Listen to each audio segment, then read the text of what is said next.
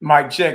Can I be heard? If I can be heard, give me a 9 up in the chat. If I can be heard, all praises. Glory and honor to the creator of heaven and earth. Forever live the example.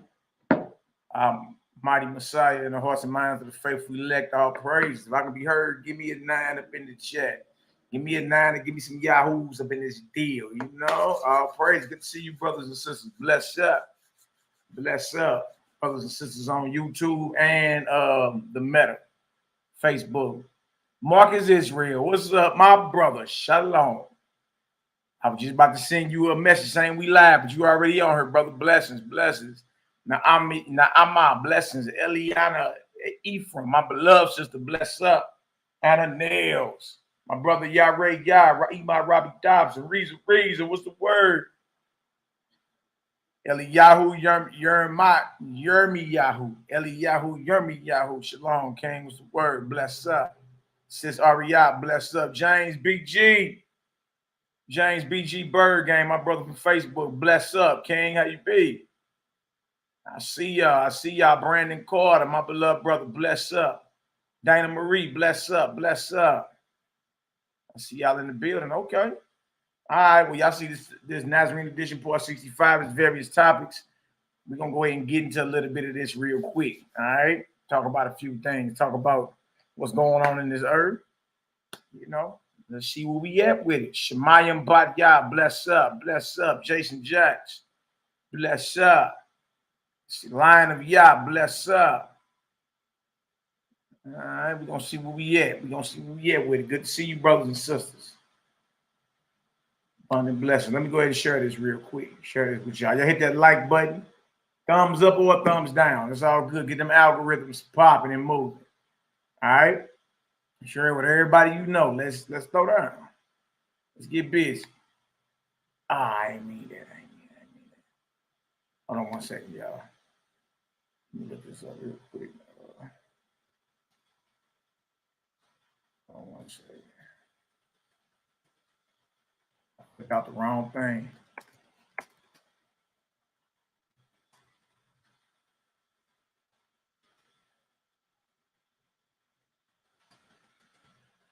See what come up. Hey, it's out the wrong thing. I want to pull that up later.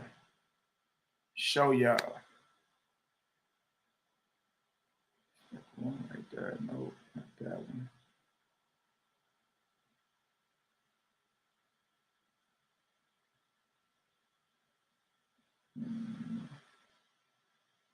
It's a biblical map. Here it is right here. Wow. There it is. Yep. Okay, cool. All right, let me share this with y'all real quick. All right, let's throw down. Dana Marie, it's good to be seen. Good to be above ground. Bless up. Fresno P, my brother. Sean Dunn in the building. Fresno P. You going back 25 years, brother. What you doing? Talking about some Fresno Parker, baby. That Fresno P.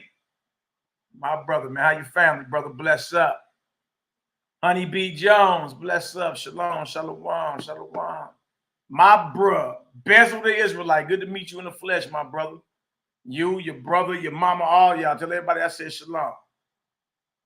Bless up. Y'all 2613, my beloved brother. Bless up. Let me share this with y'all real quick.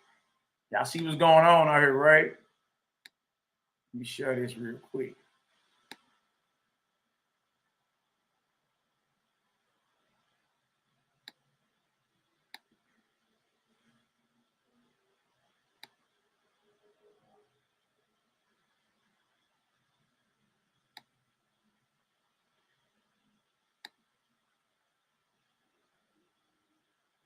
Oh, you see Russia on that deal, huh? Hold on. Go ahead and get the full screen on it. In this video, we're going to try and understand what. Y'all gonna have to kind of try to listen through the action. YAHWH'S been Israel, my beloved brother. Bless up, all right? Good to see you in the building. All right, let's go over some of this.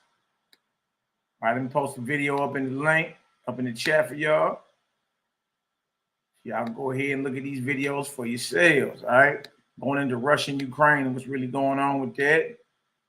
You know, false gods got them all banging. Really, they are the same people. Ukraine used to be a part of Russia. The false gods inspiring mortals to, you know, spill blood. That's basically what's going on. You dig? All right. So let me go ahead and play this real quick. Why Russia launched a full-scale military attack. In this video, we're going to try and understand why Russia launched a full-scale military attack on Ukraine and what story or narrative is being passed on to other countries in the world. Let me begin this video by saying this statement. If you have a friend like the United States, then you don't need enemies in this world.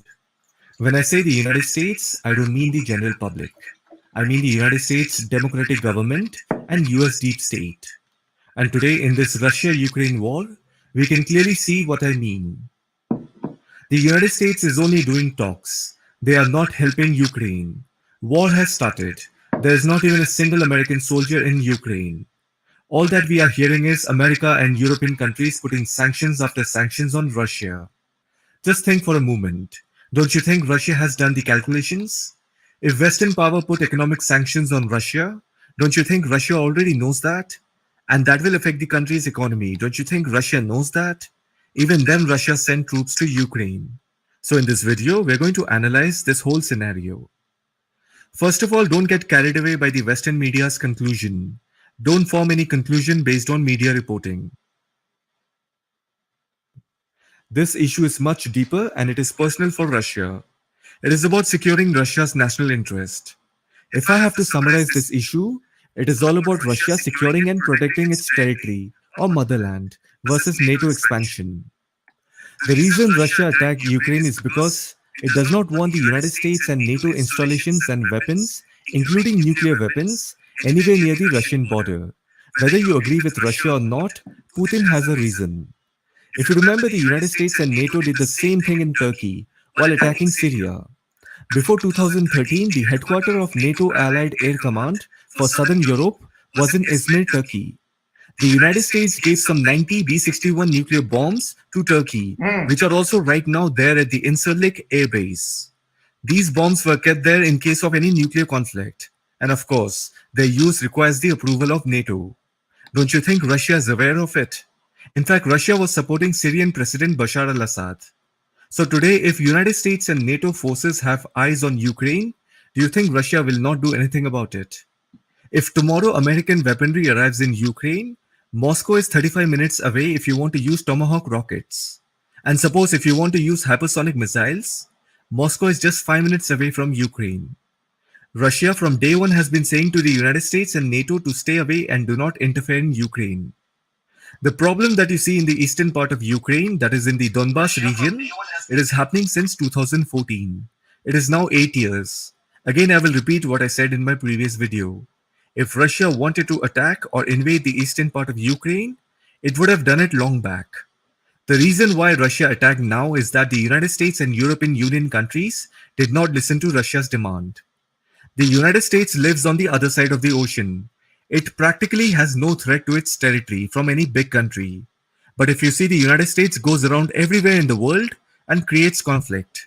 Do you think that is correct? Russia had a very simple demand. Just stay away from Ukraine, that's it. But no, the West had to interfere. Even Ukraine joined the bandwagon. And now Ukraine is all alone. Nobody's coming to help them. All these Western countries are just doing talks. Meetings after meetings, giving media interviews, asking the world to pray and whatnot. So the real problem of this war is the United States. And then few European countries also supported the United States. Because initially, Germany and few other Euro countries were not aggressive towards Russia. But now European Union and United States have a joint approach. So you see, it was Ukraine and Russia's matter. They could have solved it diplomatically. But now the matter has become worse. And it will Feel like you're doing the work of 4 people? With Monday.com WorkOS. It will only stop when Russia gains control of Kyiv, the capital of Ukraine. Because somewhere Russia knows that if today it let go Ukraine, then again tomorrow Ukraine will repeat it. And it will go on. Ukraine will do what Russia does not want Ukraine to do. So Russia is thinking, let's put a break to this matter once and for all. Now, I know many of you are also thinking, well, America is interfering because Ukraine is a democracy and it does not want to be controlled by the Russian dictatorship. Well, first of all, what you have to understand is that Western countries are not the sole custodian of democracy. They have a version of democracy which is called liberal democracy. Every country has democracy, but they have their own version of democracy. Democracy cannot have a single version which the United States and the European countries constantly preach to the world. Democracy has different versions. And the next thing is, who told you Russia has dictatorship? Russia has its own model of governance. Just because someone's model of governance is different from the United States and European countries' model of governance, is it right to put a negative label? So what you have to understand is that Russia has a different model of governance, which is not the same as the Western model of governance. But if today we all are feeling bad for Ukraine, then we also have to equally feel bad for Syria, Iraq, Afghanistan, Yemen, and also to a certain extent Iran.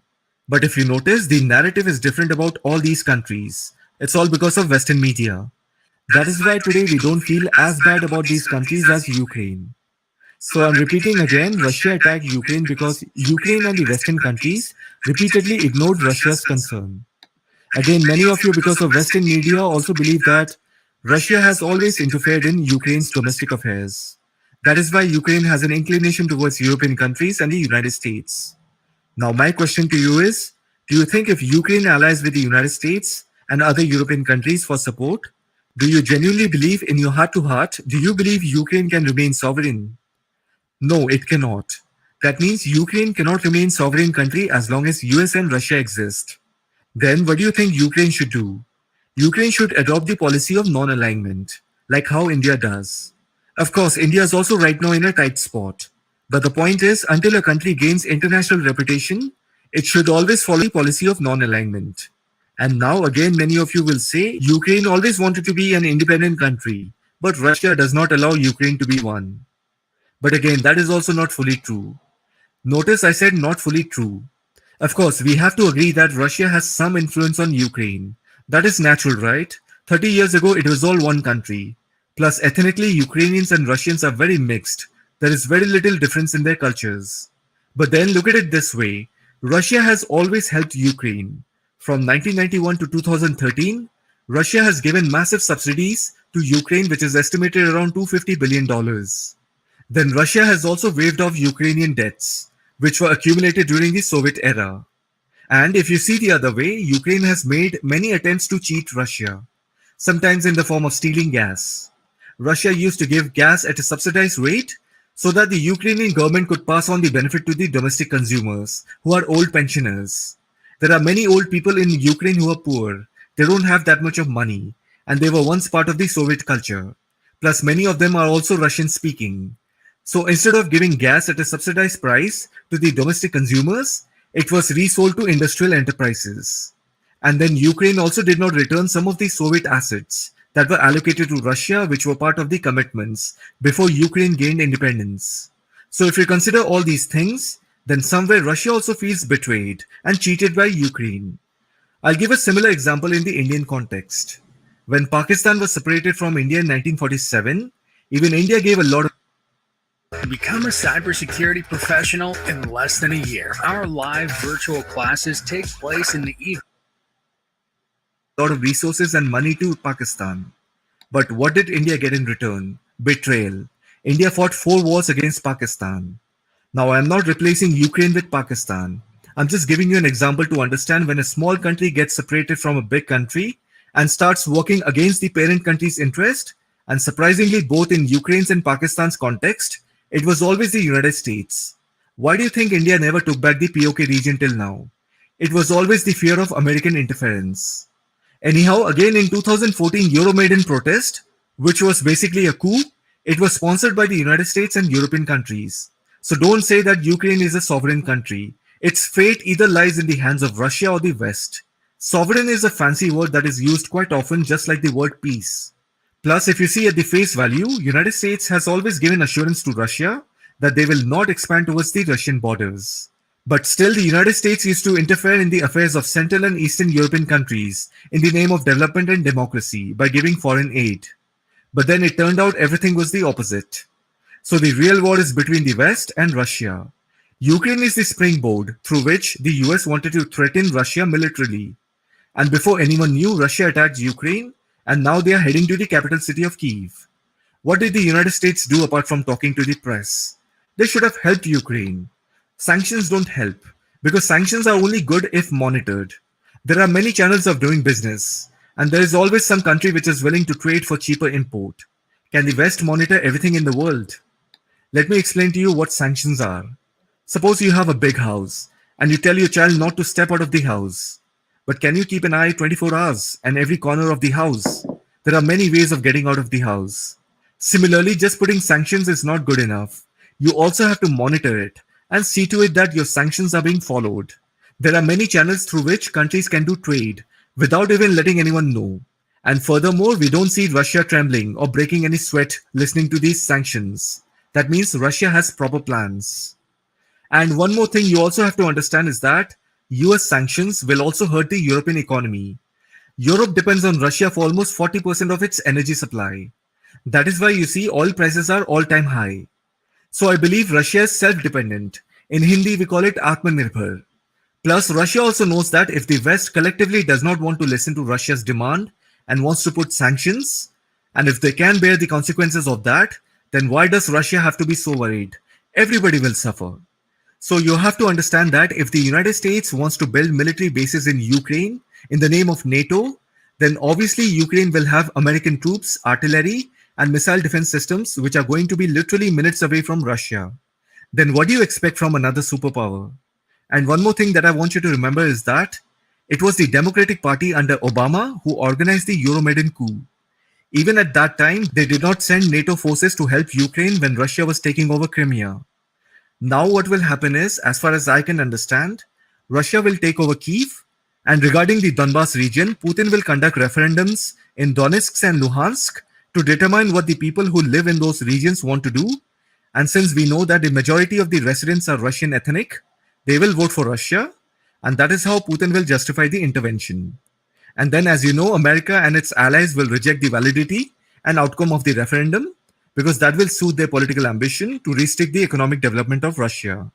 But at the same time, there will be many other countries that will accept the outcome, and then some countries will be neutral about it.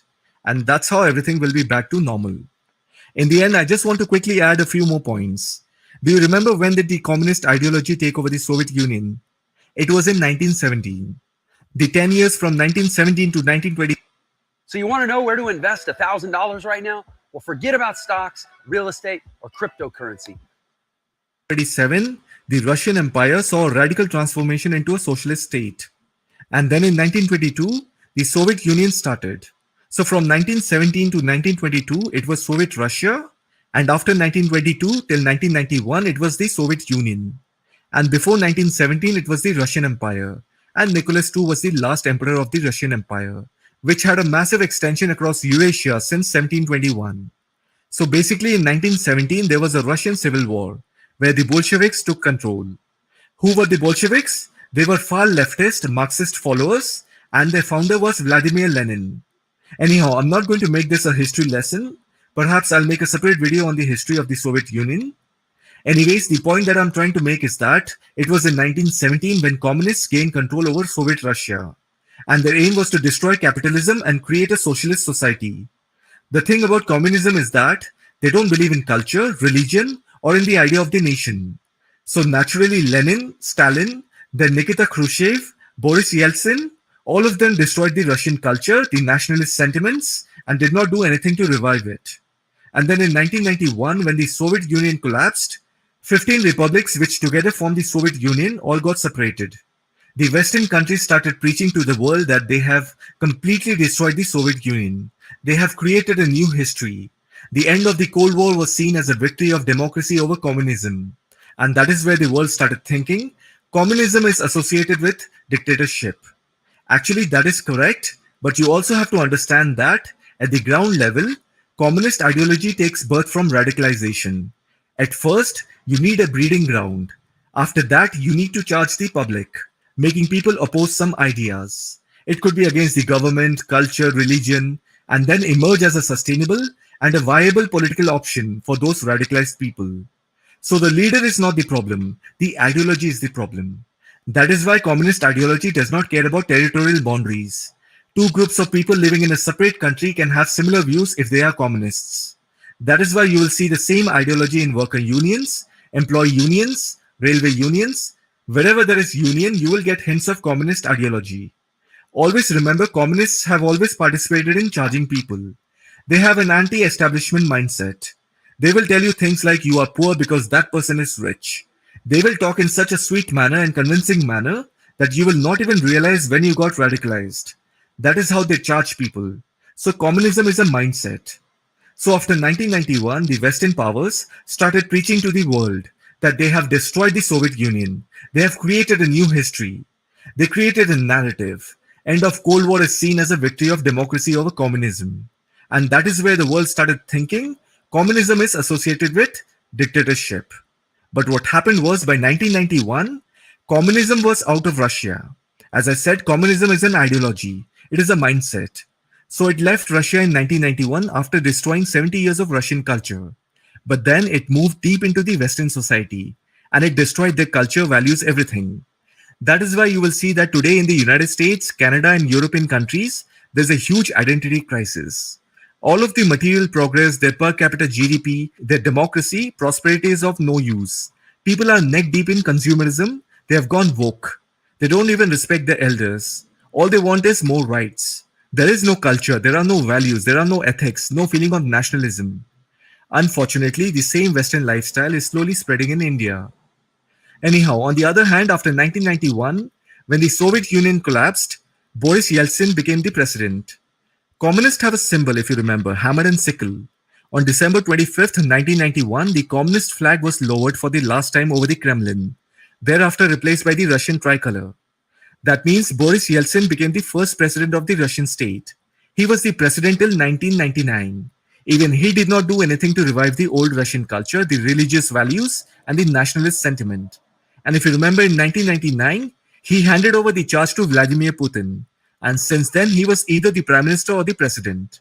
So you can say Vladimir Putin is the first leader in Russia to have revived the old Russian culture, religious values, and national sentiments. And that is how the Western media tries to show Vladimir Putin and Russia as a villain. The Democrats in the United States are actually the communist mindsets. And you can also see that today, United States has charged Ukraine so much that it has to fight alone with Russia. And what is the United States doing? It is asking the world to come together. And on the other hand, Russia is saying, no one will interfere in this fight. Stay out of it. So Russia is actually fighting for its motherland, for its territory, and for also its own people who live in Ukraine. Honestly, the Western power had to just stay out of this. Ukraine got carried away in sweet talks of the Western countries. Unfortunately, today it is in trouble. I hope you found this video informative. Thank you for watching it. All praises, all praise. I know that was kind of hard to hear because of the accent.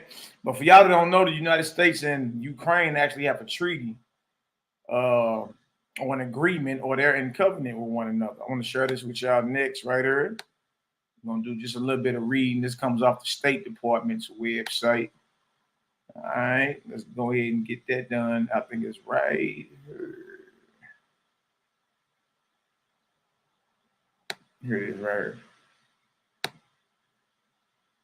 All right. U.S.-Ukraine Charter on Strategic Partnership. And this is off the U.S. Department of State. It's from the State Department. All right. This actually was, this article actually was written November 10th, 2021. All right. But this actual treaty goes back over 20 years, if I'm not mistaken. All right.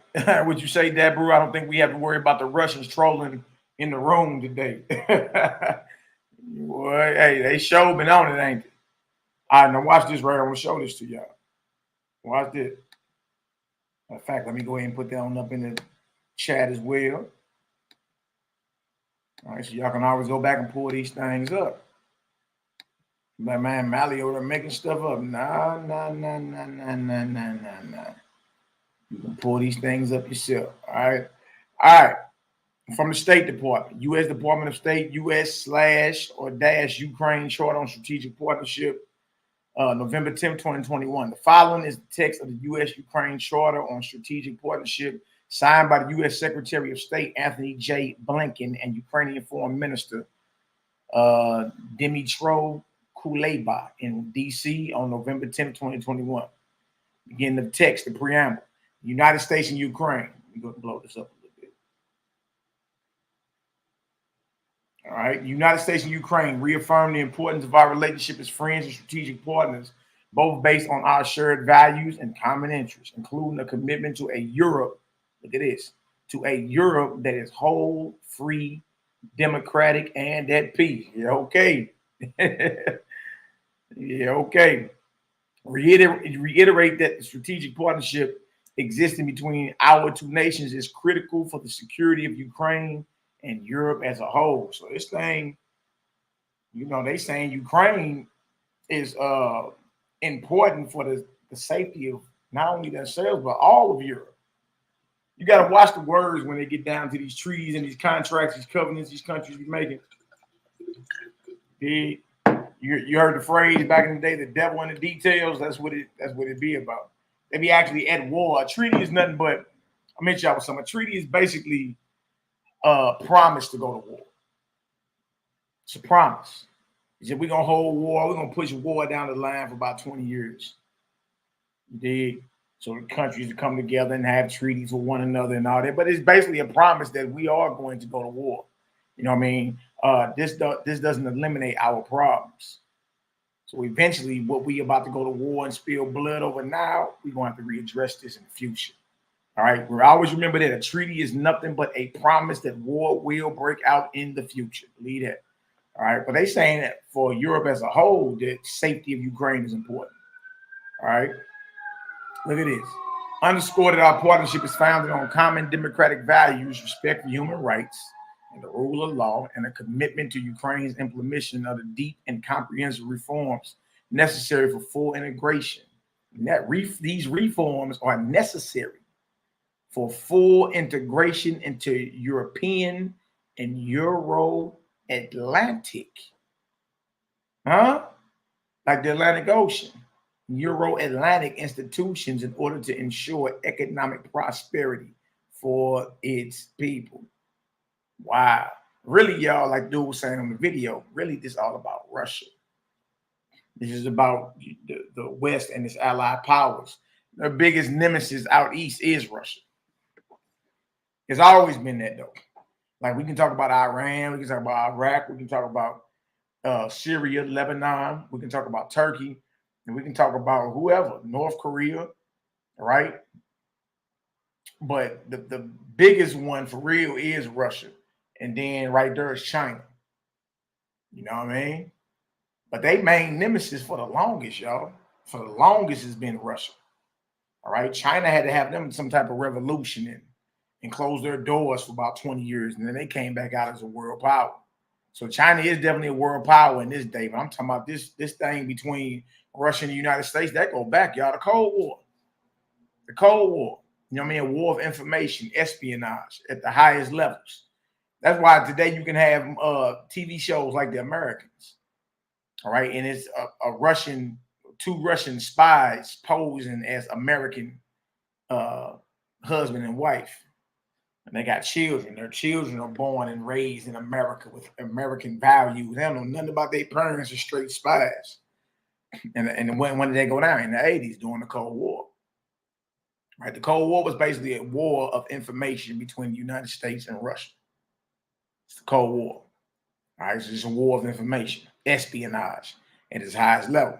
Now look at this.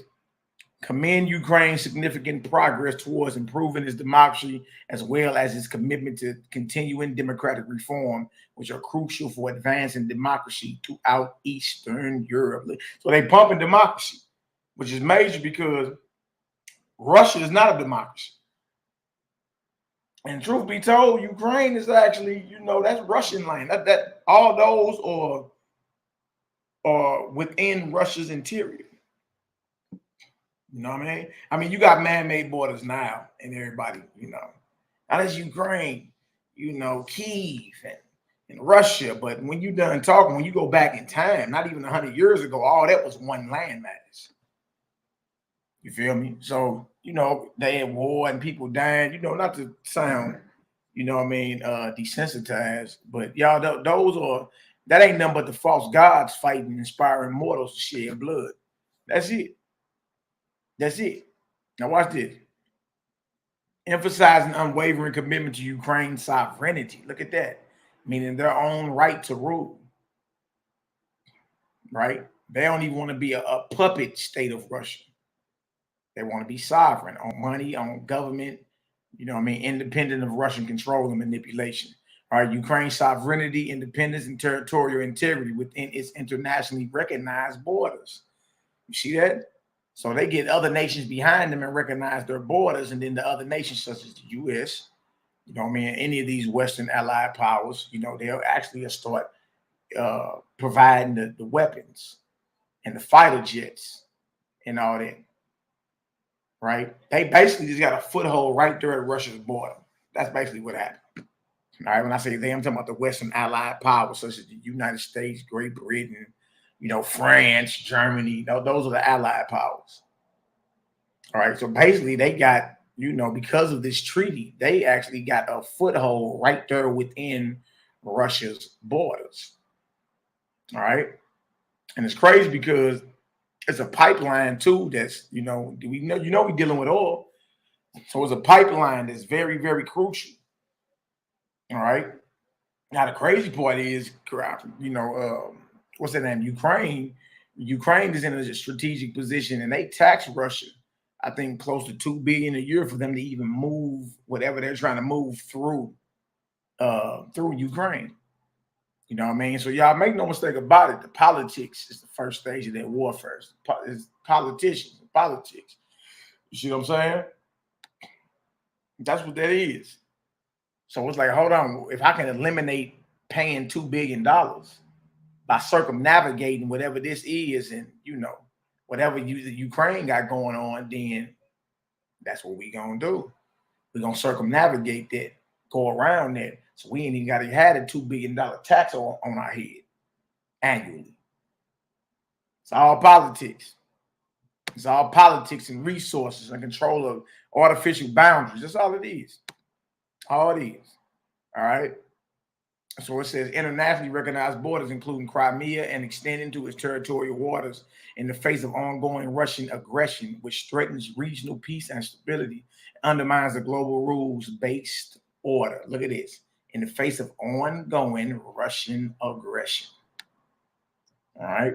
In Russia's mind, they're just fighting for their borders. That's their lands. That's their lands. Declare our determination to deepen our strategic partnership by expanding bilateral cooperation in political, security, defense, development, economic, energy, scientific, educational, cultural, and humanitarian spheres. Affirm the commitments made to strengthen the Ukraine-U.S. strategic partnership by Presidents Zelensky and Biden on September 1st, 2021. Intend to use the Strategic Partnership Commission, SPC, its working groups and other bilateral mechanisms to maximize the potential of our cooperation and address the challenges outlined in this charter. Now, principles of cooperation. All right. I'm going to read a little bit of this, and I'm going to let y'all read the whole thing. But this is what I want to get down to: security and countering Russian aggression. Look at this. Look at this. We're going to get the whole history behind it. All right. Yeah, very, very, very, very excellent article from the State Department. Principles of cooperation. Principles of cooperation. This charter is based on core principles and beliefs shared by both sides. Support for each other's sovereignty, independence, territorial integrity, and inviolability of borders constitutes the foundation of our bilateral relations. The United States and the Ukraine are in covenant. So the United States eventually is going to have to go ahead and, I mean, if that's what it is, unless this deal die down, because that's all I've been hearing on the news lately. Ukraine, Russia. It's like COVID just disappeared. You don't even hear about COVID no more. It's all about Russia, Ukraine. That's it. I'm like, dang, where did COVID go? Where the boogeyman go? Y'all ain't even talking about the boogeyman no more. All right. Our friendship and strategic relationship stem from our fundamental and mutual understanding and appreciation for the shared belief that democracy and rule of law are the chief guarantors of security, prosperity, and freedom. Cooperation between democracies on defense and security is essential to respond effectively to threats to peace and stability. A strong, independent, democratic Ukraine, capable of defending its sovereignty and territorial integrity and promoting regional stability, contributes to the security and prosperity not only of the people of Ukraine, but of a Europe whole, free, democratic, and at peace. Section 2, security and countering Russian aggression. Look at this. Look at this. You know, here the fruit and the seeds at right here, y'all. Here where the fruit and the seeds at. You know what I mean? This is where it is right here. See, this treaty been signed over 20 years ago. All right, so they got to go to war. All right, they got to go to war. Keep live, my beloved sister. Bless up, bless up. All right, now look at this right here. All right, security and countering Russian aggression. The United States and Ukraine share a vital national interest in a strong, independent, and democratic Ukraine, bolstering Ukraine's ability to defend itself against threats to its territorial integrity and deepening Ukraine's integration into Euro-Atlantic institutions or concurrent priorities. That's why you think they keep running NATO in this too, because in this treaty, if you're talking about Euro-Atlantic, well, you know, NATO is the North Atlantic Treaty Organization, NATO. So anytime you talking about the Atlantic and you talking about, you know what I mean, any type of covenants or any type of treaties or whatever, and the Atlantic is mentioned, well, you know, you're dealing with NATO as well. Euro, you know, you're dealing with the European Union as well. You're dealing with the Allied powers. You're dealing with the beast. All right, deepening Ukraine's integration into Euro-Atlantic institutions are concurrent priorities. The United States recognizes Ukraine's unique contribution to nuclear non-proliferation and disarmament and reaffirms its commitments under the Memorandum on Security Assurances in connection with Ukraine's accession to the Treaty on the Non-Proliferation of Nuclear Weapons, the Budapest Memorandum of December 5th, 1994. Write that down. Write down the Budapest Memorandum. All right, this treaty with Ukraine go back all the way to 94. All right, so you're talking about 28 years, going on 28 years. Look at that.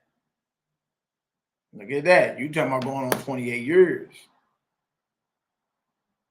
All right, I was saying earlier. What I was saying earlier is a fact that a treaty is just a guarantee you're going to war in the future. All right. That's all it is. All right. If y'all get some understanding, give me an 8 up in the chat. Y'all know I ain't trying to lose nobody. Bless up. Bless up. Shout out to all the haters, jaw jackers, and naysayers. Y'all, hey, you know we love you too. Absolutely. Whether you be friend or foe. Shalom, shalom. Abundant blessings. All right, so write down the Budapest Memorandum of December 5th, 1994. Write that down. You need to know these things. So when everybody arguing and wondering what's really going on, you ain't up under no illusion. You're like, look, they done had a treaty going on 28 years. United States got to intervene. NATO got to intervene. European Union got to intervene if that's what it is. So, you know, the false gods are inspiring mortals and the heads of these nations to go to war. That's all that is. That's all it is. Heathen business. That's it. All right. We're going to get into it, though, because you got some scriptures that go into Gog and Magog. These are biblical names for the, you know, the landmass. You know, it's Russia today, Meshach, Moscow, and all that. You know what I mean? So you got scriptures, too. Mainly, a lot of people running around right now like this is the World War III, and this is the Gog Magog War, or this is Armageddon. Right, so I'm just gonna share a few scriptures today, and you know, see if we can arrive at an understanding. Right, All right, you got a Gog and Magog war, in the scripture, absolutely. All right, but is that what we on the edge of now? All right, and then when you get into it, you look at. All right, we'll talk about basically Gog or Magog descending upon the land of Israel, and all you gotta do is go to Israel and look around. Russians been up in there. Who you think these so-called Ashkenazis are? They're Russians. They've been up in there. They've been up in there. They've been and invaded the land of Israel. We late. You waiting for something to happen that didn't already happen. They already done invaded the land. Those are all Russians. Who do you think these Ashkenazi folks are? All right. We're getting to it though. All right. So the Budapest Memorandum of December 5th, 1994. All right. Guided by the April 3rd, 2008 Bucharest Summit Declaration of the NATO. There it is. There go NATO. I just spoke on NATO. Anytime you have anything and nations are dealing in commerce or treaties or covenants and Atlantic is brought up, you got to deal with NATO. NATO is the North Atlantic Treaty Organization. You got to deal with NATO. Got to deal with it. Guided by the April 3rd, 2008 Bucharest Summit Declaration of the NATO North Atlantic Council, and as reaffirmed in the June 14, 2021 Brussels Summit communique of the NATO North Atlantic Council, the United States, there it is, y'all, these are the dates. The United States supports Ukraine's right to decide its own future foreign policy, course free from outside interference, including with respect to Ukraine's aspirations to join NATO. Oh, wait. Russia like, because that means that Russia's enemies are right at their footstep, their doorstep. Right there. Look at that. The United States and Ukraine intend to continue a range of substantive measures to prevent external, direct, and hybrid aggression against Ukraine and hold Russia accountable for such aggression and violations of international law. You see that? It's really about the U.S. and Russia. You feel me? Ukraine is being used as a puppet, a pawn. About the United States and Russia. What this about? Vladimir Putin used to be KGB. Like that. Like a Russian mafia. You know what I mean? The Russian CIA. Espionage. You dig? Now look at this. So it says, against Ukraine and hold Russia accountable for such aggressions and violations of international law, including the seizure and attempted annexation of Crimea, which is in Ukraine, and the Russia-led armed conflict in parts of Donetsk and Luhansk regions of Ukraine, as well as its continuing malign behavior.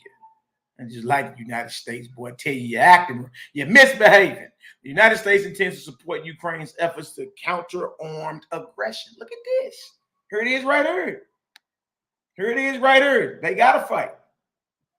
The United States intends to support Ukraine's efforts to counter armed aggression, economic and energy disruptions, and malicious cyber activity by Russia.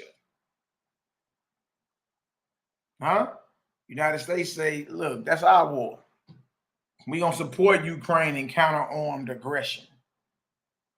We're going to give them weapons. Armed. What is armed aggression? So now you know the weapons Ukraine is using come from who?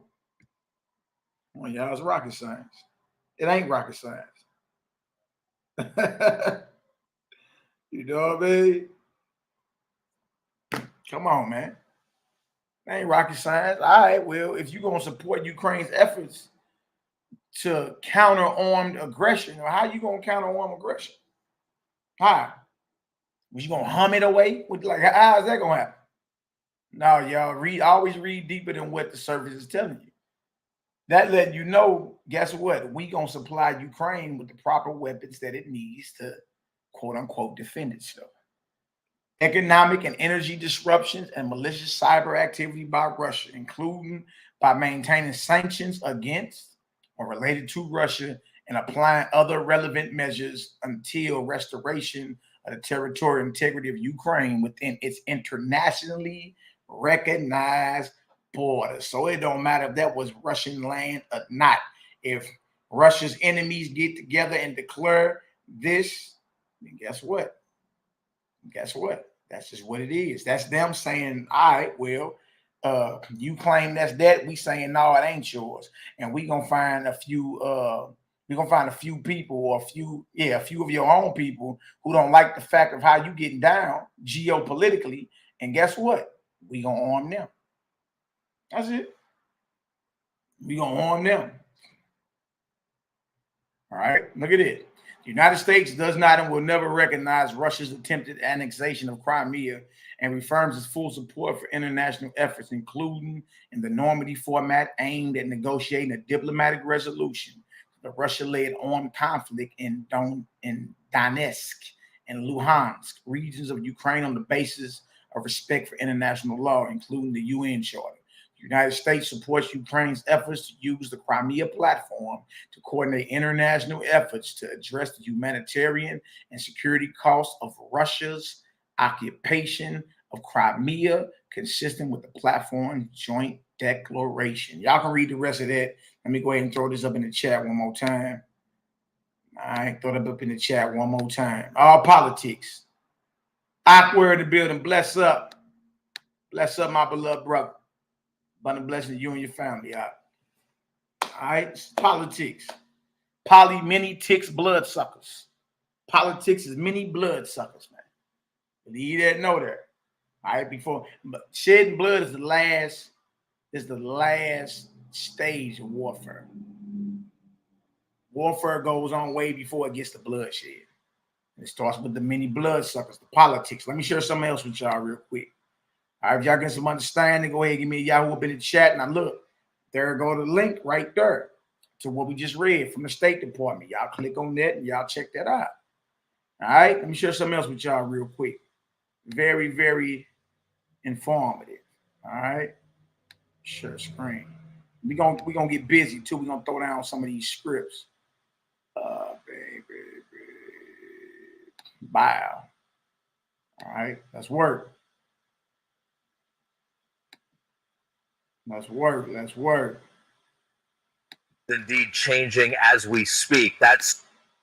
We begin with our breaking news. Our world is indeed changing as we speak. That's smoke in the distance over Kharkiv, Ukraine. These are among the darkest hours for Europe since the end of World War II.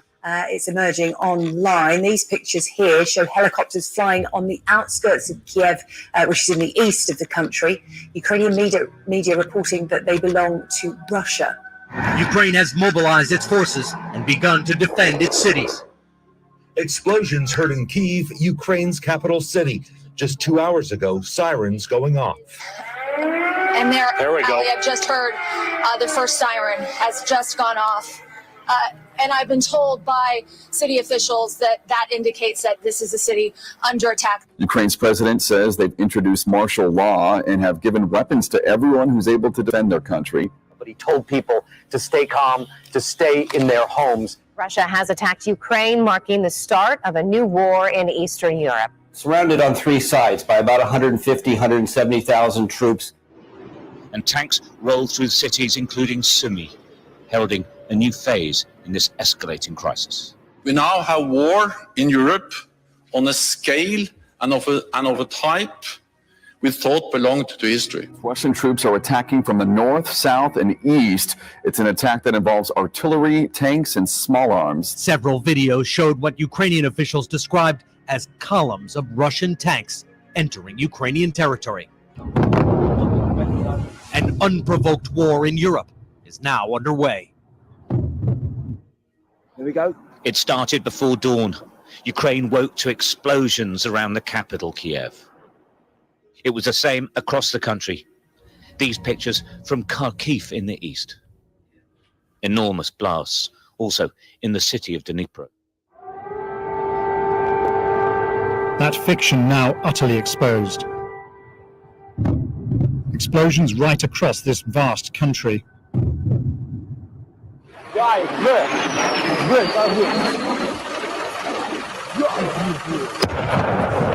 In Ivano-Frankivsk, in the far southwest, a missile struck an airport. Putin began war against Ukraine, against the entire democratic world. He wants to destroy my country, our country. And we are here at the Antonov Airport, which is about 25 kilometers, 15 miles or so out of the center. These troops you can see over here. Stand up, Lewis. These troops you can see over here, they are Russian airborne forces. They have taken this airport. They've obviously had a plan for weeks and they've stuck to it. But for these troops to pop up in the middle of a neighborhood where key strategic locations like airports, utilities, and paratroopers have come in. They've had one firefight, but people are driving around like it's a normal day. It's bizarre. And yet here, the Russian troops that you're seeing right there taking an airport, they've done that in several locations around the country. Within hours, Russian tanks were reported to be on the streets of Ukraine's second largest city, Kharkiv. Russia appeared to be targeting essential infrastructure, helicopter gunships hovering above the power plant. Other power stations were targeted as well, including the Chernobyl nuclear power station, raising fears of an even greater disaster. This was an unprovoked war. It reminds me of September 1st, 1939, when Hitler invaded Poland. Russia cannot feel safe, develop, and exist with a constant threat emanating from the territory of modern Ukraine, he said, describing the government in Kiev as a junta of neo-Nazis determined to build nuclear weapons. Mid-morning and 2 jets fly over the city. It's not clear whose, but it seems only a matter of time before Russia controls the air and much besides. And demilitarization of Ukraine. I mean, judging by those words, this appears to be the worst case scenario, potentially. We have to wait and see. Not just forces moving into the east to these rebel-held areas, but potentially moving on other parts of the country. This seems to be a much larger ambition. Russia's war machine is even hitting targets in the city capital, Kyiv. Whoa.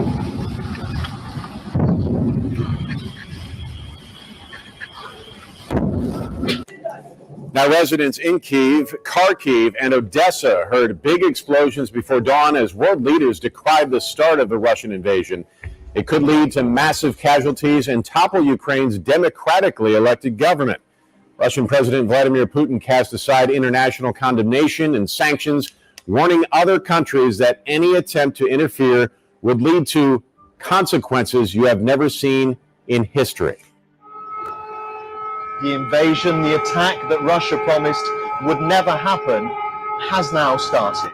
For the most of the day, they were fairly precise strikes on military targets, but now the Russian troops clearly are heading toward major cities. That Russian forces have been able to secure the Chernobyl area, and they are also heading toward Kharkiv, which is the biggest city in the east. They said they hoped they were wrong, but they are clearly right tonight. The invasion started exactly as the way they predicted, with cyber attacks, with electronic warfare, and then we saw those blasts around Kyiv. But several hours before this attack began, I got a message from a senior Pentagon official who said, "You are likely in the last few hours of peace on the European continent for a long time to come." But the chairman of the Senate Intelligence Committee, Mark Warner, is warning that Russian cyber attacks could spark a wider war across NATO.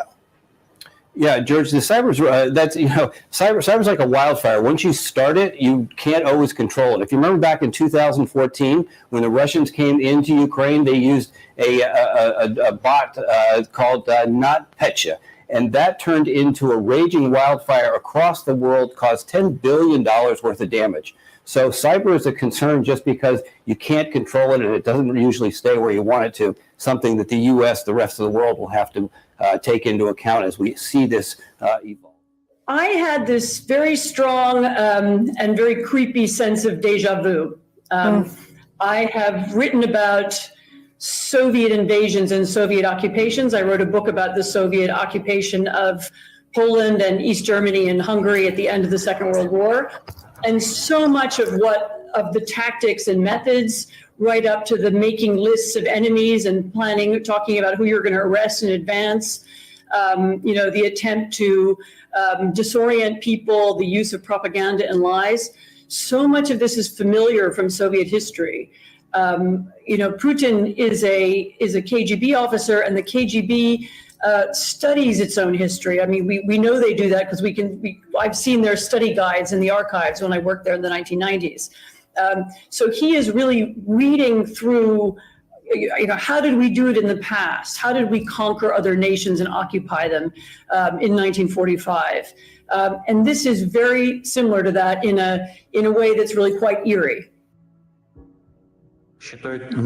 President Putin declared war on Russian state TV, saying he intended to demilitarize Ukraine and threatened the West against interference, reminding it that Russia is a powerful nuclear state. This is now a Cold War between the United States and all of its allies, very unified on this issue, and Russia. Political scientist Ian Bremmer called Russia's move a turning point in global order. What Putin is saying is that this country is mine. I am taking it. I am working to reintegrate Russian empire. Keep in mind that Putin has said on the record many times that he considers the dissolution of the Soviet Union to be the greatest geopolitical tragedy of the 20th century.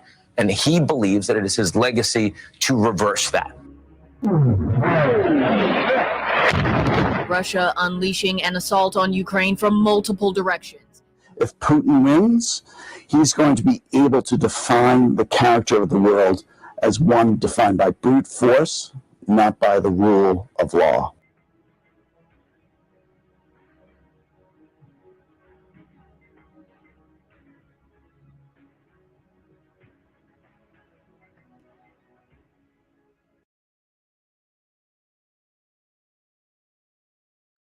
Mic check, mic check, mic check. I just wanted to show y'all that real quick. All right, so look, we're going to go ahead and start off in Ezekiel, the 38th chapter. I want to read a few of these things.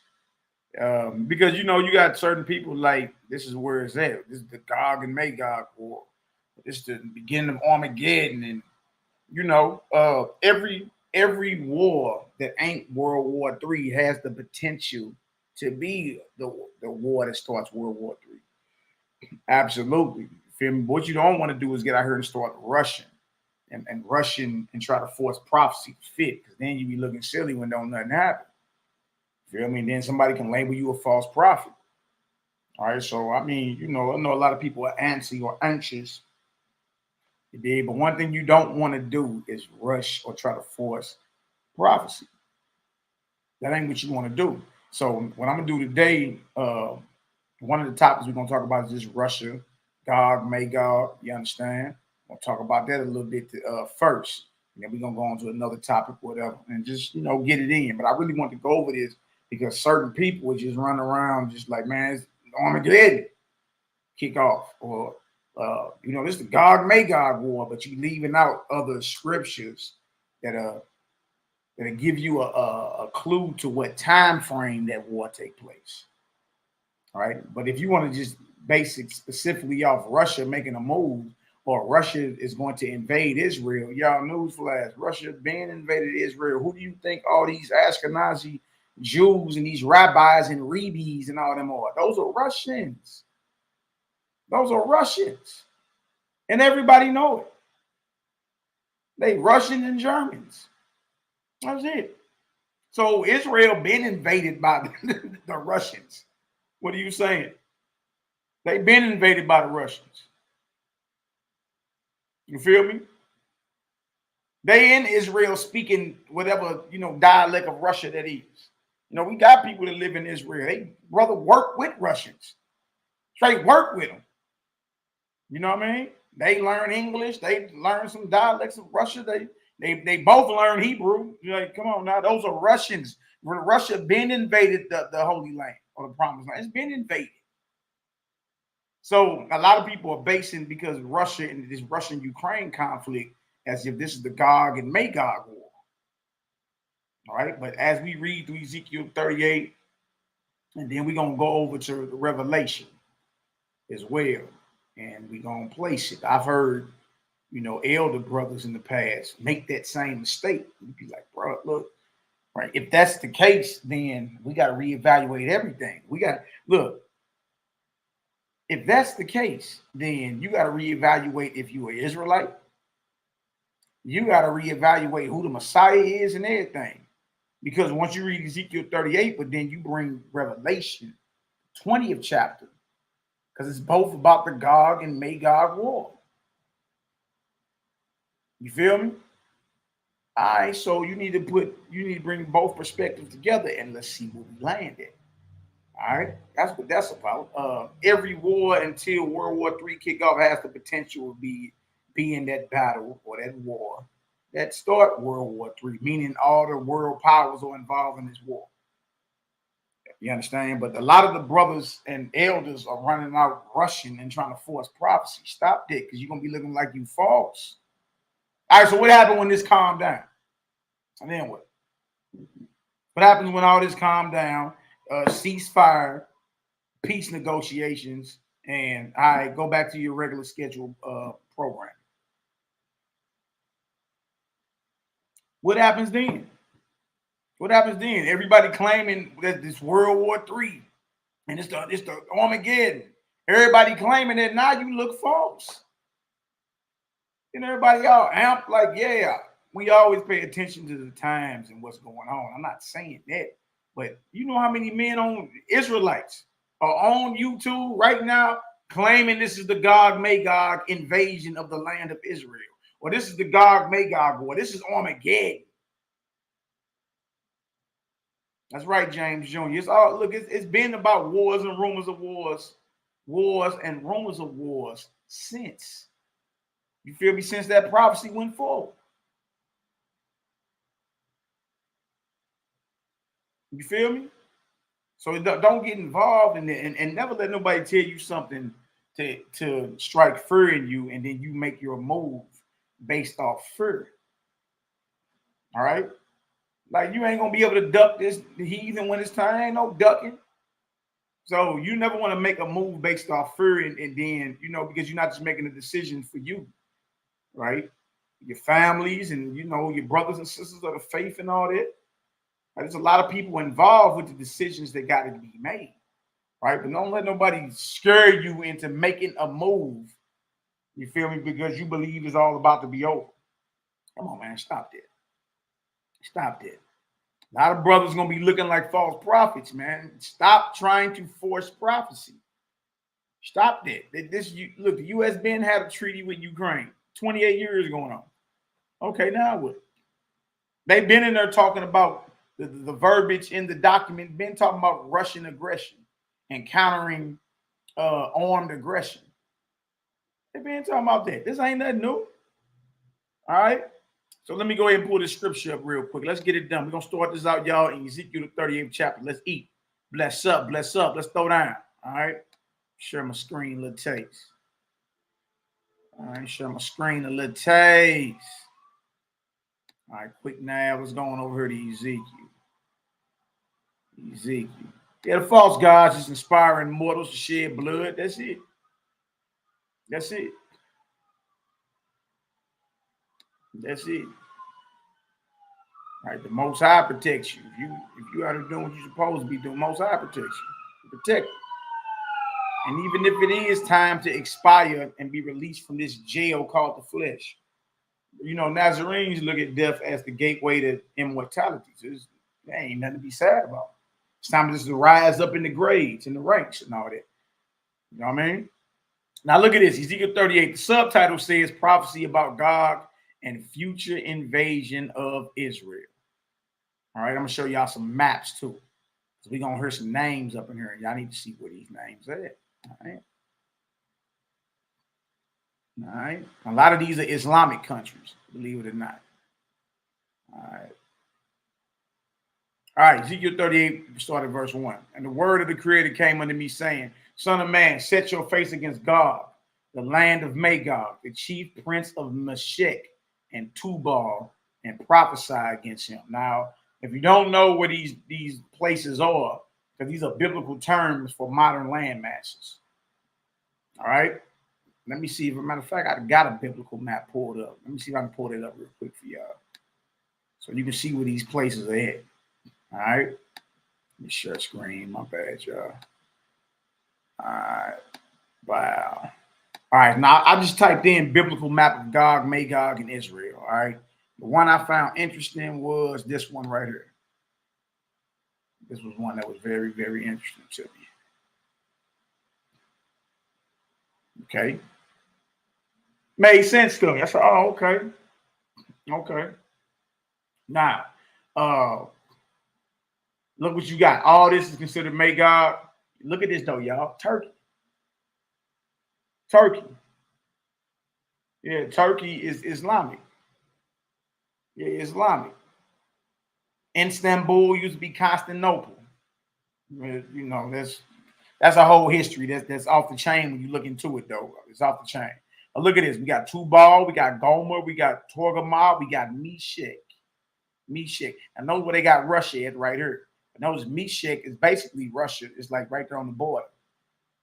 All right. And when you draw a map, when you draw a line from Israel, Jerusalem, somewhat north, you run right into Meshech over here. All right. Some say Meshech is Moscow. We'll see. But this is the map right here. All right. Modern nations: Turkey, Iran, Syria, Iraq, Lebanon, Azerbaijan, Libya, Egypt, Ethiopia, and the Sudan. Now look at that. Look at this. Coalition of Islamic nations.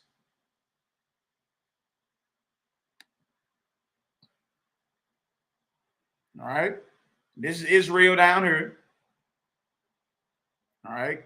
This is Egypt. So this is North Africa. Here go Israel, which is part of Africa.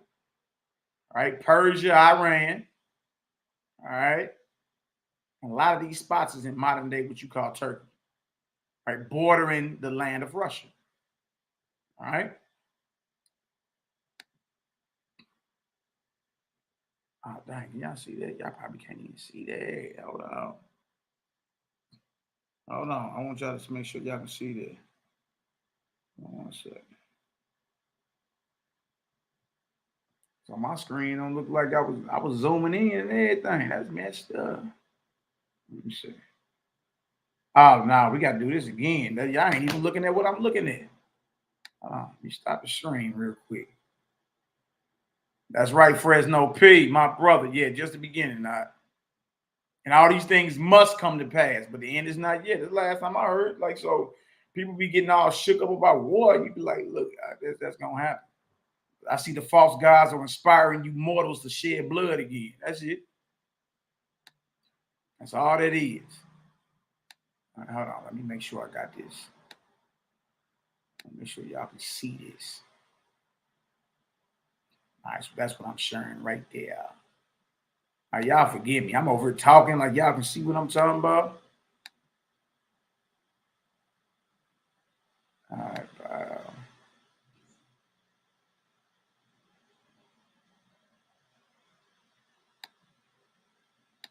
Here it is right here.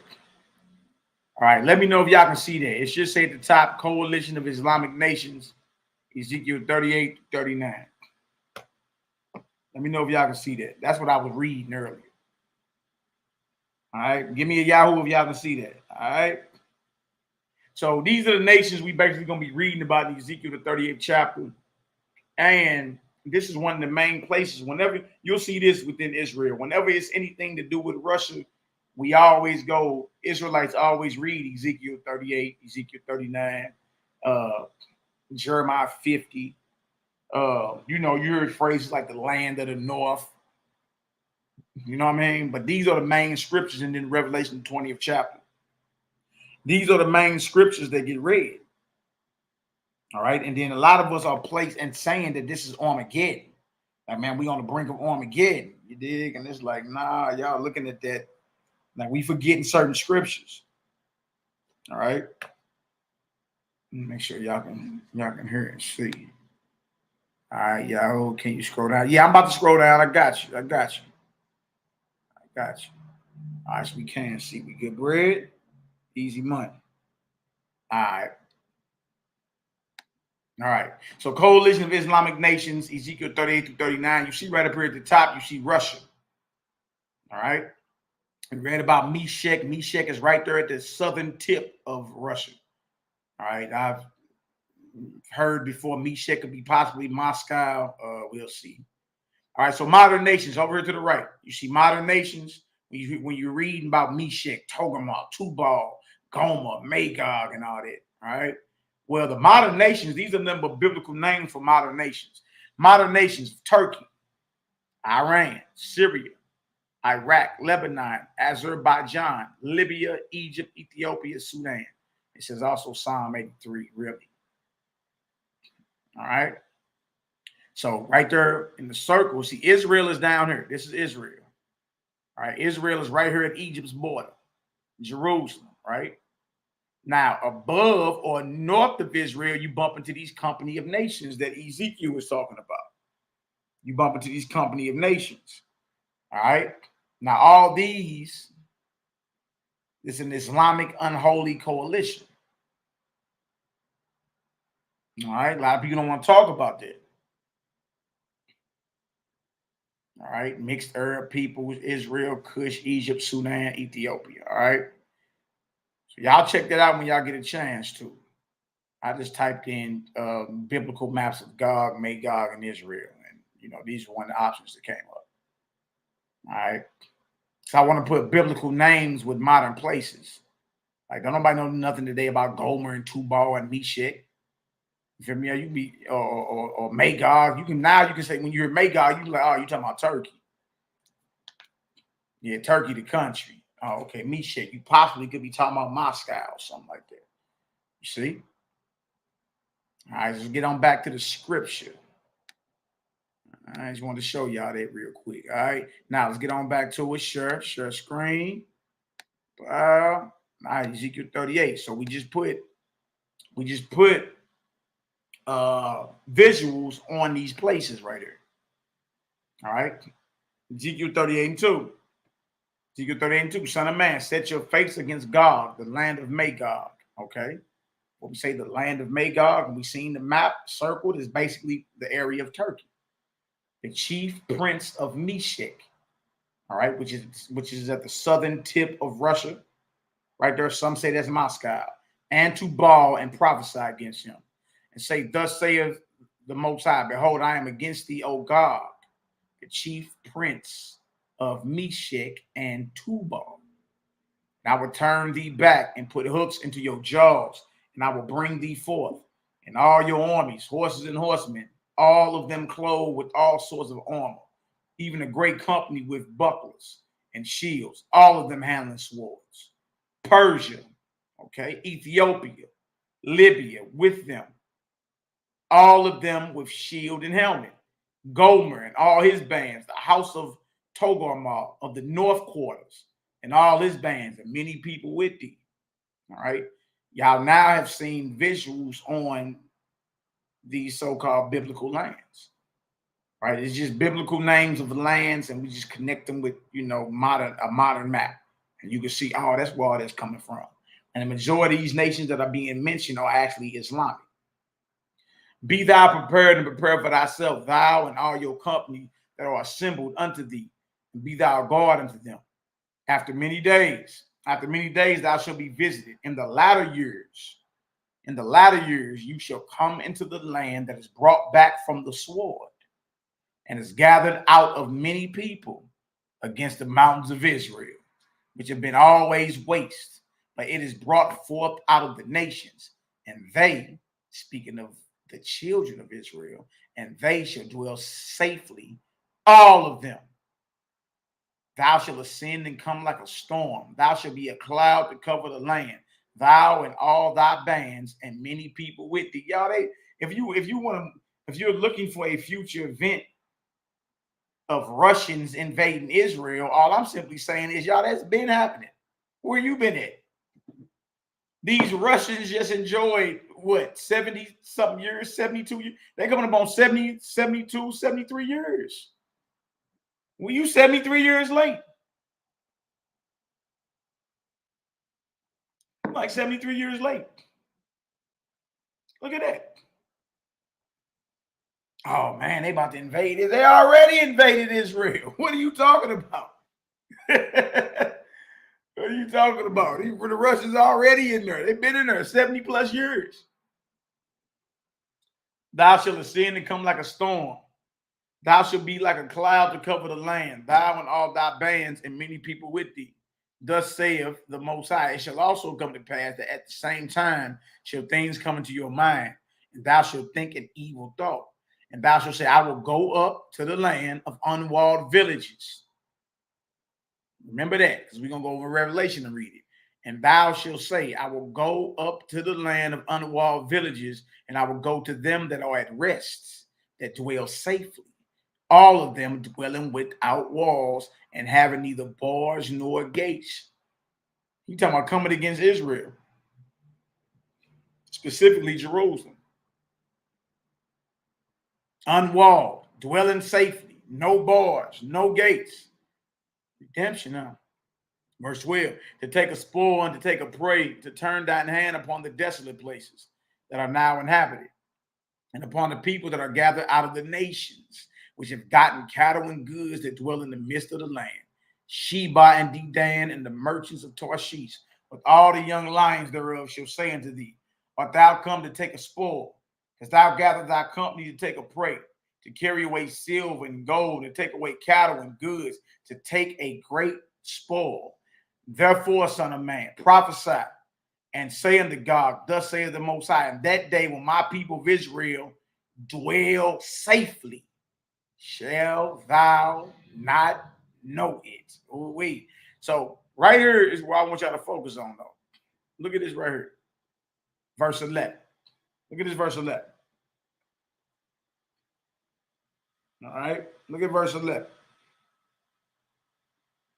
Verse 11 is saying, this is what Gog and all them, the northern coalition. This is what they're going to say. And thou shalt say, I will go to the land of unwalled villages, and I will go to them that are at rest, that dwell safely, all of them, dwelling without walls and having neither bars nor gates, to take a spoil, to rob us, and to take a prey, to hunt us. Turn thy hand upon the desolate places that are not inhabited, and upon the people that are gathered out of the nations, which have gotten cattle and goods that dwell in the midst of the land. Oh, wait. So remember that right there. Remember that. All right. We're about to jump over here to Revelation. Let's go to Revelation 20 and read about this northern coalition coming against the land. The Gog and Magog war. What I'm saying, y'all, that can't just be based off because we just waiting for Russia to invade Israel. If that's what you're waiting on, then you're 70-some years late. They've been invaded Israel. Israel been invaded and overran by Russians. Who do you think the Ashkenazi so-called Jews are? They're Russians. That's who and what they are. So it can't just be based off you waiting for them to invade the land. News, they've been up in that land. They've been there. All right. Revelation 20. All right, y'all get some understanding. Give me a 7 up in the chat. Give me a 7 up in the chat. All right. We gonna talk about it. All right, so what I want to do right here is read this Revelation. All right.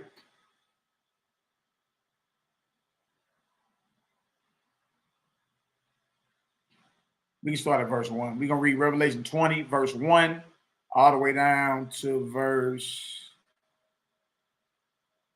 10. All right, 1 through 10. All praise, glory, and honor to the Most High. Let's get it done. Bless up, bless up. Okay. All right, I see 7s. All right, good money, good money. All right, let's link. All right, now look at this, Revelation 20. Remember what it said in Ezekiel about how Gog and Magog gonna come against the city of unwalled villages to do them some hunting, all right, to do them some killing and do them some robbing.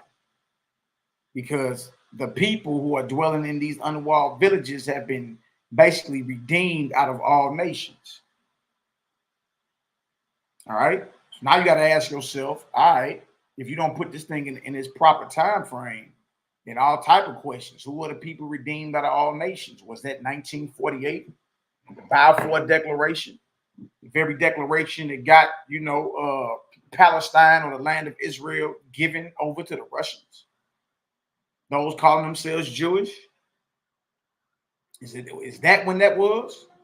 Was that when they were gathered out of all nations? Also, they dwell in unwalled villages. Not only that, you got to bring into divine intervention dealing with Mashiach. You understand? It's a lot you got to. If you don't put the Gog and Magog in its proper time frame, then unknowingly you could be admitting that Jerry Seinfeld is an Israelite. Ariel Sharon. It's that boy, the Benjamin Netanyahu. Bibi. You might as well go in and come on out. If you're saying that's the Gog and Magog war that's happening, then you got to call it the occupying force, who are the majority in the land. You got to call them Israelites. And whoever they roll out to the world as Messiah, you got to accept it. So the reason I'm talking about this is because brothers and sisters got to place this in this proper time period. If you do not place it in the proper time period, you give them the excuse to call themselves Israelites, and whoever they roll out as the Messiah is Mashiach. All right? And I'm talking about the occupying force. I'm not talking about, because it is us. We got plenty of people that live over within our borders. Plenty of our people, absolutely. I'm talking about the occupying force. Like, our people ain't forming no type of legislation or policy or nothing like that. So I never say that our people are not in the land, because our people are in the land. But I'm talking about the occupying force that dictate policy, that write legislation, that execute judgments. You feel me? That has international connections and all that. That's what I'm talking about. All right, those are Russians. Now watch this, Revelation 20. Remember, we talking about Gog and Magog, right? If you don't place this in the proper time frame, then you unknowingly you didn't gave the imposters a reason to believe they are Israel. You got to put in this proper time frame. Without doing that, you unknowingly are unknowingly saying that the imposter is the chosen, and that whoever they deem as Mashiach is Mashiach. And this is why I say that. Revelation 21, I saw an angel come down from heaven. I remember John is in the spirit. He's having a vision, all right? So a lot of things in Revelations, you got to be careful of taking it literal, all right? And I saw an angel come down from heaven, having the key of the bottomless pit and a great chain in his hand. And he laid hold on the dragon, that old serpent, which is the devil and Satan, and bound him 1,000 years, and cast him into the bottomless pit, and shut him up, and set a seal upon him, that he should deceive the nations, or deceive the Gentiles no more, till the 1,000 years should be fulfilled. And after that, he must be loosed a little season. So 1,000 years have to go down of the adversary being bound. And then he get out on probation just for a little season before he get his final judgment? That would it sound like. Like he bound, he locked up for 1,000 years, and you get back out and let him loose. All right. All right. But there has to be a time period in this earth where the adversary was bound 1,000 years. All right. Now, if that has not happened, if you can identify that, if you can identify 1,000 years of peace and tranquility, 1,000 years of the adversary being bound, 1,000 years of Mashiach ruling. If you can't identify that, y'all, then that's in front. That's something that has yet to happen. Remember that. All right. Verse 4. And I saw thrones, and they sat upon them, and judgment was given unto them.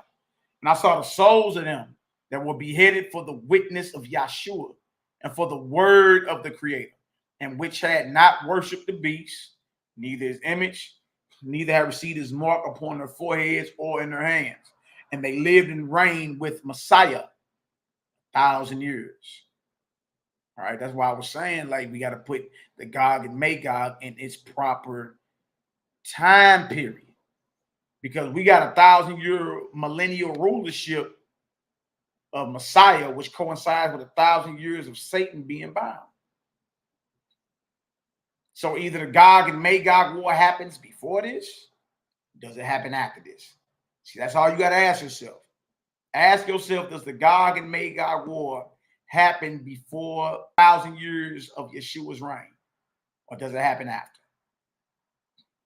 That's where you start. Once you ask that, or ask anybody claiming this is the Gog and Magog war, simply ask them, does that precede the rulership of Mashiach for 1,000 years, or does it come after that? All right, give me y'all some Jewels. Let me give y'all a few Jewels, you know, because you don't want to put it in the wrong time period.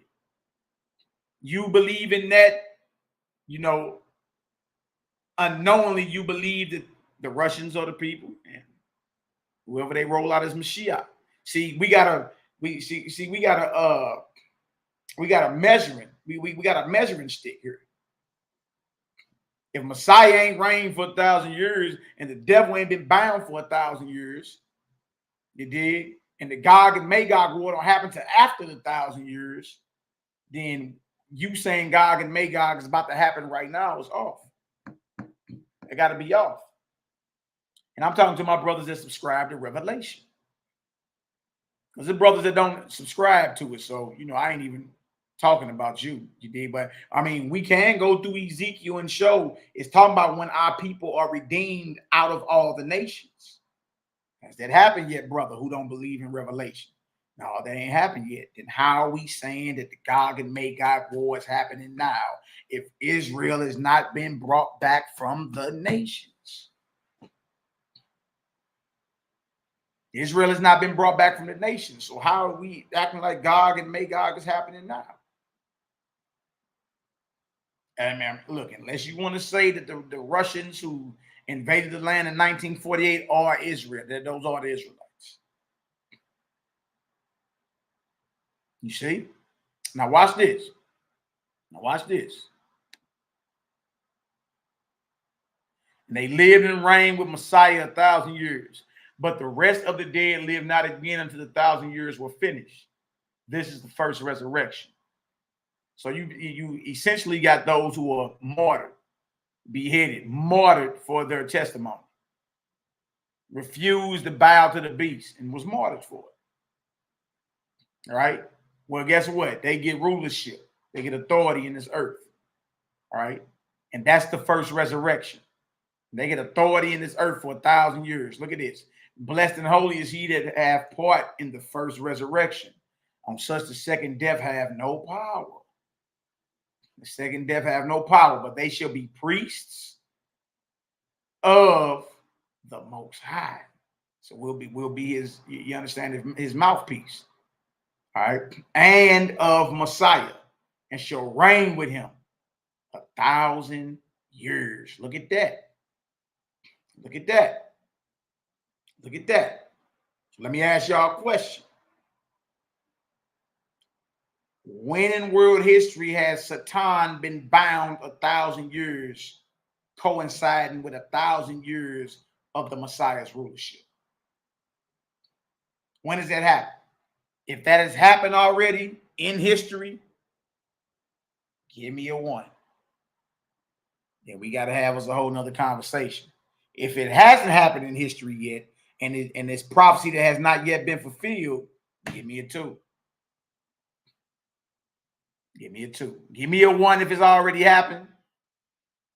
Messiah ruling for 1,000 years, Satan bound for 1,000 years. Give me a 1 if that's already happened, or give me a 2 for its prophecy that has not yet been fulfilled. One or the other. All right. Now look at this. Satan domed. Ezekiel 20:7. Now look what they got in parentheses, y'all. Ezekiel 38. Ezekiel 39. So that means the Bible commentators know that the Gog and Magog war has to happen at a certain time period. It's either before Messiah's 1,000-year rulership or it's after. And as we keep reading, we're going to see. Okay, I see tools. I see tools. All right. It hasn't happened. That's right. That's right. It hasn't happened yet. All right. Excellent answer. Because if you say it did happen, then we got, okay, well, so when was this in history? Messiah had already reigned 1,000 years. We'd have missed that. What a kingdom at. Dang, what a kingdom at, good. Hey, I was born when it was all over, huh? Now, look at this. Look at this right here. Revelation 20:7. Satan freed Dome. And when the 1,000 years expires, Satan shall be loosed out of his prisons. Dang, Satan get put on parole. And shall go out to deceive the nations, the Gentiles, which are in the four quarters of the earth. Who? Gog and Magog. Gog and Magog. To gather them together to battle, the number of whom is as the sand of the sea. So the Gog-Magog war, or what's known as Armageddon, happens after Messiah rules for 1,000 years, happens after the first resurrection, happens after those who were martyred for him get the rulership with him. It happens after that. It don't happen before. So anybody talking about this, the Gog and Magog war, is sadly mistaken. It could be a precursor to World War III, but it's not World War III, not right now as we speak. And every war leading up to World War III is a potential to be that battle that ignites it all. But it's people on YouTube right now saying, y'all, the Israel about to get invaded by the Russians, and this is World War III, this is Armageddon. Gog and Magog. You like, bro, y'all, look, stop trying to, use every opportunity to seem as if you of the deep caliber. Like, slow down. Stop trying to seem as if, like, that you something you not. Slow down. Slow down. None of this is our information. We just researching, going back over what somebody else searched out. But you're unknowingly agreeing to the agenda of the imposters by believing that this is about to happen right now. No, that happens after Mashiach, 1,000 years of rulership. And those who are martyred with him is faithful, 1,000 years of rulership. And the adversary bound for 1,000 years. Y'all, if that ain't happened, then how are we saying that the Gog and Magog war is now? Yeah, there will forever be things that remind you, okay, y'all be heading that way. Stay patient. Getting there. You dig? Stay patient. Look at the signs. But to be out here as if it's over tomorrow, and this is Armageddon, and oh man, it's about to go. Man, look, bro. All right, so when this thing die down, then what? When it die down and back to your regular scheduled programming, then what all the so-called prophets gonna look like? I heard claiming it's Armageddon. No, this deal go down. What you read in Ezekiel 38, y'all, goes down after the 1,000-year millennial reign. And even when we read in Ezekiel 38 chapter, talk about us as a people have been called out of all the nations, dwelling safely. You see that? And they went up on the breadth, talking about Gog and Magog, right? And they went up on the breadth of the earth and compassed the camp of the saints about and the beloved city. And fire came down from the Most High out of heaven and devoured them. Right? Most High don't need you to kill nobody. That's how Most High, that's how the real power, the Creator, get down. You ain't got to lift a finger. Y'all see this? This is so-called Armageddon, or the Gog and Magog war, but it happens after, not prior, post Mashiach's rulership. All right. And the devil that deceived them was cast into the lake of fire and brimstone, where the beast and the false prophet are, and shall be tormented day and night forever and ever. All right. And then you're going to get into the white throne judgment and all that. You did, but I just want to show y'all that this actually goes down. Let me stop sharing. This actually, the Gog and Magog, the Gog and Magog war that's spoken of in Ezekiel 38 that has to do with Russia and all those of the northern quarters. You know what I mean? You're dealing with Russia. You're dealing with the whole confederacy of like Islamic nations. You understand? But that happens after. That happens after 1,000-year rulership. After the adversary had been bound 1,000 years. Not before. Not before. Now, if you're saying that it happened before or it's going to happen before we redeem, we ain't even been brought back out of the nations yet. Messiah ain't ruled 1,000 years. His faithful witnesses haven't ruled 1,000 years with him. Satan ain't been bound. The Gog and Magog war happened after that, not before. And if you think it happens before, then you unknowingly are admitting that the Ashkenazi Khazarians are Israel and whoever they roll out as Messiah. Because remember, you got to rule with Messiah for 1,000 years. Whoever they roll out as Messiah, you're going to have to accept. See that? So if y'all got some understanding on that so far, give me a Yahoo up in the chat. You know, we ain't trying to lose nobody. It's just something I want to share with the brothers and sisters. Because I've just been sitting back watching, you know, a lot of people with their spiel. And a lot of people either rushing prophecy, right? Because they're just anxious. They're rushing it. You feel me? Or it's an agenda there to like make the people move in a spirit of fear. And that's what you don't want to do. He ain't gave us the spirit of fear. What you getting afraid for? It's the worst that can happen. You can die. Oh, okay. Okay. I mean, you already knew that though. You knew that when you was born. Hey, bitch, I gotta get up out of here. Right? So I gotta be getting my grades together now. I gotta get my spiritual grades together now. That's why you're supposed to focus. You're supposed to focus on the oneness of the Creator, us becoming one with the Most High, and loving the next man, woman, and child as if they're you. That's how you rise in the grades. That's the only thing you take with you. That's how you. That the only thing you take with you is your testimony. That's it. What you done did for others in righteousness. It's all you take with you. You being graded on that.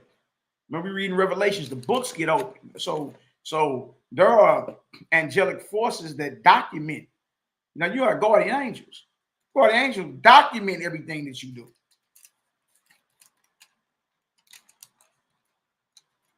Okay, what you say, YAHWH'S? My Peshitta text says China and Mongolia is the place of Gog and Magog. Okay, I've heard that before too.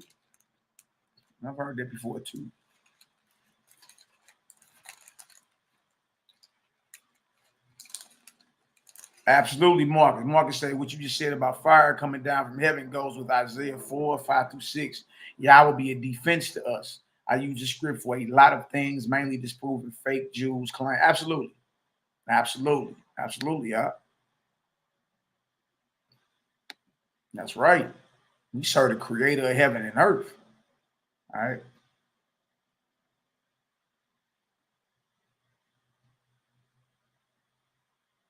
Absolutely. Life is Jael. My friend, I think Gog and Magog is China and Iran. Okay.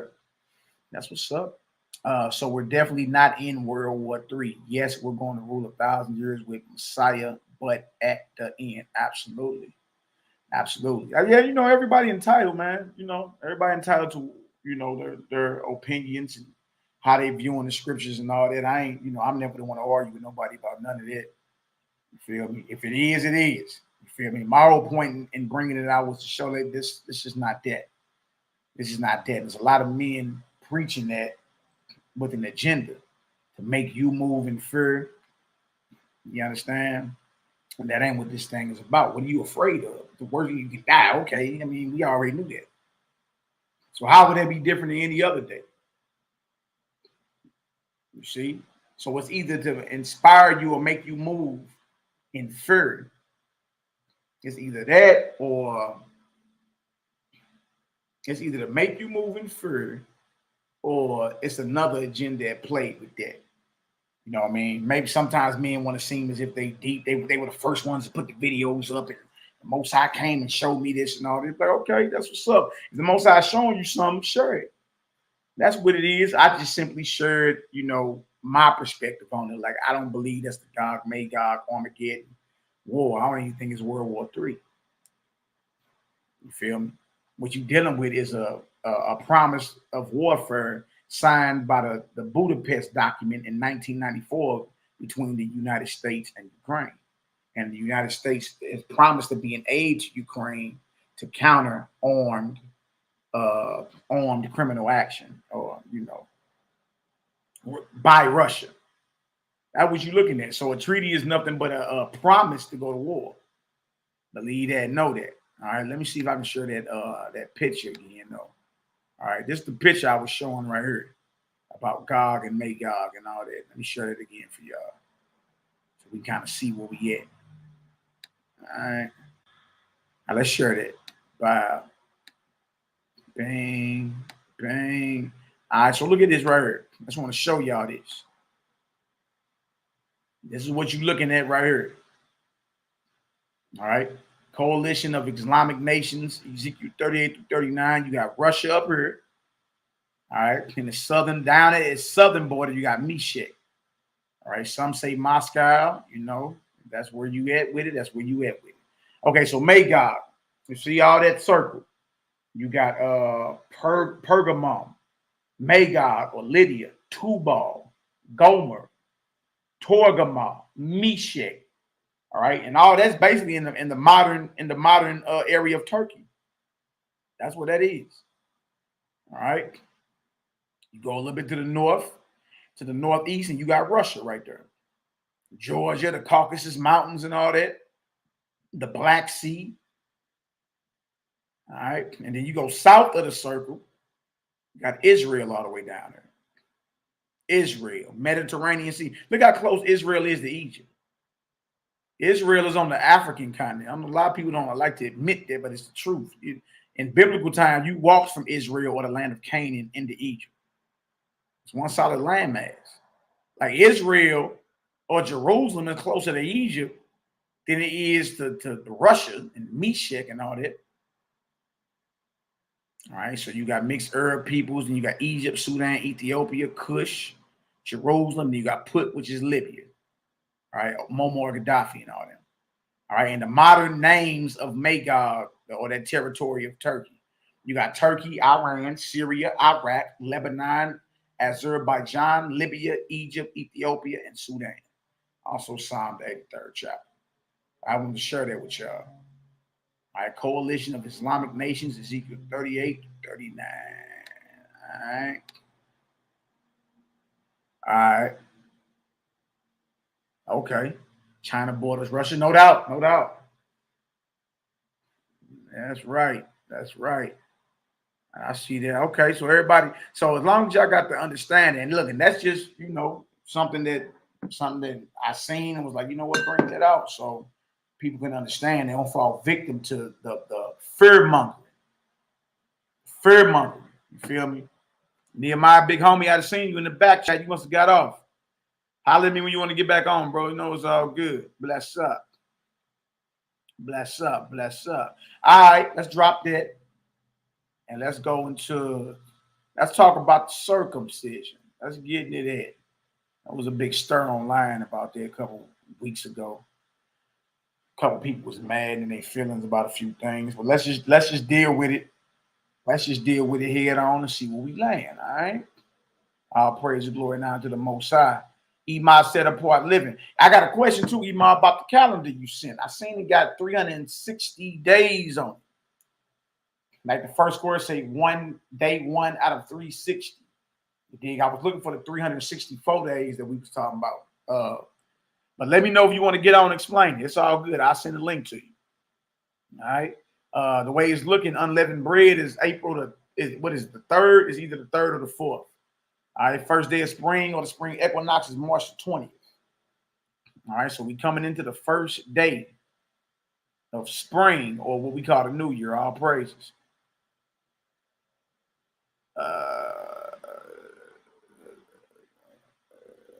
God can make God rapture. If you believe in the rapture, vibration. I hear you, player. I hear you. Solomon got next. Solomon who? Solomon got what next? You talking about King Solomon? What he got next? That's when Christ come. God can make God rapture. I ain't really seen nothing about no rapture in there. You dig? I do believe there'll be some type of divine gathering, but rapture, the doctrine started by the Pentecostals back in the 1800s. Jack Parham. All right. But hey, if you believe you're gonna go gadget and grow wings and fly out here, I ain't mad at you, player. You dig? I don't think that's biblically sound. I think it's biblically sound. All right, let's get into it though. I want to show a little something. All right, let's get into this circumcision. All right, let's talk about it. Let's talk about it. Everybody was in an uproar about another man's love muscle. What's wrong with these cats, man? Like, what is y'all? Like, who checking?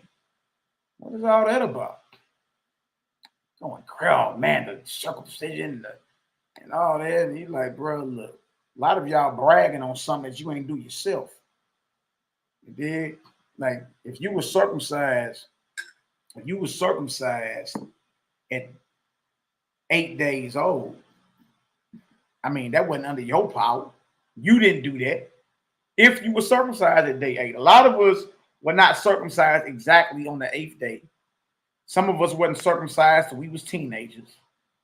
Some of us have sons and they don't even circumcise your sons on the 8th day. You gotta, they circumcise him before he leave the hospital. You see what I'm saying? So my thing is, are we arguing over something that we didn't keep ourselves? Like, you didn't keep, if you are circumcised, you didn't cut yourself. All right. And is circumcision necessary for achieving oneness with the Creator? You see what I'm saying? So I just want to touch a few of them. That's another argument. Everybody's arguing over circumcision and everybody about ready to have a heart attack. And the crazy part is, ain't none of these men checking the next brother's love muscle. You dig? I got sons. Yes, my sons are circumcised. I mean, were they circumcised on the 8th day under the, how it says specifically in the Torah? Nah, that ain't happened. I tell you, I ain't saying none of that. What I'm saying is we're arguing over something that has to do with flesh, nothing to do with spirit. It's not spirit. You did? So, of course, I mean, I'm never against it. Look, my sons are circumcised. You feel me? But men are acting as if circumcision is the key to achieving oneness with the Creator. Stop that. Stop that. Everybody know that's wrong. All right. So I want to show. We're going to go back to Abraham first, since he's the first one on from the biblical narrative. Be circumcised. So what about all the righteous men in his line before him? What about Enoch and Shem and Noah and Adam and Enos and Jared and Seth? And, what about all those brothers that wasn't circumcised? The circumcision. And again, y'all, that's the flesh you're talking about. We talking about spiritual progression. That's what we teach over on the channel. Spiritual progression. All right. Ain't nobody around here, right? Yahweh. Ain't nobody around here checking the next man's love muscle. Now we got a rolling circumcision checking squad. Nah, player, that ain't what's happening. All right. Now we got here Genesis 17 to talk about Abraham and the covenant of circumcision. But before Abraham was actually circumcised, the Most High was already in covenant with him. Right? Because his heart was solid. All right, now let me show that first. We're gonna go to Genesis 15. Let's go there first, then we'll jump back to Genesis 17. All right. Genesis 15. I want to show y'all something. Abram promised a son. All right, we're going right out what you call it tonight. And we'll deal with it. We'll deal with it. So then when you hear about, you know, where we read in the Gospel of the Nazarenes about circumcision is not necessary when it comes to the kingdom. A physical, anything done, that's like saying a tattoo can benefit your spirit. Anything done with the cutting of the flesh has nothing to do with your spiritual progression. All right. I want to show y'all some of these books too, real quick. Of course, we got the Gospel of the Nazarenes for anybody that's new to the channel. First century gospel, known under many different names: Gospel of the Hebrews, Gospel of the Ebionites, Gospel of the Holy 12, Gospel of the Nazarenes, many other titles. All right. I got another presentation coming. Matter of fact, I'm putting my slides together now. We're going to go back over all the historical context. For any brothers and sisters that are new that didn't catch, because we did over 200 hours of teaching on this, close to it. All right, so Gospel of the Nazarenes. Now see it edited and restored with historical documentation by Alan Waters and Rick Van Wy. This is a must-have. Very, very. I think I read through this whole deal in like a week. I couldn't put it down. You dig? This is something that I'm currently reading right here. Church in Crisis. All right, it's by Philip Hughes. This was written like 1960 something. All right, a history of the general councils from 325 to 1870. Y'all, you talking about 1,500 years of Catholic councils or ecumenical councils forming and refurbishing and creating the so-called religion of Christianity. Get this way if y'all get a chance. Very influential. I'm gonna read y'all some of the table of contents. And remember, this is all about the council. We all know about the Council of Nicaea. We always say that. Council of Nicaea. All right. See, the Council of Nicaea, y'all, it was from 325 AD all the way up into the 19th century. There were Catholic councils or ecumenical councils held. You feel me? And all these councils were instrumental in forming what you know as Christianity today. Look at it. The numbers next to them, y'all, is the dates they happen. All right. First General Council of Nicaea, 325. First General Council of Constantinople, that's in Turkey, 381. All right. The General Council of Ephesus, 431. The General Council of Chalcedon, 451. The Second General Council of Constantinople, 553. The Third General Council of Constantinople, 680 to 681. The Second General Council of Nicaea. Nicaea had more than one council. 787, 500 years later. The Fourth General Council of Constantinople, 869 to 870. The First General Council of, what that say? The First General Council of Lateran. Yep, 1123. The Second General Council of Lateran, 1139. Third General Council of Lateran, 1179. The Fourth General Council of Lateran, 1215. The First General Council of Lyons, 1245. The Second General Council of Lyons, 1274. Look at this. Look at this. We're going to go in. We're going to go into each council, and we're going to show the doctrines that were propagated. Okay? Just present the information. You know, certain people going to get mad, but you know, they be all right. Now, see that? General Council of Vienna, 1311 to 1312. The General Council of, what is that? Constance, 1414. The General Council of Basil Ferrera Florence, 1431. The Fifth General Council of Lateran, 1512. The General Council of Trent, 1545.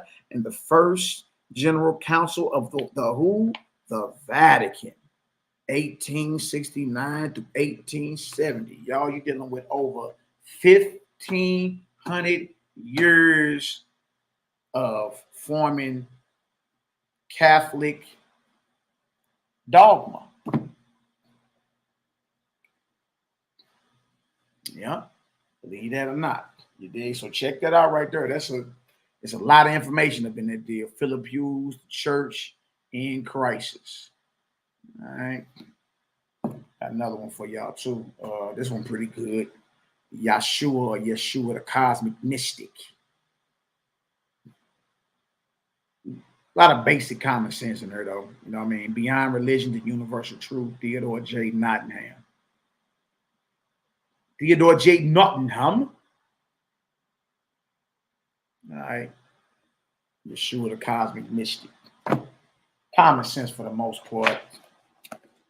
All right. Of course, y'all already know. Nazarene, Acts of the Apostles, baby, or the Recognitions of Clement. Very, very powerful. This, along with the Clementine homilies, very, very, very, very powerful. And this for about a year now. Powerful.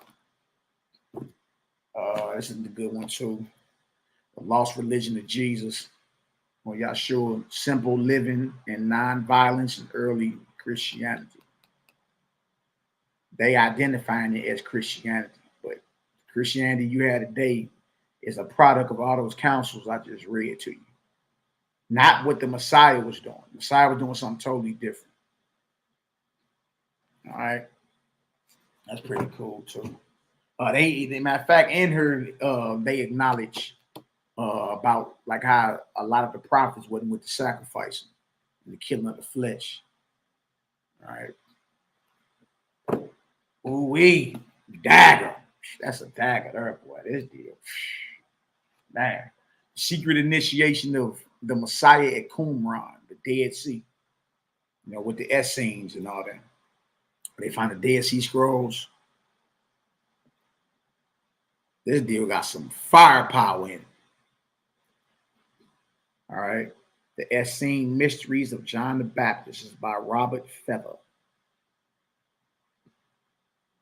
All right, check that out there. The Secret Initiation of Jesus at Qumran.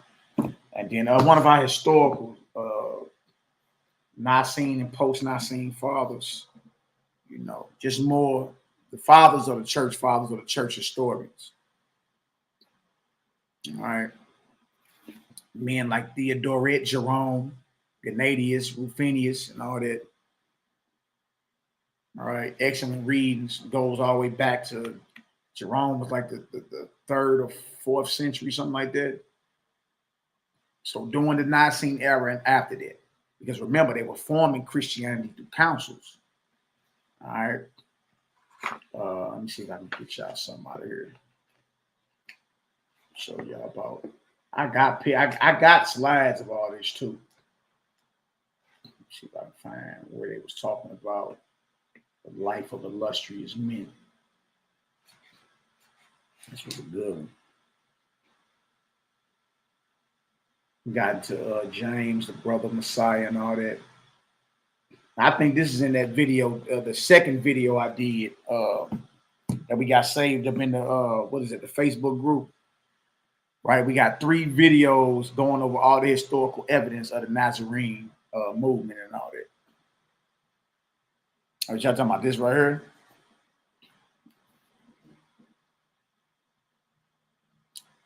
Nicene and post-Nicene fathers, 2nd series. Some daggers up in there. Keep it real. I'm gonna keep it real with you with some daggers. Big history.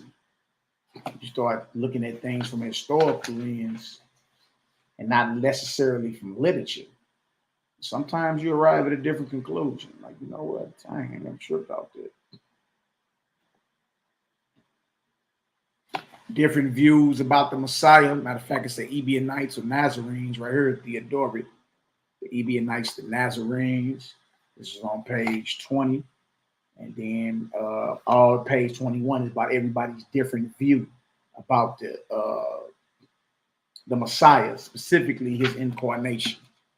And I showed that one and this one right here, Bow.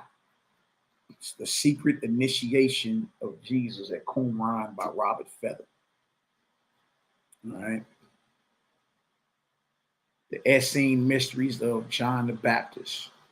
And this book is over 400 pages. Over 400 pages. So yeah, check those out when y'all get a chance. Sometimes I go into the stash and get to pulling out the daggers, and we get it done. All right, let's go ahead and talk about some circumcision now. Let's talk about it. All right.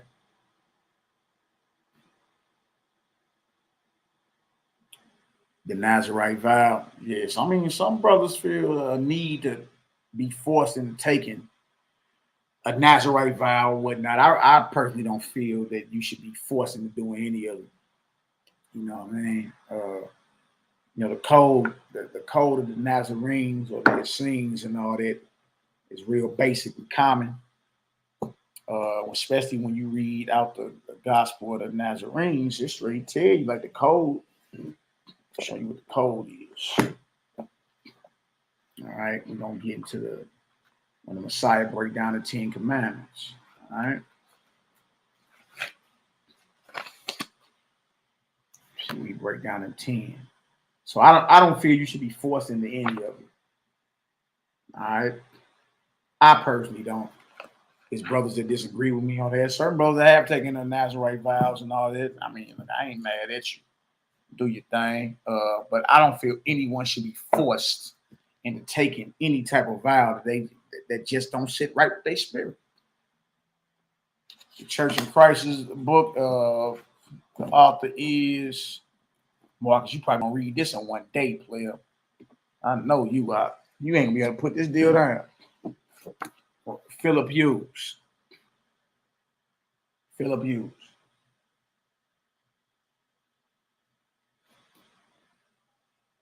All right, Philip Hughes. The Church in Crisis. The History of the General Councils from 325 to 1870. Y'all get that. That's where I'm mainly going to be coming out of here when I put the presentation, the PowerPoint together, going over each council. Showing y'all Christianity was formed. Did. But y'all, I hope that helped you out. I don't feel nobody should be forced into taking anything that just don't sit well with their spirit. But, matter of fact, let's pull it up. But there is a code to living a Nazarene or an Essene way of living. All right. And that code is about universal truth. So let me pull it up. I got you. Go ahead and read all that together. Dig. Bang, bang, bang. Here we go. Let's pull it up. Let my screen catch up. Let's read the code of being a Nazarene. Let's read that. Let's read the code. I'm gonna pull it up on the screen. I could just read it to y'all out the book, but I ain't gonna do that. I want y'all to be able to see it as well. All right. Bang, bang, bang. Come on, what you doing? Still running slow.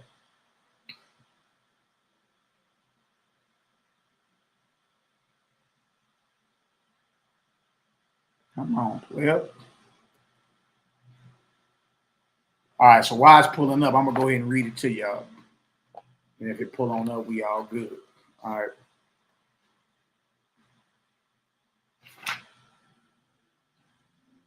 All right, this is Gospel of the Nazarenes, chapter 46, the Transfiguration on the Mount, the giving of the law. All right. You know about Matthew 17 when the Messiah transfigures, right?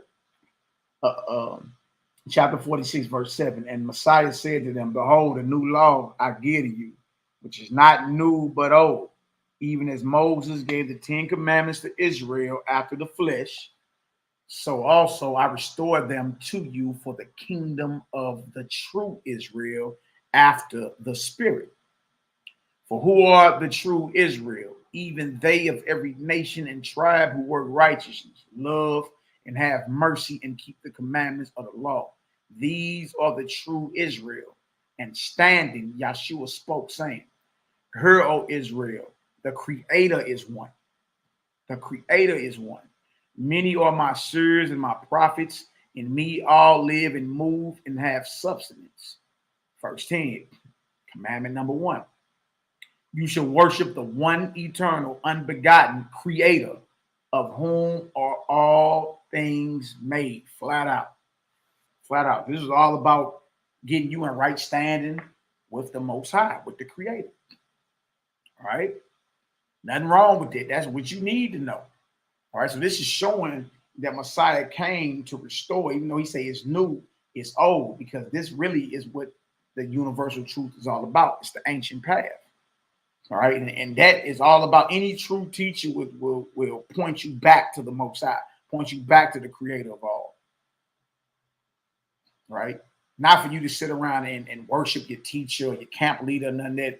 Like if he's real, look, even an angel, if you ever had visitation, you'll have one day. You did. Even an angel that come to you should be bigging up the Most High. I thought the word says try the Spirit. Remember, it was men who bowed to certain angels, and the angel was like, don't do that. I'm your brother. I worship the Creator too. You dig? I'm your brother. I'm just an exalted brother.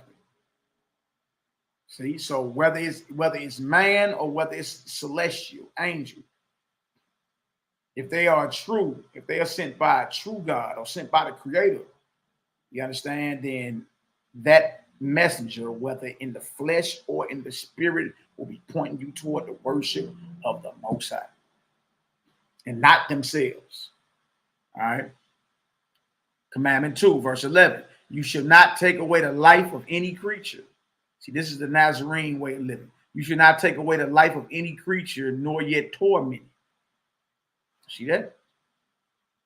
See that? Now, what are they doing in them slaughterhouses?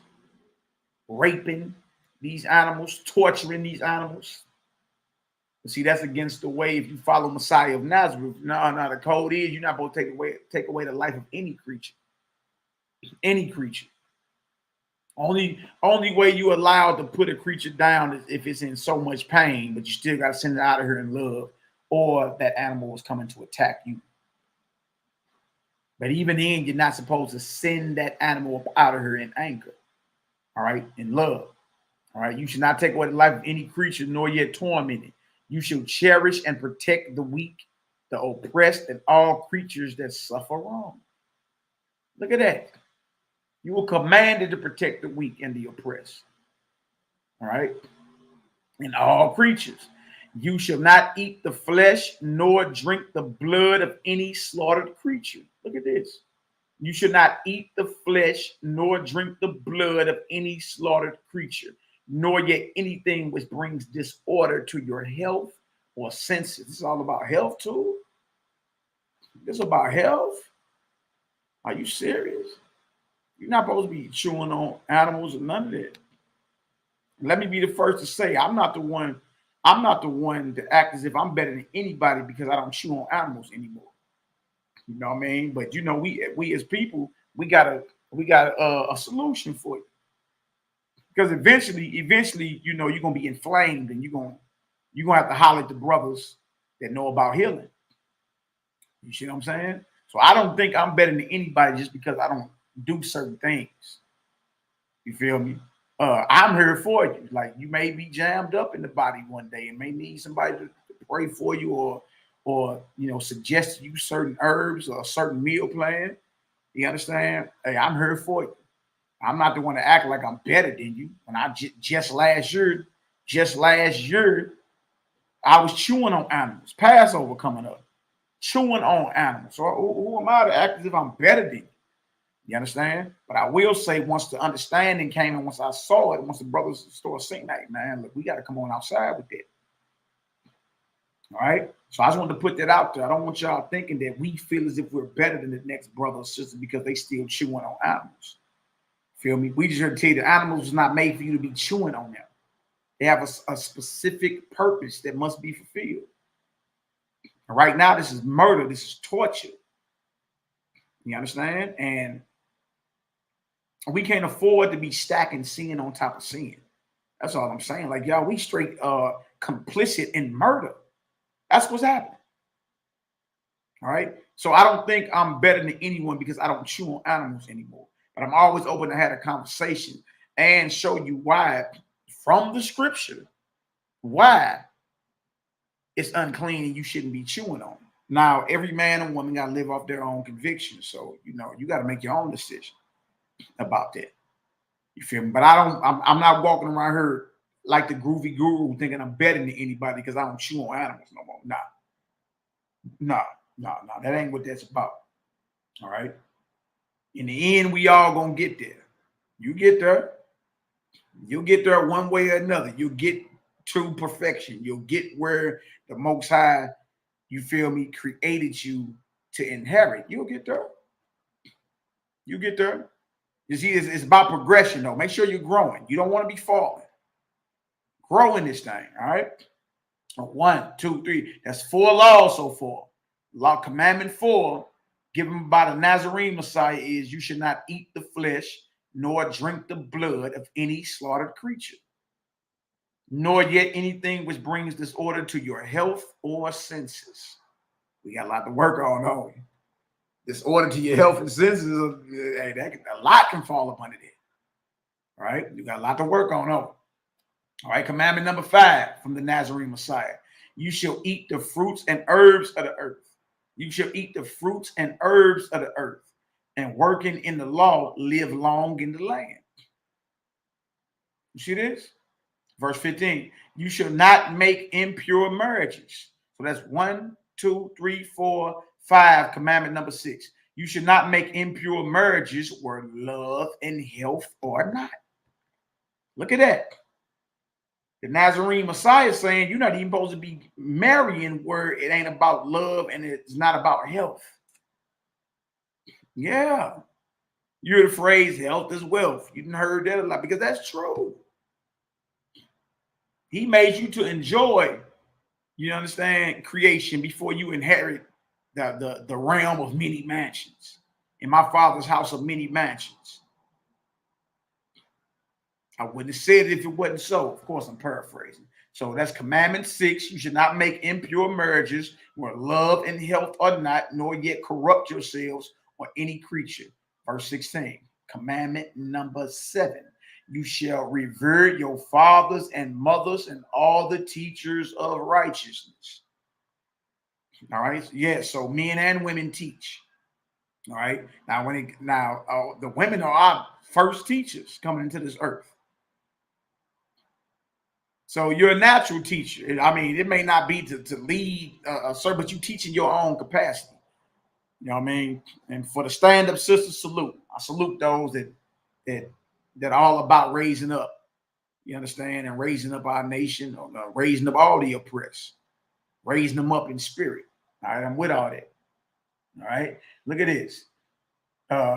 Commandment number 8. You shall not bear false witness, nor willfully deceive any, nor yet covet or steal their goods. You can't lie, you can't deceive, you can't covet nor steal from them.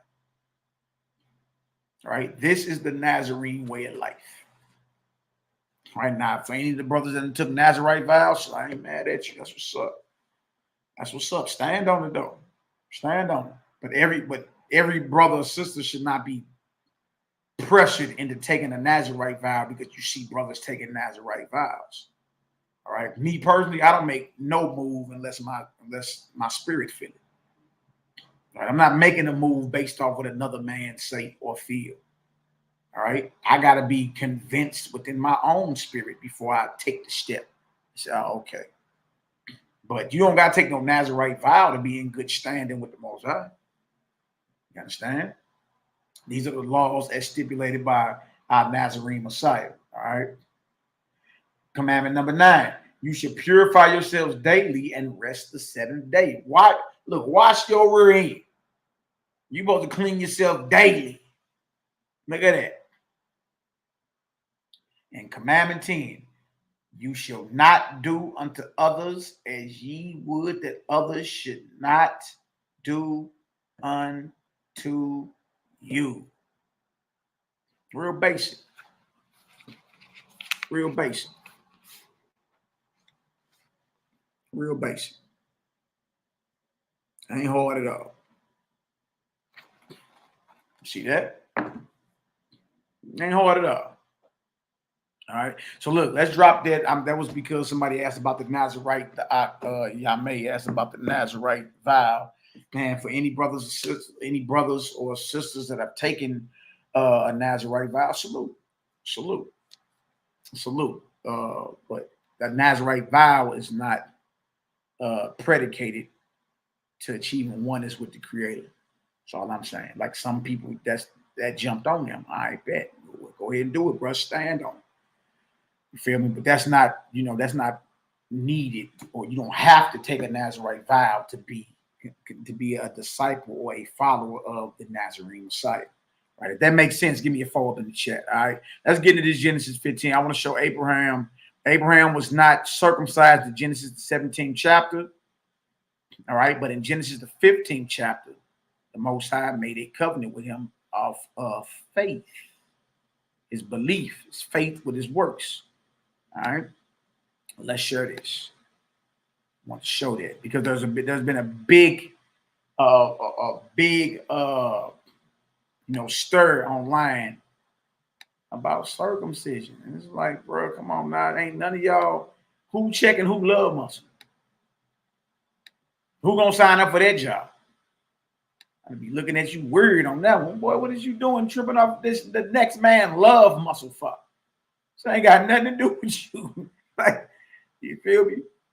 Whether he rise or fall, that's that's between him and his Creator, man. Whether he rise or fall, he men act like they got a Roman circumcision crew. Come on, man, stop that. All right, Genesis 15:1. I want to show y'all this. All right, Abram promised a son. After these things, the word of the Creator came unto Abram in a vision, saying, "Fear not, Abram, I am thy shield and thy exceeding great reward." All right, so the Most High told Abram, who became Abraham, our father, that I am your shield. All right, not some type of symbol, not some type of doctrine, and none of that, but your belief and faith in me makes me your protection. All right, and your exceeding great reward. Plenty of benefits in serving the Creator. All right. And Abram said, Most High, what will you give me, seeing I go childless, and the steward of my house is this Eleazar of Damascus? So he's like, look, I don't even have an heir. I don't even have an heir. If I was to die right now, everything is going to my servant, my steward. Basically, the supervisor over my goods is Eleazar of Damascus. He's a faithful servant. But nonetheless, he didn't come out of my loins. Verse 3. And Abram said, Behold, to me thou hast given no seed, and lo, one born in my house is mine heir. And behold, the word of the Most High came unto him, saying, This shall not be your heir, but he that shall come forth out of your own bowels shall be your heir. This is all about the heir of Abraham, who's going to inherit and finish and continue with what the Most High gave and promised to Abram. All right, so he's promised that your heir gonna come out your bowels. It's not somebody that was born in your house. All right, it's not your steward. And he brought him forth abroad and said, Look now toward heaven and tell the stars, if you be able to number them. And he said unto him, So shall your seed be. Look at this. So he's making a promise to Abram. Told him, look toward the heaven and tell the stars. You can count them. Identify them stars and count them. If you be able to number them. And he said unto him, So shall your seed be. Your seed shall be as numerous as the celestial bodies called stars in the heavens. Now, remind you, this man is not even circumcised yet. And already the Creator is going into covenant with him. All right. Verse 6. And he, Abram, believed the Most High, and he counted it to him for righteousness. You see that? Because he had faith in what the Most High promised him. Told him, if you can count them stars, that's how your seed gonna be. And based off his belief, he didn't waver and stagger at what the Most High had promised him. It was counted to Abram for righteousness. This is one example of Abram being in covenant with the Creator, and he's not even physically circumcised yet. If y'all understand that, give me a 9 up in the chat. Y'all know I ain't trying to lose nobody. Give me a 9 in the chat if you understand that the Most High just promised Abraham, who didn't have one child, that his seed would eventually be equal or equivalent to the stars that light up the heavens. And he's not even circumcised yet. If y'all understand that, drop that on up in that chat right there. Give me a 9 up in the chat. You feel me? And look, I'm not the one you know what I mean? I'm not the one that'll tell you not. No, hell no. Nah, that ain't me. That's not what I'm here for. I'm not here to make you believe and you know, because it say this. Look, you gonna make, at the end of the day, somebody can read to you until they are blue in the face. At the end of the day, you are only gonna make a move based off your conviction. You see that? He's already in covenant with our forefather. And guess what? No flesh has been cut yet. He's still uncircumcised. Now, that's not something that's not us speaking against circumcision. That's us just pointing out what's written in the biblical narrative. Has the Most High gone into covenant with the righteous who are not circumcised? That's just, that's a fair question. They ain't telling you if you feel convicted to get your son circumcised not to do it, right? But we can't act like this is not in there. That's in there. That's in there. He's in covenant with him. He just made a promise to him about not having no children, to having children that'll be as numerous as the celestial bodies called stars that light up the heavens. And Abraham believed it as an old man. It was reckoned unto him for righteousness. Righteousness by who? He's declared righteous by the Almighty, and he's uncircumcised. See, we can cut through all the, the red tape. We can cut right through all the back and forth and, oh man, look, whatever. Was this man considered righteous by the Most High? Uncircumcised. And if he was, then our understanding that circumcision is necessary to achieve oneness or to be deemed righteous in the eyes of the Most High, you got to go back to the drawing board with that. I go back to the drawing board with that. Because he just made a covenant with our forefather and he's not even circumcised. He just declared him righteous and he ain't even circumcised yet. But you got men mad. Like, oh man, that's what you feel about circumcision? Like, bro, calm down with all that. For one, who checking the next man's love muscle? For two, you act as if the creator of heaven and earth has not made a covenant and deemed men righteous who were not circumcised. And three, you act like this is needed for oneness. Ain't none of y'all checking.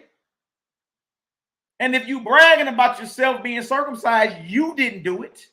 So you bragging about something your parents or your guardians did on you. And you don't even know if it was the 8th day. More than likely it wasn't. If you're born here in Babylon, more than likely you was not circumcised on day 8. You want to argue. Oh, this is a terrible day in Israel, being a Hebrew sovereign nationalist. You're like, man, sit down somewhere with all this. All right, so his perspective on circumcision don't align with yours. This man running around tagging everybody. He and all, man, this is a bad day. These false doctrines. You're like, dang, what's a false doctrine? What you talking about? Circumcision. You're like, oh, okay. Well, they've been arguing about circumcision, Jack. You ain't know that? They've been arguing about that. Everybody's perspective is not the same. Everybody's perspective on any topic in the scripture is not necessarily the same. These men ain't running around checking the next man love muscle. You understand? That ain't happening. For sure it ain't happening. I don't know a man is going to let you check his love muscle.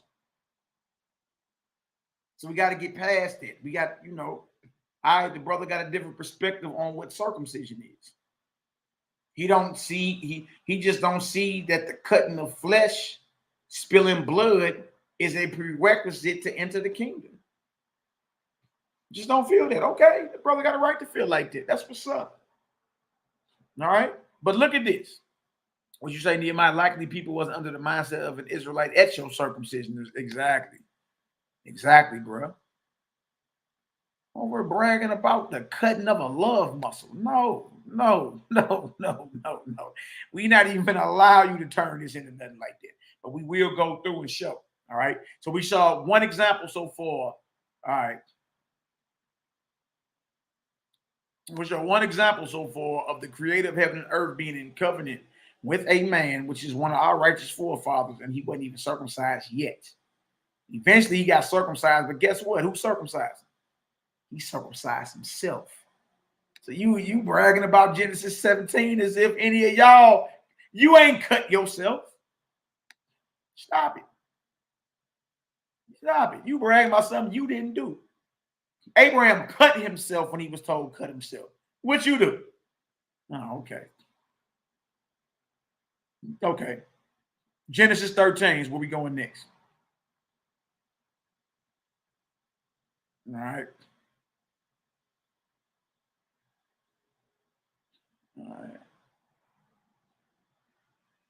All right, Genesis 13. What a bragging on somebody's love muscle.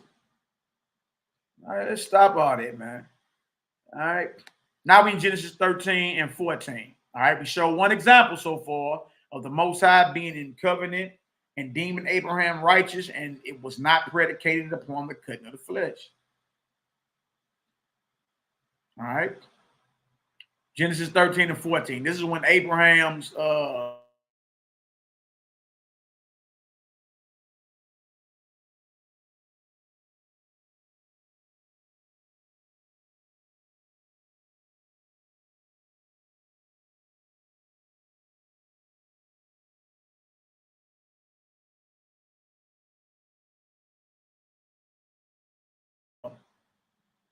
shepherd is to, for all the land which thou seest, to thee will I give it, and to your seed forever. Look at this.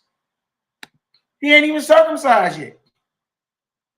And the Most High is promising him in chapter 15, he promised him a son.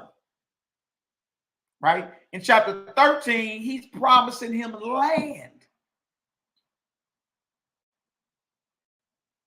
Uncircumcised.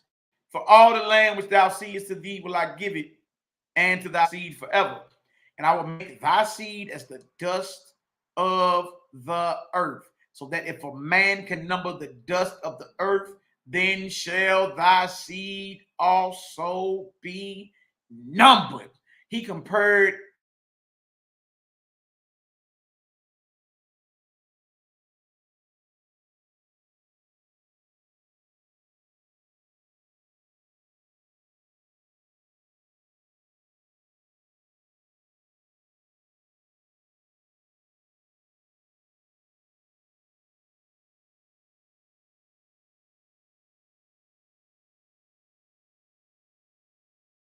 Abraham's seed in chapter 15 to the stars of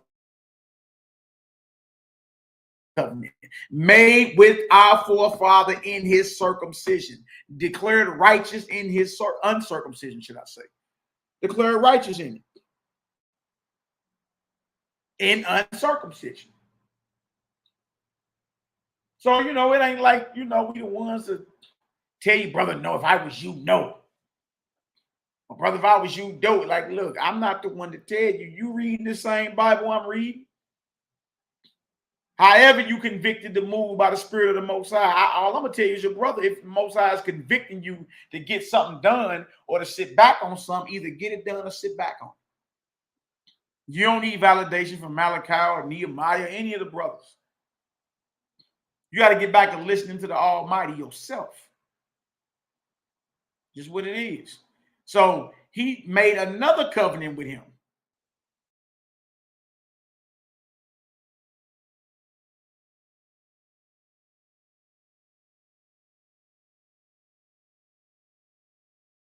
And this was about his seed being as numerous. Then shall thy seed also be numbered. Look at that. Look at that. Arise, walk through the land in the length of it and in the breadth of it, for I will give it unto thee. And Abram removed his tent and came and dwelt in the plain of Mamre, which is in Hebron, and built there an altar unto the Creator. My sound went out. Can y'all hear me? Let me know if y'all can hear me. Let me know if y'all can hear me. And give me a 1 if I can be heard. Bless up. Give me a 1 if I can be heard. If I can be heard, give me a 1 up in the chat. Bless up. Bless up. Sis say your sound went out. I can be heard. All right, cool.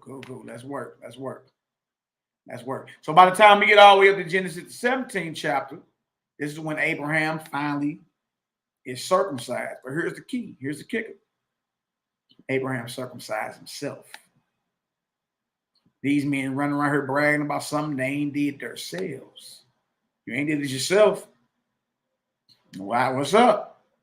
You bragging about something. You bragging about something you didn't do. You bragging about something your parents did for you. And more than likely was not the 8th day. And like my NehemiYAH say, was not even under the vibration of being an Israelite. Being one of the Most High's people. You see that? All right. So Abraham, and then trip about how old Abraham was. So if Abraham if he didn't get circumcised on day 8, that means he's in violation of that law. Because he didn't get circumcised on day 8. He got circumcised at the age of 99 years old. Old man. Got circumcised at 99. So Abraham didn't keep, even though we know he kept the law, statutes, and commandments, he didn't keep the 8th day circumcision law. Because Abraham was not circumcised into the age of 99. And I'm here to tell you the majority of the Israelites running around here bragging about that they were circumcised, were not circumcised on the 8th day under an Israelite custom. Oh, they weren't. No, they weren't. So stop bragging about something that you don't fulfill. One, you don't fulfill that. It was not no day 8 for thou. Your parents was not up under no Israelite vibration and holding on to the culture and the covenant. Nah. So how are you bragging about something that you didn't do, that you didn't fulfill? How? It became a doctrine of the love muscle. Like, come on, man, stop that. Stop that. It's now one of y'all checking. We're going to get into the higher aspects of circumcision in a second, all right? All right, let me assure. Good to see my brothers and sisters in the building. Bless up, baby. People about ready to bust a blood vessel. Well, the brother may have a different perspective about circumcision. Well, these perspectives been in the Bible. Y'all do know that, right? This ain't nothing new. It ain't nothing new that, you know, circumcision has a higher spiritual understanding. It's a higher spiritual understanding of circumcision, for y'all that don't know that. It's not even really about the flesh. All right. Genesis 17:1. And when Abram was 90 years old and 9, he's 99. The Most High appeared to Abram and said to him, I am the almighty power. Walk before me and be thou perfect. And I will make my covenant between me and thee, and will multiply thee exceedingly. And Abram fell on his face, and the Most High talked with him, saying, As for me, behold, my covenant is with thee, and thou shalt be a father of many nations. Neither shall thy name any more be called Abram, but thy name shall be Abraham, for a father of many nations have I made thee. And I will make thee exceeding fruitful, and I will make nations of thee, and kings shall come out of thee. And I will establish my covenant between me and thee, and thy seed after thee in their generations, for an everlasting covenant, to be a mighty one unto thee, and to thy seed after thee. And I will give unto thee and to thy seed after thee the land wherein thou art a stranger, all the land of Canaan, for an everlasting possession, and I will be their power. And the Almighty said unto Abram, Thou shalt keep my covenant, therefore, you and your seed after you in their generations. This is my covenant which you shall keep between me and you and your seed after thee. Every man child among you shall be circumcised, and you shall circumcise the flesh of your foreskin. Right, talking to Abraham. Now, Abraham is not 8 days old. He's 99. And you shall circumcise the flesh of your foreskin, and it shall be a token of the covenant betwixt me and you. Verse 12. And he that is 8 days old shall be circumcised among you, every man child in your generations. He that is born in the house or bought with money of any stranger, which is not of your seed. So this goes to everybody that comes through Abraham's loins or anyone attached to his house. And as we keep reading, you'll see Abraham cut himself. He cut himself. All right. And then you start seeing how, he get into it and all that. And then talk about how Isaac is going to come. Sarah laughs, all that extra. You dig? But right there is a covenant. That covenant finally came, y'all, when Abraham was 99, though. He's not 8 days old. All right. So again, I'm not the one to tell you don't get your son circumcised, but let's stop acting like circumcision is a prerequisite to achieve oneness with the Creator. Let's stop acting like we all circumcised ourselves at 8 days old. Let's stop acting like we fulfilled it. Let's stop acting like our parents circumcised us under Israelite vibration at 8 days old. Stop that. Because none of that's true. None of it's true. So if that didn't happen to you, then guess what law you didn't keep? Guess what law you didn't keep? The 8-day law of circumcision. Also, if circumcision is so much about the flesh, how can a woman be circumcised? So the circumcision principle does not apply to the sisters.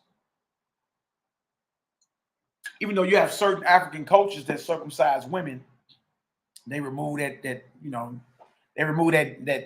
deal down there on y'all. They remove that deal. You see? So if circumcision is strictly all about the flesh, how can a woman ever be circumcised? All right.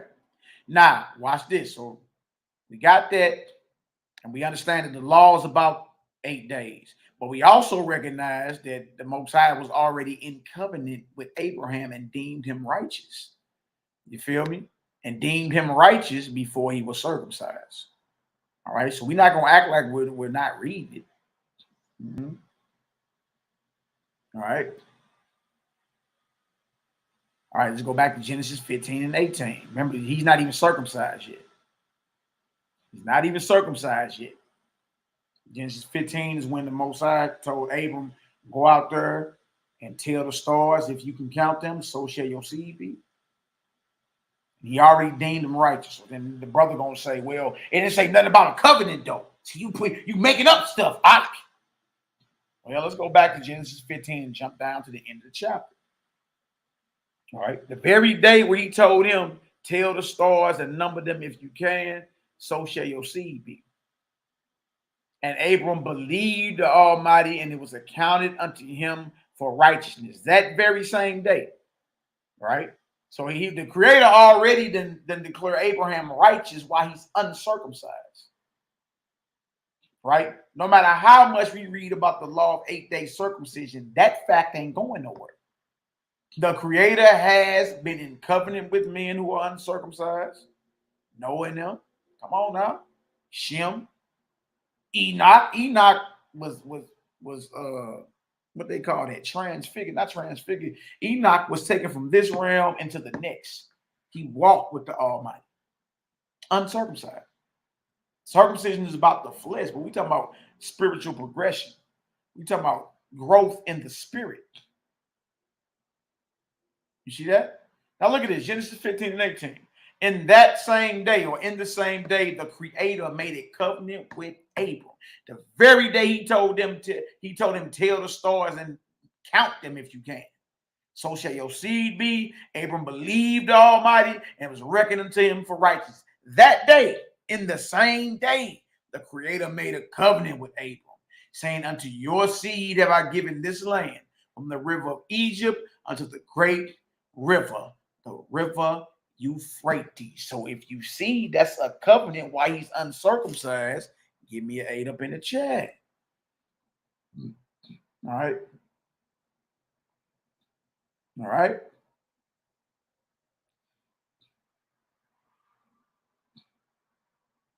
Nehemiah, what you Nehemiah, what did you over there talk about, man? Going off. Going off. All right, let's show some deeper aspects of the circumcision. All right. We're going to show what the Most High is concerned with. Let's go to Deuteronomy. Let's go to Deuteronomy, the 10th chapter. Still in the Bible, ain't we? You ain't reading the Bible no more. Who ain't reading the Bible? What you talking about? You're going off. What you mean you ain't reading the Bible no more, man? All right, Deuteronomy 10, we're going to start at verse 12. All right.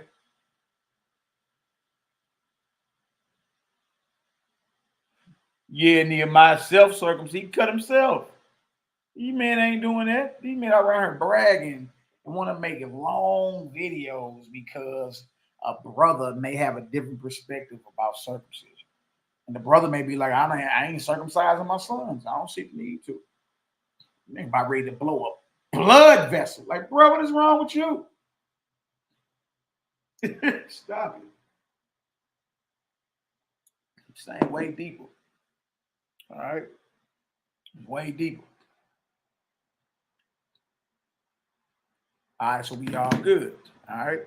So let's go show what the circumcision means on a higher level. Let's go show what the Most High is concerned with. That's right, Imam, with no anesthesia either. Just get it how you live. You know what I mean? Well, I maybe show y'all that Jacob and Esau movie that's on YouTube. Yeah, the Jacob Esau movie, and then you remember when the Shechemites and all them, Shechem had raped Dinah, and then Jacob and them made a covenant with them not to kill them, but they all had to be circumcised. I might show that before we get out of here today. There's a movie called forgot the name of the movie, but it's a movie. It's in French, so you got to read the captions. But it's about Jacob and Esau. You dig? And they brothers, like they straight brothers, Judah and all them, like all them around. You dig? And but I'm saying that because wait till I show y'all how horrific they were circumcising back in the day, man. Like what? Y'all will be like, oh no, dog. You know what I mean? Hold on, man. All right, I'm gonna show it. Let me finish some of this though. Because my question is, how can sisters ever claim to be circumcised if it's just strictly about the love muscle? If it's strictly about the love muscle, how can a sister ever claim to be circumcised or in covenant with the Almighty? You know what I mean? All right, Deuteronomy 10 and 12. And now Israel, what doth the Most High require of thee, but to fear the Most High, to walk in all his ways, and to love him, and to serve the Most High with all your heart and with all your soul. That's right. to keep the commandments of the Most High and his statutes, which I command thee this day for your good. Behold, the heaven and the heaven of heavens is the Most High's, the earth also with all that therein is. Only the Most High had delight in your fathers to love them, and he chose their seed after them, even you above all people, as it is this day. Verse 16. Circumcise therefore the foreskin of your hearts. Circumcise therefore the foreskin of your heart, and be no more stiff-necked. Look at that. What do you mean circumcise the foreskin of your heart? Not your love muscle. Your heart. Your heart. What is heart in the Ibrit? Strong's H 3824. Levav. Levav. Levav. All right. Or lab. That's the Hebrew word for heart, right? Now look what it means. Circumcise the foreskin of your inner man. It's your spirit. Circumcising the foreskin of your heart has to do with you operating in the spirit of the Almighty. You know, behavior indicative to his kingdom. See, to circumcise the foreskin of your heart means that you are striving to achieve oneness with the Almighty. It has to do with your inner man, which is your spirit, your soul, your conscience. Moral character. Look at his heart. Moral character. See that? Conscious. Look at his conscious. Mind, knowledge, thinking, reflection, memory. Meaning, you know, you no longer can you hide behind your Israelite culture. You got to really change within. Because that's who you are, your spirit. Right? You have a body, but you're a spirit or a soul. You have a body though. Not, oh, I have a soul. No, that's who you are. You are a soul and spirit. What you have temporarily right now is a body, a physical body. So this is all about getting your spirit vibrating on the right frequency. That's what it's about. Circumcision of the heart is about you displaying the character of the Creator. And by doing that, shows him that you are willing to achieve oneness with him. All right. Circumcision of the heart. All right. Meaning, guess what? You're showing through your spirit or your soul that you are in covenant with the Creator. You strive to display his character. You feel me? And you love the next man, woman, and child as yourself, showing that you're striving to be in oneness with him. That's what circumcision of the heart is all about. You're the real you. All right? So that's in the Torah. That's in the commandments. It's actually a commandment to circumcise the foreskin of your heart and stop being rebellious. You see that? Stop being rebellious. Your inner man is your spirit. You can't hide behind no Israelite coaches, but be a black, dark, diabolical spirit and think the Most High is accepting that because your love muscle was carved on at 8 days old. No, you're not about to play the Creator. You're not about to play him. Circumcision is higher. The understanding of circumcision is higher than the flesh. It's about getting your spirit correct, right? And that's something we all are in progress of. That's what we doing. Every day, checking ourselves, checking our surroundings, displaying the character of the Almighty. You know, loving our neighbors if they are us. You know, looking to receive in order to share and give. All right, that's a commandment right there. Now, how many people even quote that command? You ain't quote that. You know, it's a commandment to circumcise the foreskin of your heart and stop being rebellious. You see that? Well, circumcise the foreskin of your heart. All right, drop that. Let's go to Deuteronomy 6. Deuteronomy 6. Deuteronomy 6. Everybody talking about shit, somebody else's love, man. What is wrong with these men? I'm like, bro, come on now. Nah, I'm not finna argue with none of y'all about none of that. Now, we can go, you can get these precepts though. We can go through it. Now, we still in the Torah talking about this. All right, you can get these precepts though. That's real easy. Flip right through and just talk about it. All right. Deuteronomy, Devarim 6 and 4. Hear, O Israel, the Most High Yahweh is one power. All right. And thou shalt love the Creator with all your heart, with all your soul, with all your might. And these words which I command you this day shall be in your heart. You see that? You got to lay the commands of the eternal, you got to lay the commands of the Father in your heart. So you circumcise your heart. Being obedient. Stop being stiff-necked and rebellious. Stop being a scheming, diabolical Negro. Always trying to get over or something like this. Stop that.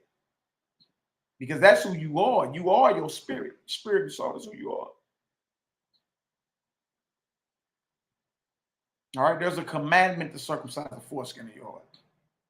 All right, and thou shalt teach them diligently unto thy children, and shall walk and shall talk of them when thou sittest in your house, and when you walk by the way, and when you lie down, and when you rise up, and thou shalt bind them for a sign upon your hand, and they shall be as frontlets between your eyes.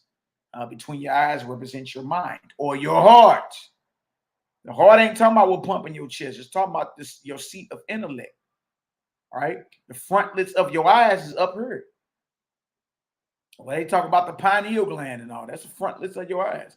It's in the middle of your head, above your eyebrows. All right. So that's just metaphor talk saying that, you know, circumcision of the heart, you know, being obedient to the commandments is you having the commands of the Almighty on your mind at all times. Right. Wait. So we got circumcise the foreskin of your heart. These words shall be in your heart. Y'all see that? Now watch this. See, this is what the Most High is dealing with. All the men just talking about physical circumcision. That's where they stop at, but they never get down into the spiritual implication of what's really being said. They never get to that. They never get to that. Nobody ever does. All right. Next scripture I'm going to go to is Jeremiah the 9th chapter. Jeremiah 9. All right. Let's get into it. You know what I mean? Just various topics today, talking about little taste. Start off talking about Russia and Ukraine, Gog, Magog, and about how we shouldn't be putting it in the wrong time space. Because when you put it in the wrong time space, you are unknowingly declaring that the Russian Ashkenazi imposters are Israelites, and that who they deem as Messiah is him. All right. Jeremiah 9. We're going to read 24 through 26. Y'all get some understanding? Give me an 8 up in the chat. That's right. The flesh profits nothing. It is the spirit that quickens. One brother I talked to was like, man, they're gonna brand you a heretic. I'm like, man, I ain't tripping off what nobody gotta say, man. What does that mean to me? I ain't tripping off what nobody gotta say. All right. Everybody got to make their moves based off their own convictions, man. That's just what it is. All right. We ain't out here being diabolically wicked. I'll tell you that. We're not out here plotting to get over on our people. None of it. None of it. Pure intentions over this way. All right. Let's drop that. Jeremiah 9. That's where we at. Jeremiah 9, we're going to start at verse 24.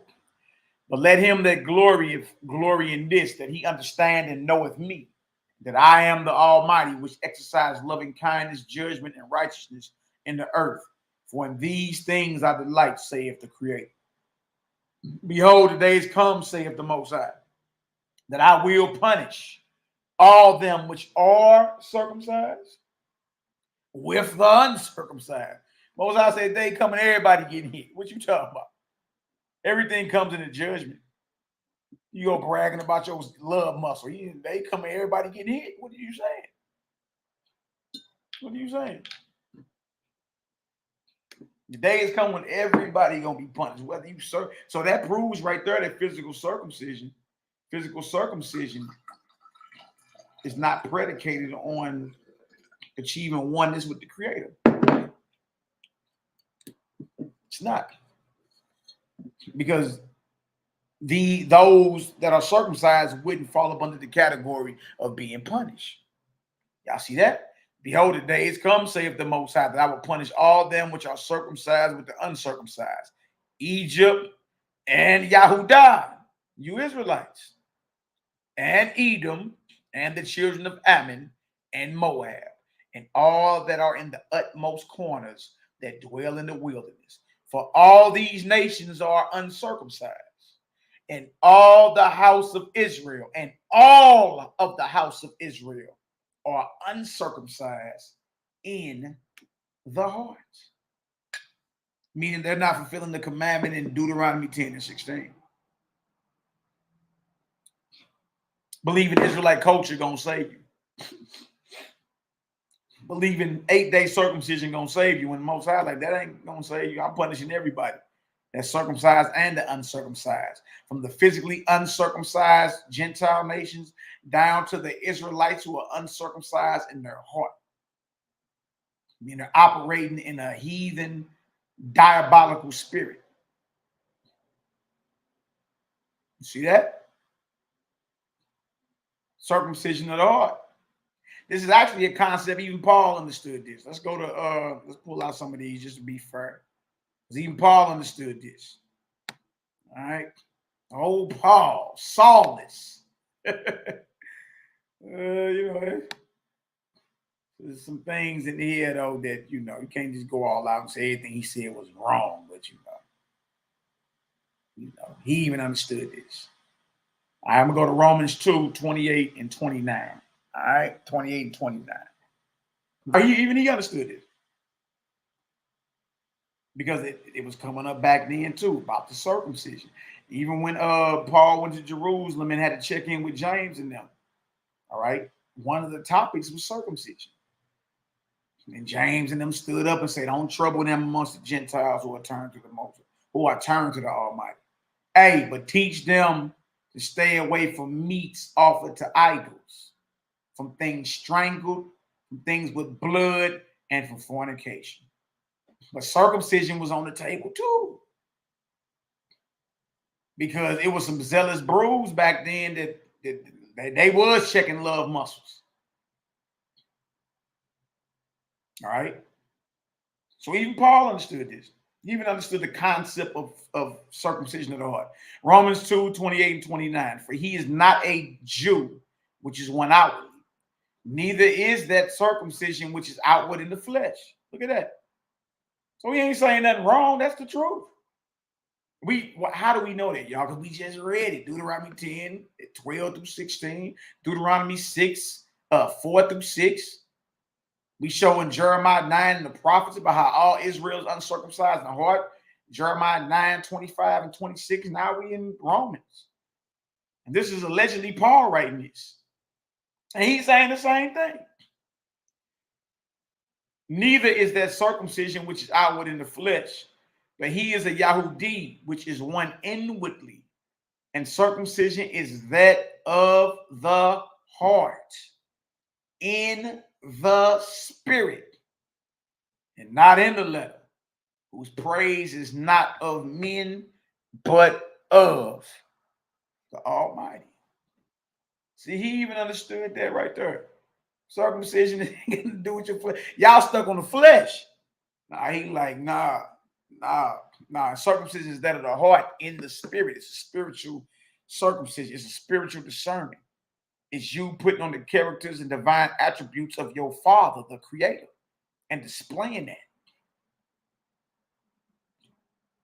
All right, being obedient to the command, being obedient to the voice of the Almighty.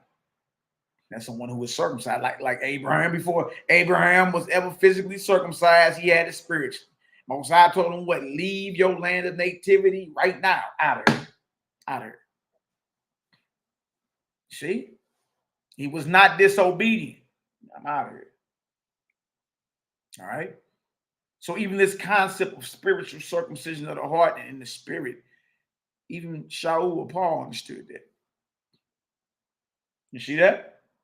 Oh, yeah, I know. I know.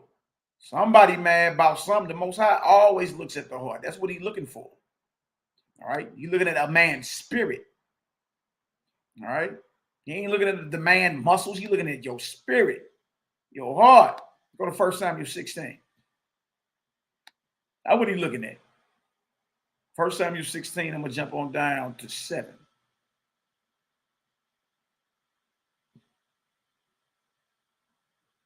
All right, 1 Samuel 16, I'm going to jump down to verse 7. This is about King Dawid being anointed by Samuel. All right, 1 Samuel 16 and 7. But the Most High said unto Samuel, look not on his countenance or on the height of his stature, because I have refused him. See that?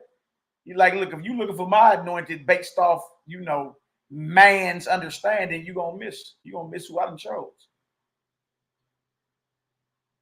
Because I have refused him. For the Creator seeth not as man seeth. For man looketh on the outward appearance, but the Creator, the Most High, looketh on the heart.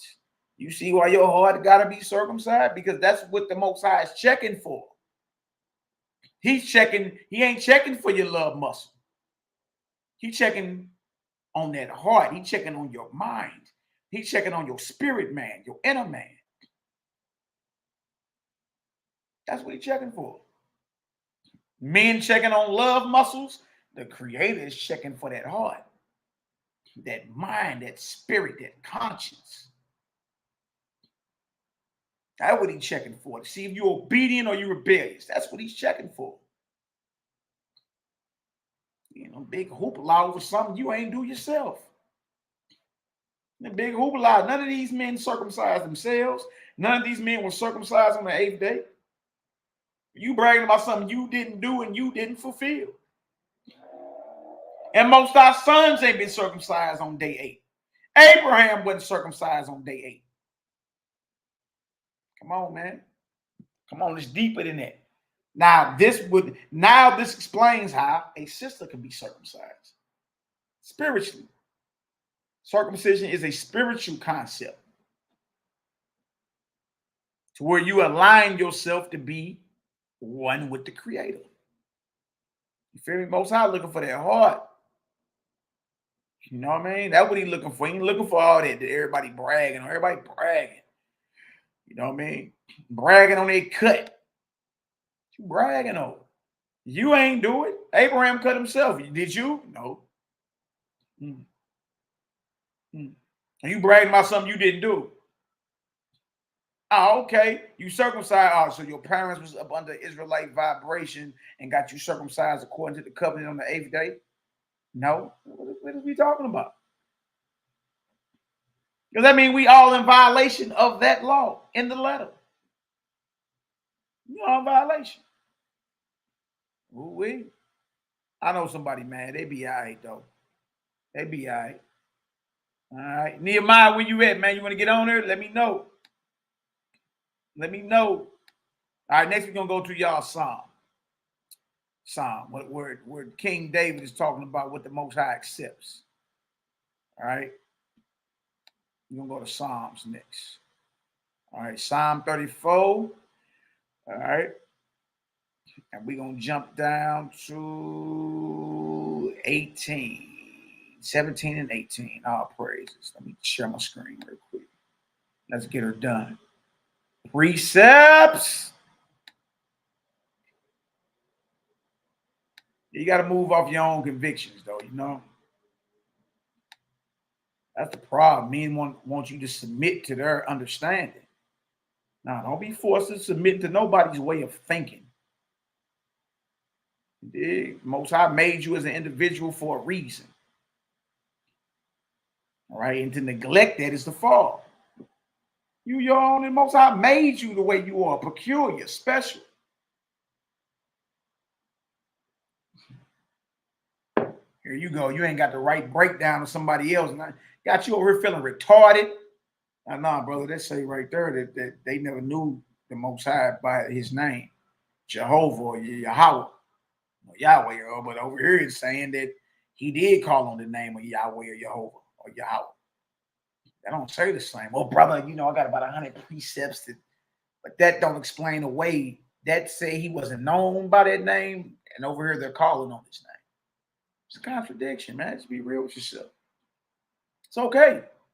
Psalm 34, 17 and 18. All right. The righteous cry, the Creator heareth and delivereth them out of all their troubles. The Most High is near unto them that are of a broken heart, and saveth such as be of a contrite spirit. All right. A broken heart is something, not somebody that got dumped. You got dumped. Nah, a broken heart is, somebody that's circumcised in the heart. You understand? That has a heart and a mind to turn back to their Creator. All right. That hates it when they fall short. Can't stand it. You understand? But that's who the Most High is near. He's near those with a broken heart and saveth such as be of a contrite spirit. That's what it says. That's what it says. So what are we arguing about? What are we arguing about? Something you didn't do? Something that wasn't done during the specified time or at the specified time? What are we arguing about? There's nothing to argue about. It's nothing. There's nothing to argue about. All right? It's nothing to argue about. The Most High is checking for your spirit. Get your spirit right. Get your spirit in order. You feel me? Stop all the extra, because that's what you're going to take with you. You're going to take with you is your testimony. That's what you take with you. You don't take all your worldly, the accumulation of all your worldly, all your worldly achievements. You ain't taking that with you. Only thing that matters is who you are, spiritual progression. What you did for others in righteousness. You feel me? How you directed, how you directed souls to the Most High. How you pointed people toward our example in the Messiah. I said, you taking with you. You taking with you your testimony. Yes, you're being graded. The books are open. Read it in Revelation. You're being graded. The books are open. Right? The books are open, and then then you got to give an account. We have to give an account. You see that? Got to give an account one day, man. So we got to stop that. Stop acting like it's all about this outward cut. No. You feel me? It's many black-hearted evil. They of the circumcision. Plenty. That ain't nothing new. Come on now. You wasn't born yesterday. You understand what this is all about. We're checking for somebody's love muscle. What is going on in Israel? I couldn't even believe that one cat was making all the videos. Like, what is he? Is he still making videos about this? Like, bro, look, you're going to have to get yourself together. Tagging everybody and mad because I'm like, bro, look, man, stop that. You looking real suspect right now, crying because of brother's perspective over getting his child circumcised. You feel me? It's different than yours. You about to cry about this? Oh man, yeah, man, it's a doctrine for the 2/3 to get destroyed. Man, what is wrong with this dude, man? You guys are straight tripping. All right. Bang, bang, bang. I got something I want to show y'all real quick. All right, we're about to get to the gospel of the Nazarene too. So there was a question that was asked. They asked the Mashiach a question in there about the whole circumcision. But as we read, we ain't even got to that yet. But as we keep reading, we're reading how circumcision is a spiritual concept about you aligning your spirit to become one with the Creator by being obedient to him. You can be disobedient to the Most High with your fringes on and your love muscle shaved on. Hey, it happened plenty of times. We're not going to play around and act like, you know, that make you all of a sudden righteous or put you in good standing with the Almighty, because it don't. And all y'all know it don't. All y'all know it don't. All you got to do is just look at the crimes and everything that's been happening, especially amongst the Israelite movement. You know what I mean? All you got to do is just look at the behavior. The behavior. You know what I mean? Because believe it or not, a lot of our people still are under the vibration of the false gods. Can't wait to kill children, all type of madness. Killing women, and you know what I mean? We got to body the false gods. Huh? That's what it is. You're under the vibration of a false god that inspired a false scribe to write down things, you understand, that's polar opposite of the Creator's character. And here you go thinking this got to do with the Creator when it got everything to do with the false gods that have inspired Israel time and time again. You got to body the God. Once you be the God body, you body the false gods, all that come tumbling down. All of them come tumbling down. You got men can't wait to kill innocent children and do all type of crazy, sadistic madness. You did? And then ask them, okay, so if the voice that you identify as God told you to kill your child or kill a child, you understand that's innocent, would you do it? You did? You'd be surprised how many brothers will tell you, man, I'll blow the head off that baby. Dang. Also, you're a murderer. You're a murderer. You think our Creator is bloodthirsty? Last I checked, when it was time for us to get up out of Egypt, the Most High didn't use no Israelites to get rid of the firstborn. He just sent his spirit through there. Right? And recalled spirits. Right? Or he'll send his spirit or his angel, his messenger, to lay down a whole host of, you know what I mean, a physical army looking to destroy his people. We just read about the Armageddon, the Gog and Magog war. You ain't even fighting in that. He gonna rain down fire out the heavens and destroy Gog and Magog. Most I don't need you to do none of that. And that's what I'm saying from the Nazarene, you know what I mean, as seen perspective, we against bloodshed. We against the shedding of blood. We against the, you know what I mean, the chewing on flesh and all that.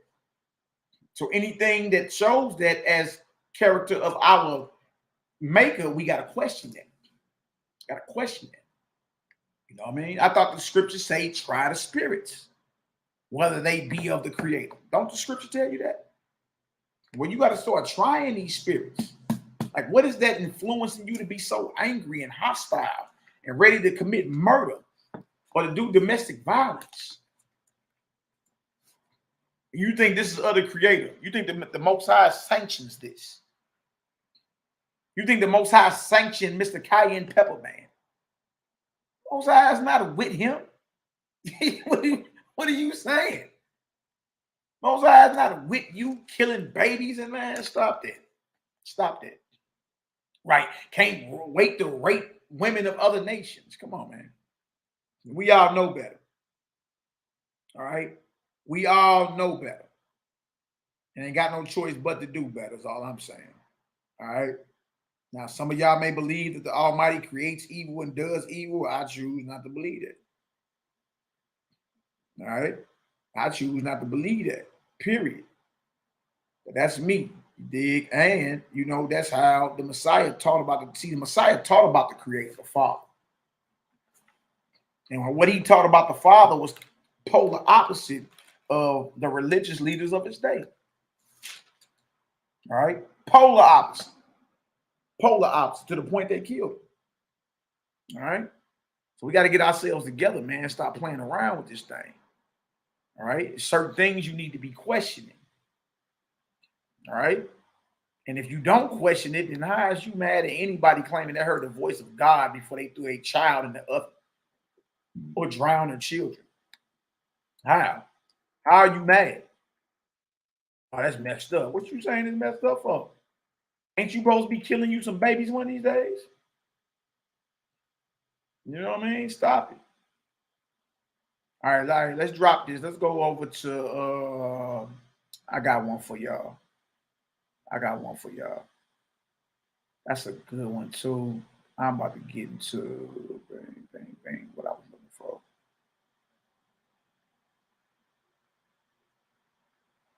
Yep, we're gonna go to Colossians. Another one of Paul. Another one where Paul understood the spiritual connotation of the circumcision. All right.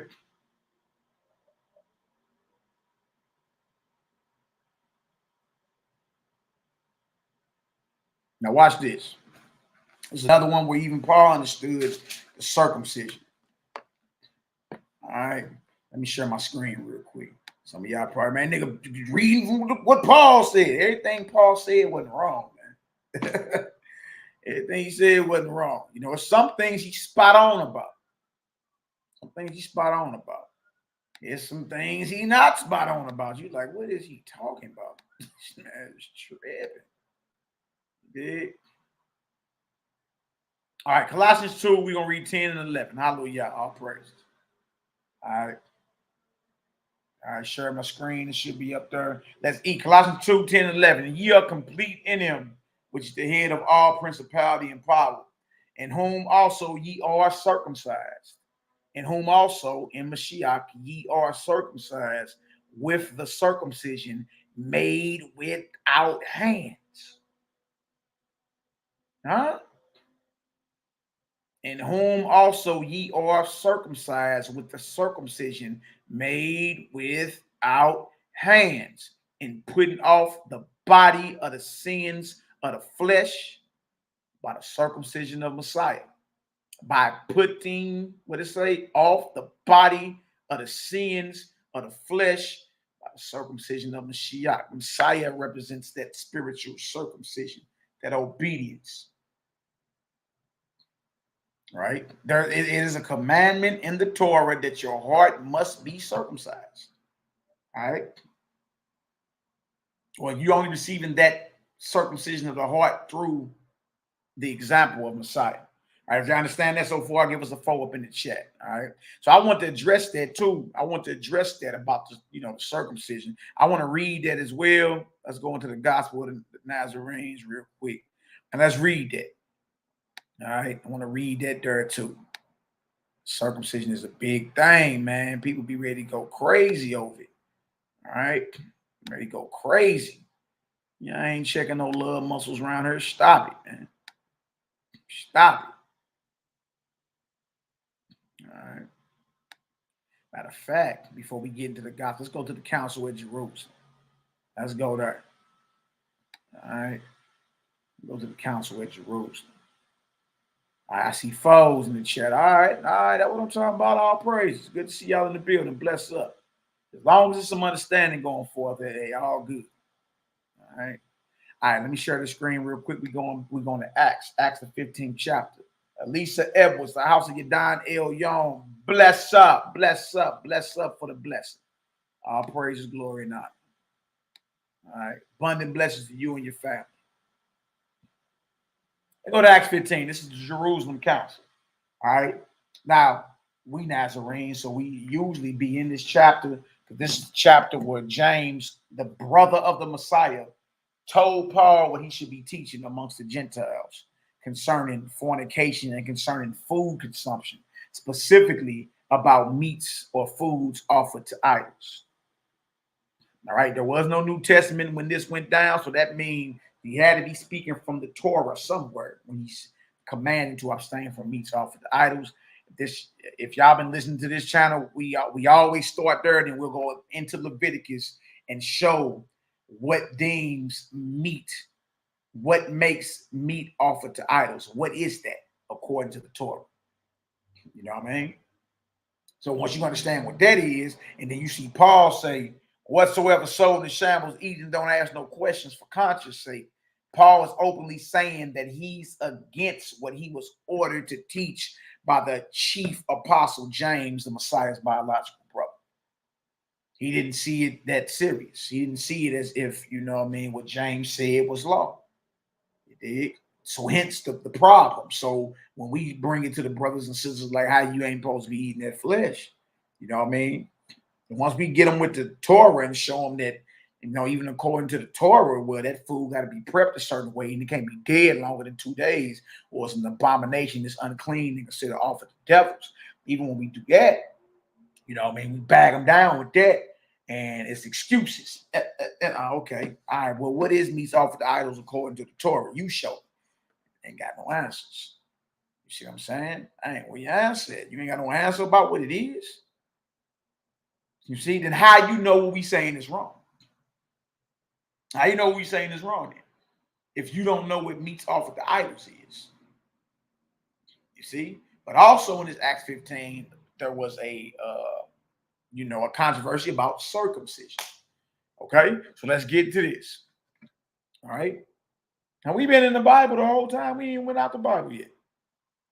Look at this. The council at Jerusalem, and certain men which came down from Judea taught the brethren and said, except ye be circumcised after the manner of Moshe, ye cannot be saved. Ye cannot get into the kingdom. Ye cannot achieve oneness with the Creator unless you are circumcised after the manner of Moses. What's the manner of Moses? 8th day circumcision. But there's one problem. These grown men you talking to that ain't circumcised. You see that? So they never could technically even fulfill the law of 8 day circumcision. Just like Abraham. Well, Abraham cut himself. Remind me, I'm going to show y'all that Esau and Jacob movie on, on YouTube. Y'all be like, what is going on? All right. Look at this.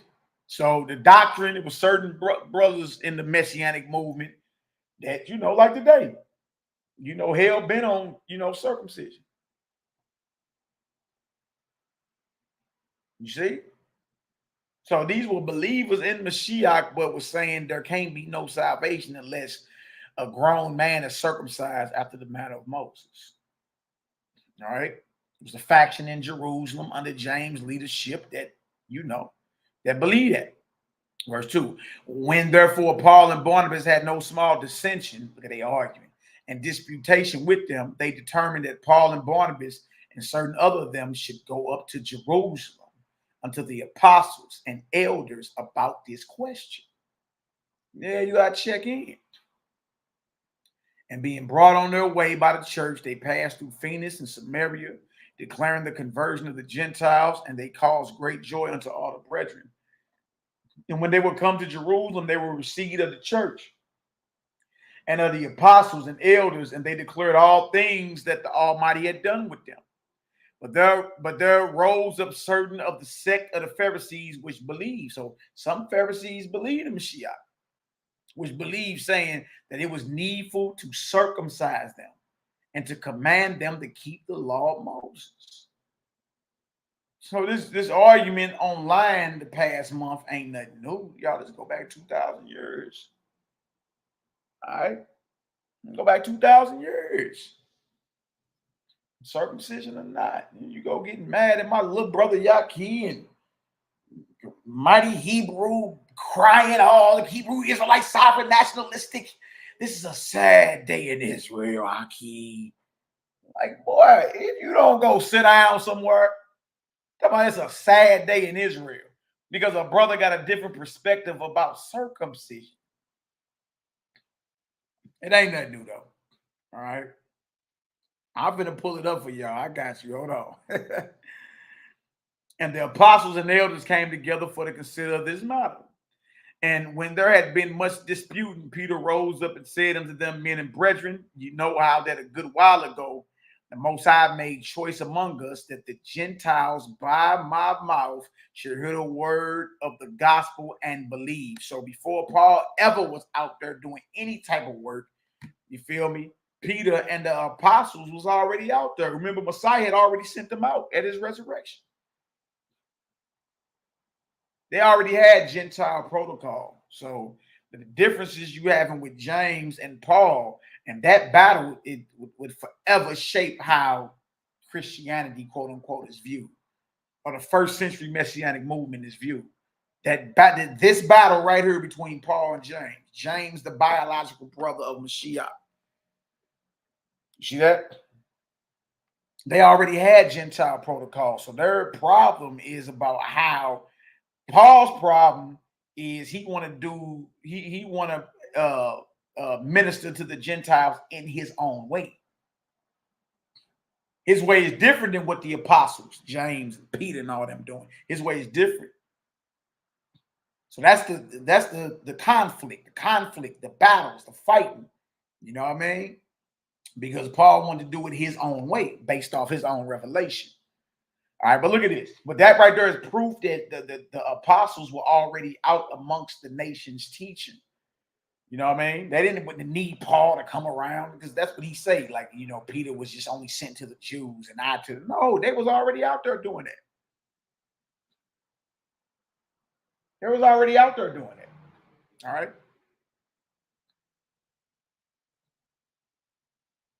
Verse 8, and God, which knoweth the hearts, bear them witness, giving them the Holy Ghost, even as he did unto us, and put no difference between us and them, purifying their hearts. There go their heart again, purifying their hearts by faith, by belief. Now, therefore, why tempt ye? So that means purifying their hearts, y'all, mean circumcision of the heart. Purifying their minds or their hearts by believing. Like Abraham believed and it was counted to him for righteousness. Same thing, right? Now, therefore, why tempt ye the Most High to put a yoke upon the neck of the disciples, which neither our fathers nor we were able to bear? Look at Peter, like y'all talking all this circumcision. Man, how y'all gonna put a yoke on the believers? None of us been able to bear this. We all got this wrong. You see that? But we believe that through the grace of our Master, Yahshua, we shall be saved even as they. Then all the multitude kept silence and gave audience to Barnabas and Paul, declaring what miracles and wonders the Most High had wrought among the Gentiles by them. James is judgment, because James is in charge. YHWH'S, James the righteous. Jacob the righteous. This is the Messiah's biological brother. He's the one in charge of the whole movement after the Messiah is off this earth. It's him. And after they had held their peace, Yaakov answered, saying, Men and brethren, hearken unto me. Simeon have declared how the Almighty at the first did visit the Gentiles to take out of them a people for his name. And to this agree the words of the prophets, as it is written. After this I will return and will build again the tabernacle of Dawid, which is fallen down, and I will build again the ruins thereof, and I will set it up, that the residue of men might seek after the Most High, and all the Gentiles upon whom my name is called, say of the Almighty, who doeth all these things. All right, so he's quoting Amos 9, 11 and 12. All right, to get the full understanding of what he's saying, he's quoting the prophecy out of Amos. Amos is the father of Isaiah. All right, Amos 9, 11 and 12. All right. Known unto the Most High are all his works from the beginning of the world. Wherefore, look at this. Wherefore, my sentence is, he's giving a judgment. James is the top apostle. Wherefore, my sentence is, and he's giving this to Paul. And at the time, Paul and Barnabas was cool. They hadn't even fell out yet. Wherefore, my sentence is that we trouble not them which from among the Gentiles are turned to the Most High. What does that mean, not to trouble them? What does that mean? Who knows? Let me see if y'all been listening. What does it mean when James say, my sentence is that we trouble not them which from among the Gentiles are turned to the Almighty? Trouble them how? Trouble them how?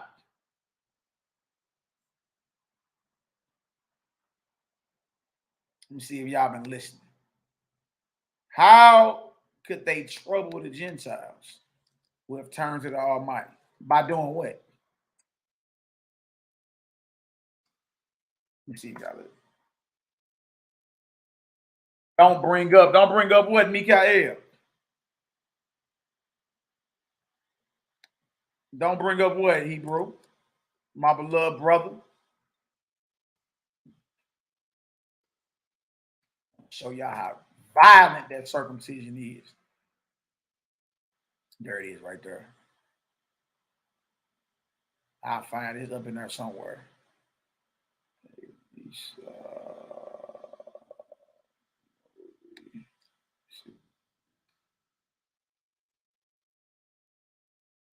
Right, making them get circumcision.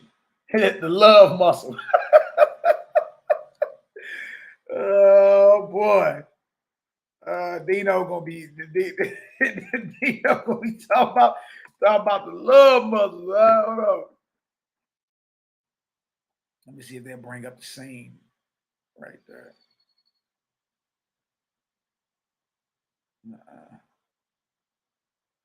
Nah, they ain't gonna bring out. We got to scroll through and find the scene. But that's cool. That's cool. That ain't no problem. We have a watch party one of these days and just sit down and watch it. Jacob was flying her. Jacob had gold slippers, drop top convertible camel. Jacob was that shit. Pop Jacob was that dude. You know what I mean? Yeah, that's about. So when he say trouble them not, he's talking about circumcision.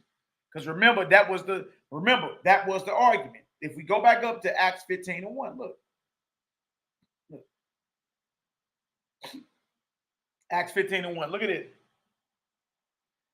Right. Not telling them they can't join, just talking about trouble them not by trying to lay on their shoulders the yoke of circumcision. You know what I mean? And certain men which came down from Judea taught the brethren and said, except ye be circumcised after the manner of Moses, ye cannot be saved. All right. And then when you get to the Pharisees that believe, they said the same thing. Acts 15:5. But there rose up certain of the sect of the Pharisees which believed, saying that it was needful to circumcise them and to command them to keep the law of Moses. So you got this faction in Jerusalem up under James that's zealous. And they like, look, they can't even achieve oneness with the Creator unless they love muscle is shaved. Right? Then the Pharisees raise up, they believe too. Now remind you, all these are believers in Messiah at this moment. The Nazarenes got control of the Temple Mount in Jerusalem at the time. It's over 8,000 of them. So they overran the whole Temple Mount within weeks of the Messiah's resurrection. But there rose up certain of the sect of the Pharisees which believed, saying that it was needful to circumcise them and to command them to keep the law of Moshe.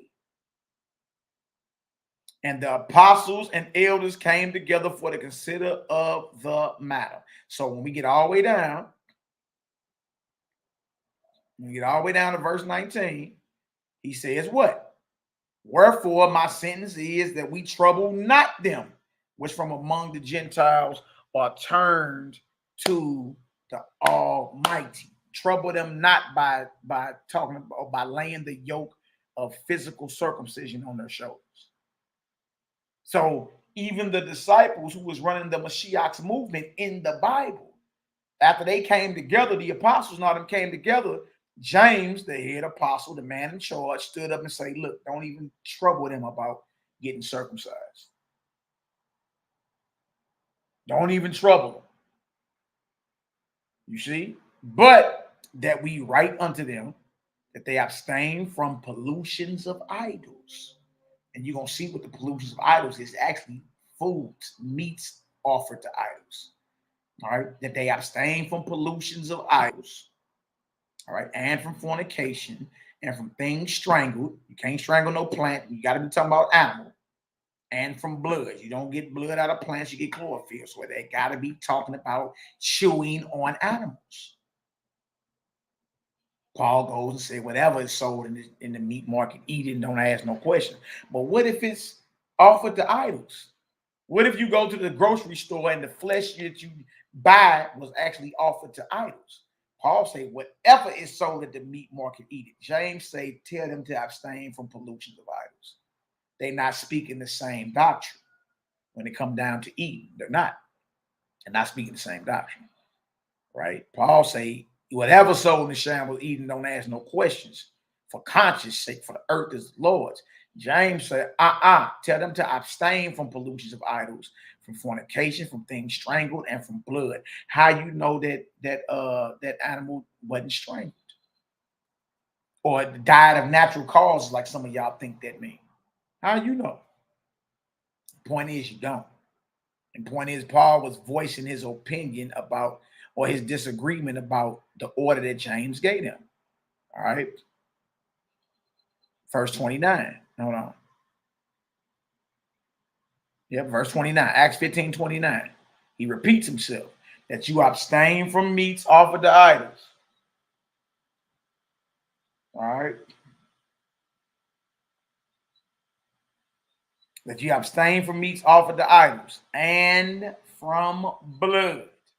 So our question right out the gate is, what is meats offered to idols according to the Torah? And make them flip through the Torah and show you. 9 times out of 10, they're not going to be able to show you. That's when you go into Leviticus, you know what I mean? Chapter 17, Leviticus chapter 7, you piece it together and show. It's considered offered to a devil or an idol if it's been dead longer than 2 days. If the blood ain't been covered up with the dust, if the blood ain't been put on the altar, and if it ain't been dissected and the organs yanked up out of it, and the fat from off the organs are put on the altar, brought to the doorway of the tabernacle to the priest. If it ain't done like that, it's considered unclean, an abomination, offered to devils, and our people stand in jeopardy of being shut down, cut off. So James, when he tell you abstain from meats offered to idols, Paul teach that among the Gentiles. He was telling them stay away from that flesh, because there ain't nam Gentile meat market or grocery store that follow the laws of the Torah when it comes to properly processing dead animals. And that's y'all law. Y'all, I don't go by the flesh laws. But according to if you're going by the flesh, well, the laws governing the flesh also got to do with how that animal was prepared and slaughtered. And if it ain't done like that, it's considered an abomination, unclean. You stand in jeopardy of being cut off. And it's offered to devils or idols. Okay? So that's the command, that ye abstain from meats offered to idols. We're talking about meat or flesh. And from blood, we're talking about flesh. And from things strangled, more flesh. And from fornication, from which if ye keep yourselves, ye shall do well, fare well. You see, so the circumcision, even the top apostles agreed. And stop troubling them. That's, you understand? Stop putting the yoke of physical circumcision on their shoulders. You know what I mean? Go make it no law. Like if somebody feel inclined to go do it, let them do it. If they like, nah, I'm good, they ain't got to do that. You gotta do that. Don't even trouble them. All right, but put this code of conduct on them. You understand? Hey, watch what they throwing down their throats. Stop chewing on them dead animals. You see? Paul turned to salt, baby. Ooh-wee. So when they were dismissed, they came to Antioch, and when they had gathered the multitude together, they delivered the epistle. All right, so that was right. All right, let me show y'all some of this, though. Let me just bring this on up. Bring this on up. All right. Understanding, bless up, Victoria Jackson. Now, when you get a chance, can you please give a teaching on the re-embodiment of the soul from the gospel of the Nazarene? You've been reading. Says Victoria, been reading, baby. Yeah, that's a very powerful chapter, too. Very, very powerful chapter. Gonna make a lot of people mad. But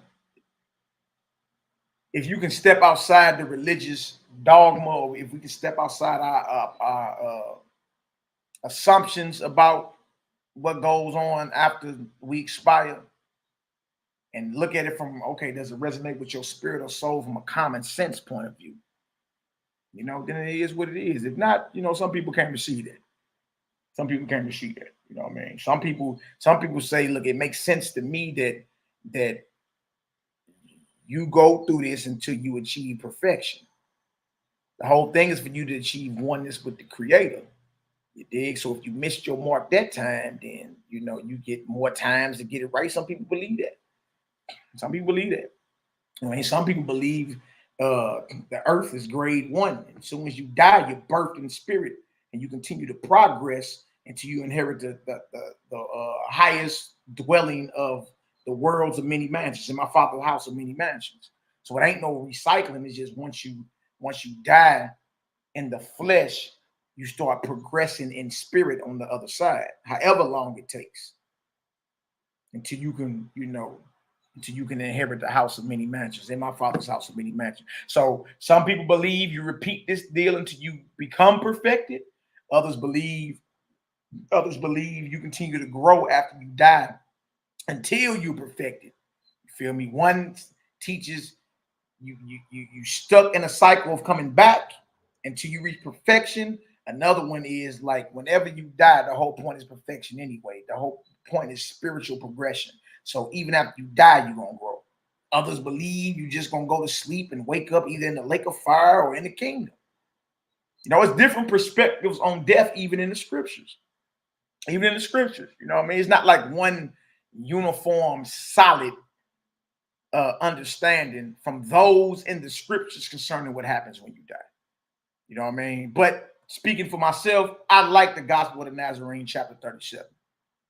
You know what I mean? It just makes sense to me. Yeah, but, you know, we'll get there. We'll get there one day at a time. You understand? You get her done. JHM, excellent question. How does judgment work in that aspect? So, like when you read John the 9th chapter, they call it karmatic debt, basically. Who sinned? Him or his parents that he was born blind? From people in that perspective, their mindset is the child is blind based off something he did in his previous life. So the judgment will be what he's going through presently because of some sins he committed in his past life. But the disciples asked the Messiah, who sinned, him or his parents, that he was born blind? And the Messiah answered and was like, neither. He didn't say like their understanding of sinning before you born. Because how could somebody be born? How could somebody be born blind based off their sin? What kind of sin did they do in the womb? Kicking their mama too hard or something? Or the disciples, were they alluding to karmatic debt? What you did in the past, you still got to answer for it in the present. And that's according to that understanding, that's how judgment works. You know what I mean? See, because everybody's understanding on judgment is different. Everybody understanding on judgment is completely different. Some people believe it to be, you know, like I just said, some people believe you wake up in a lake of fire, roasting forever. Some people believe, some people, boy, believe like, man, look, I'm doomed. It's like a fire. You know what I mean? And it's like, dang, boy, I better not mess up. I better not mess up. I wake up in the judgment chamber. Like, dang. Others don't believe that. Others believe that, you know, until you arrive at where you're supposed to get, you repeat this. And you go through your judgment by, you know, what you got to deal with in the present based on what you did in the past. You know what I mean?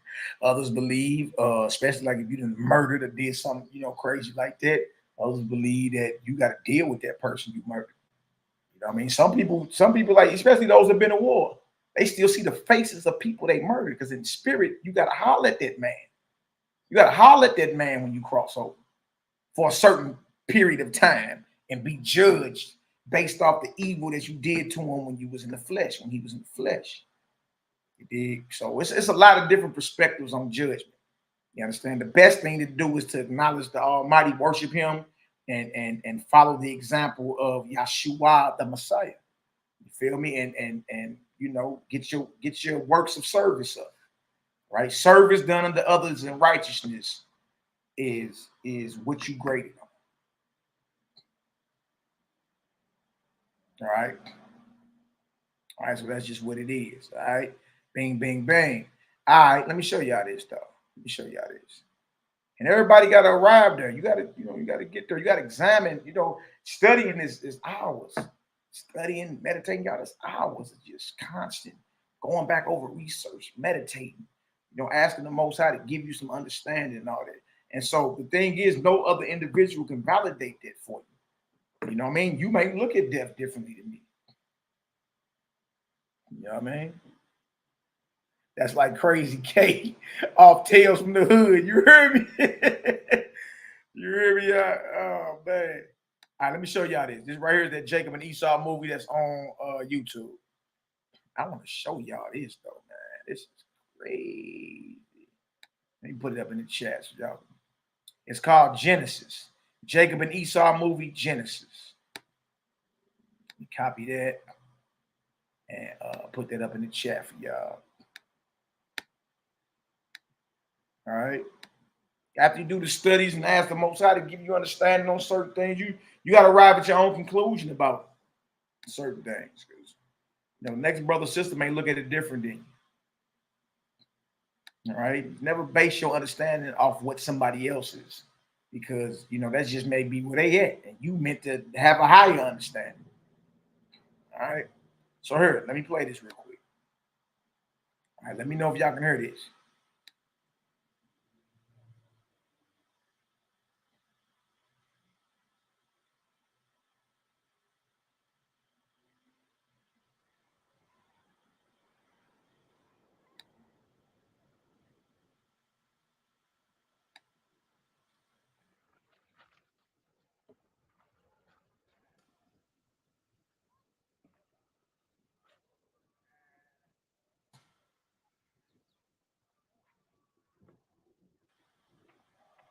I think it's making no sounds yet.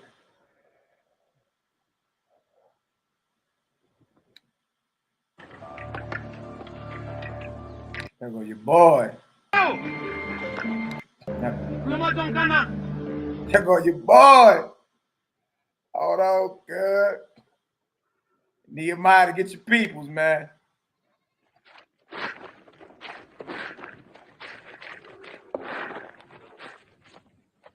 Washing clothes.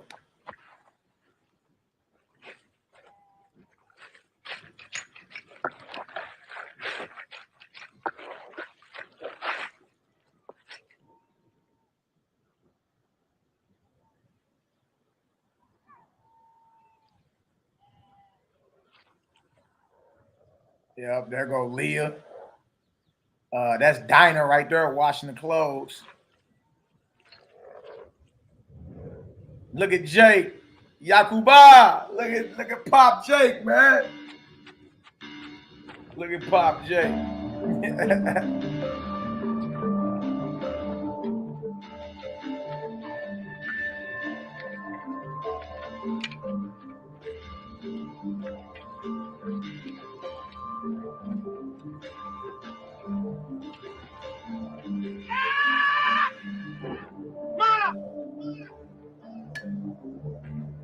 Sanda masa, dukuta masa, loma jonkana, Isaka denke, abon la blay Ibrahimala, kapambe maramala. Islama jonna Isau, nuso karakmala. Oh, y'all see who that is? Who can guess who that is right there? Who is that? Let me see if y'all got y'all critical thinking caps on. Who is that right there on that screen?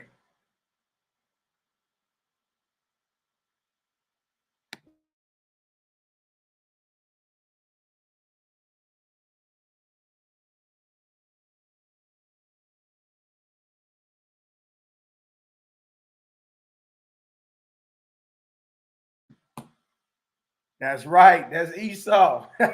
He albino. Look at him, got locks and all that. Look at that.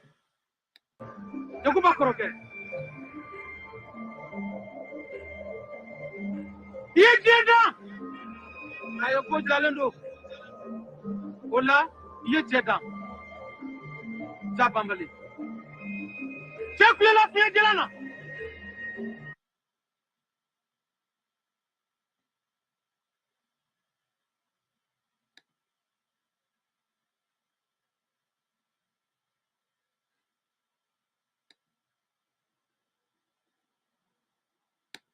Oh, that's messed up. What is y'all doing? Don't be hating. They over here hating. Don't be hating. I want to show y'all that circumcision scene, though.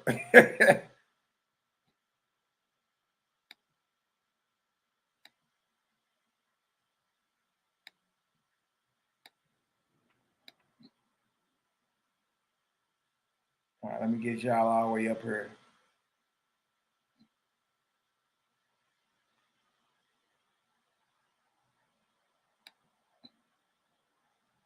Yakuba. I'm on lower. Uh-huh.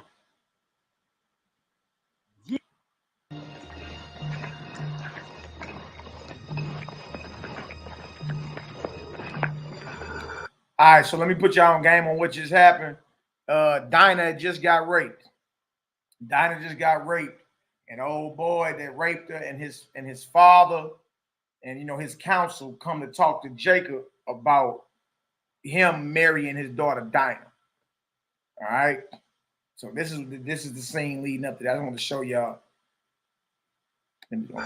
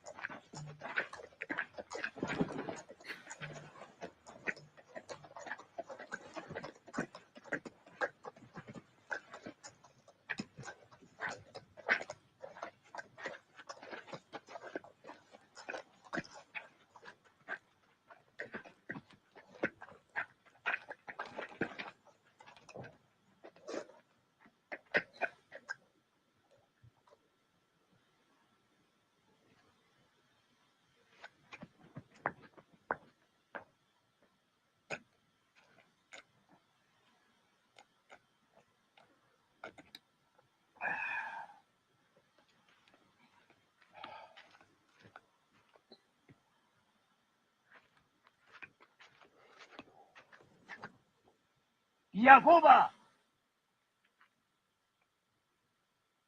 Yakuba. It's Yakadenge Yakuba. I'm on lower. Uh-huh. Dieu masake follow. Masa nemerod balma den lower. Uh-huh. Kira Ibrahima Denge Yakuba doa. Okay. Tia bebora kanana mina ode amortewa. Uh-huh. Ava no denge Yakuba tewa. Uh-huh. Amo. Ne kalime. Hate. Abike tande. Dia jujon masake denfla. Nulu ye nyanye. Ka nyon boyen ni nyon dambe segi. Achuko yoye.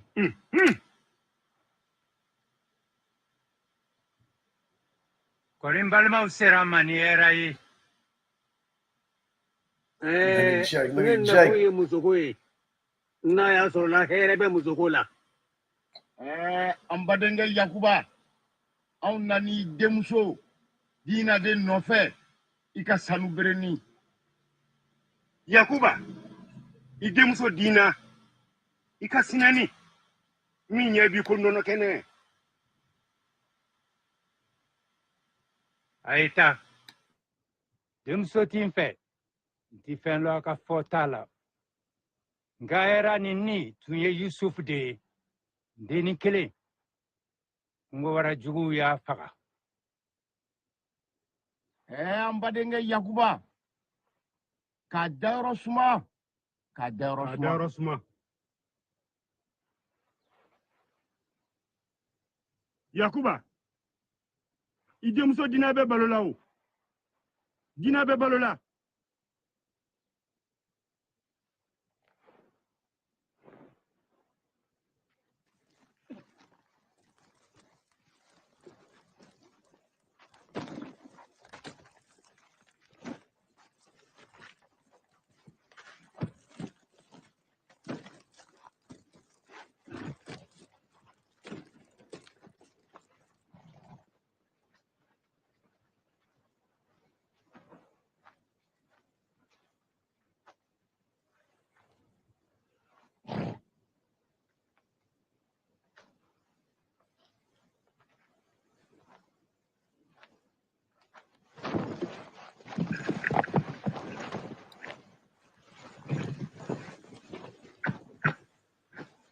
Look, they come bearing gifts.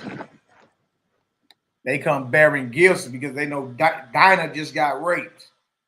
You dig? Leah hop up like, you know how the sisters get. You already know. Leah ain't with none of that. She like, keep your gifts, whatever. You know what I mean? Jacob been in his tent for the most part since Joseph.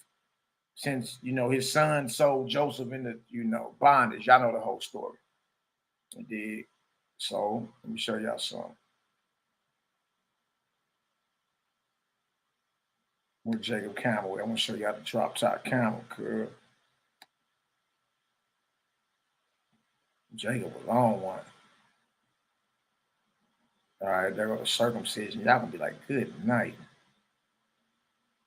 There go the brothers, Reuben and them. Brothers and them walk up.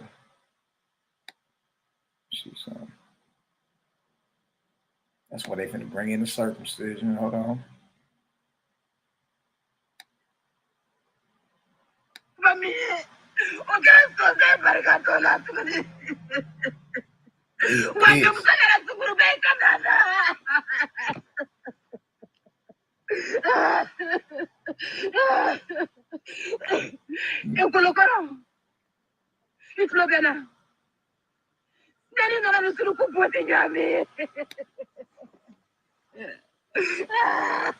Leah, imakum.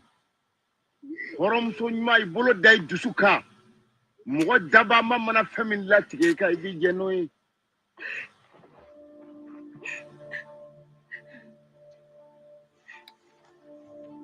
There go Jake.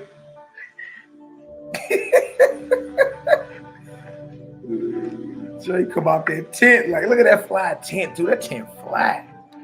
That tent is fly, boy.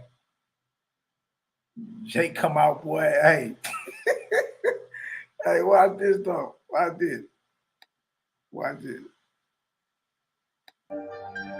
Shishem fa amor wilila kata Yakuba fei yasa ani Yakuba bise kata nyon kumanyonye tuni o kumamina Yakuba denge o segira ka bokungo kono nu ya donka foko Shishem kera sababu ye ninga kumashuli do Yakuba kadu kono dimina kadimi o amor kumanufu akuma ko Nde Shishem ani jarabila au de musola. Amba nyini au Alright, so you see all that, right? Now here goes the brothers. Look at Jake Campbell, hold on. Oh. There goes Judah now. Ye John de kumakanye. Ne de kan kuma ko Nde Shishem ani jarabila au de musola. Amba nyini au fe au ka dama ya sa bisa ga muso ichumi o no kera oni au so here come the ka genyo mbadi mawni ni ga kenyo singi mawni jamana na dayele au ye. Y'all remember how the story went? If Shechem really wanted Dinah, Jacob was like, well, all y'all got to get circumcised then. All y'all. You know what I mean? That's just what it is. So Hamor, Shechem's father, agreed to it. Shishem fana ya yira den fala ani den balmanke. Aya bolo da dusuka. Ka jeninga fotaye. Fon fen yawdia no ye furu na folo koye. Ani la jeli fe. Mbo bela jelen dawma. Ngamba deli. Aye musonji an furula. O teke. Afora ko kanana tangalendo. Judah like, you ready to marry my sister? And it said, curse be Canaan. That's Judah right there. Ye John de kumakanye. Ne de kando. Idenge Judah. Judah. Denche. Ki dendi chema chemi maboloku. Wek machine koba de enfer. Entendre comme ça dit cheboloko balima. Denche follow Ruben min fo. There go Ruben. Tise ka fen faroka tise ka fen bola. O madame na netlela That's Jacob on that O camel. kambi That's Jacob. amfa Hey, you got a convertible Ibrahima camel. matigininga luche. Mbina son furu nima fokelendeka. Wajibi pakake ina Hold ko on, an. dog. Hold on, Aka chow man. baby sigineke koro. No kera. Ambi ande muso dama furula. Amfana ba de muso ta furula. Ambi jeka sigi. Kake jama Let killing. me get up here. Here comes the circumcision. They gonna dine him. Check him over there looking at him. Man, y'all, this is horrific. Show you how it go down in the ancient world. So they agreed to the circumcision, right? Watch this. Hold on, watch this.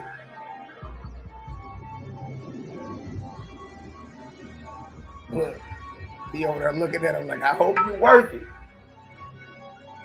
Look at this.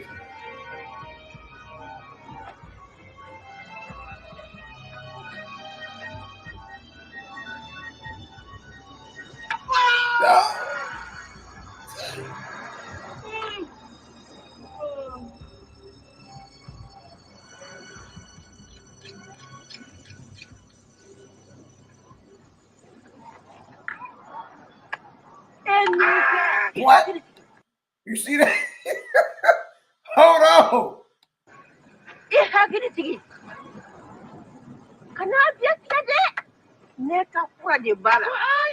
She say don't cut it all off, okay? That's my medicine. Dang. Hey man, look how dude just, I'm talking about emotionless with this.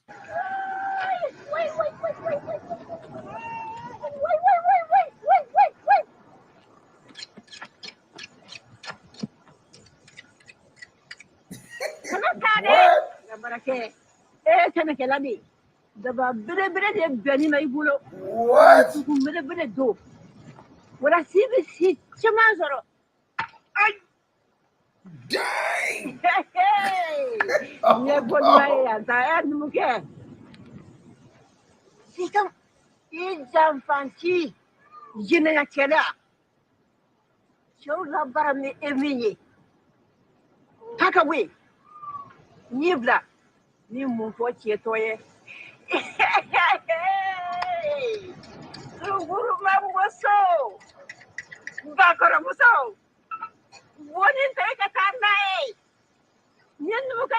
Man, he got an accent on this.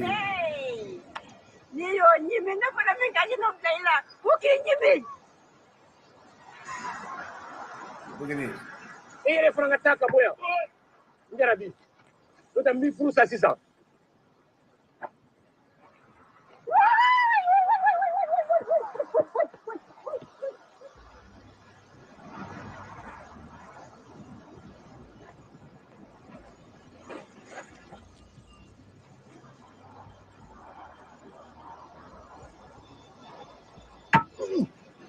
Oh!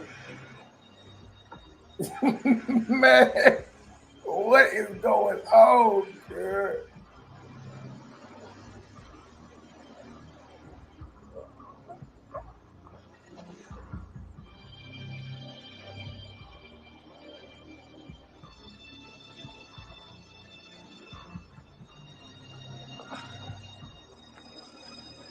Yeah, he looking like, man, I done came up short.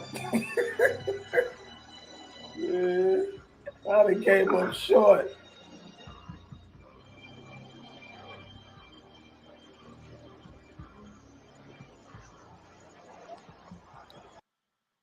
All right, I'm gonna put that up in the chat for y'all. Man, that's crazy. Serious business. That's that circumcision, man. They was walking wide legged, you know. All right.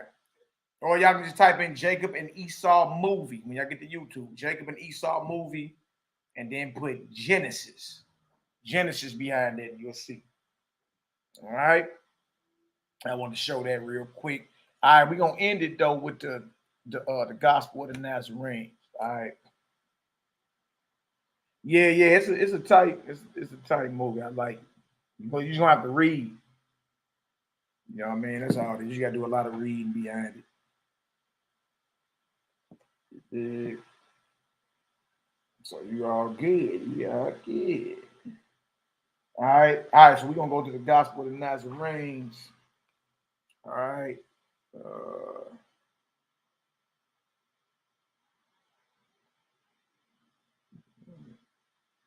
Oh yeah, we're gonna get that. Yep. Chapter 91, 1 through 8. 1 through 8. Yeah, that movie there. I'm surprised a lot of y'all ain't seen it, man. That right there, especially that circumcision part. Good night. I was like, man, what is going on? All right, get this out of for y'all real quick.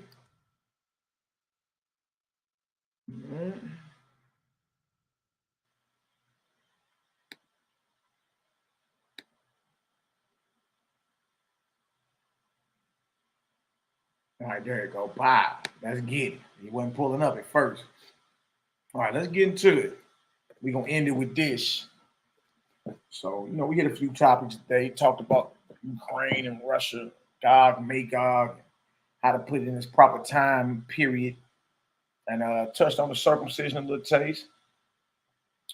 You feel me? And, because some people be having questions. And that's all good. Like, we ain't never above the questions, man. Never above it.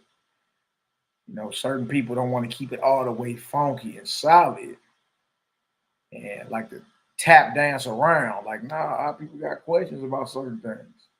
Blood sacrifices and atonement and all type of stuff. You feel me? So we not afraid to even go and show. Like, hey, man, look, this is what it is, what it says. Let me know what you see. All right.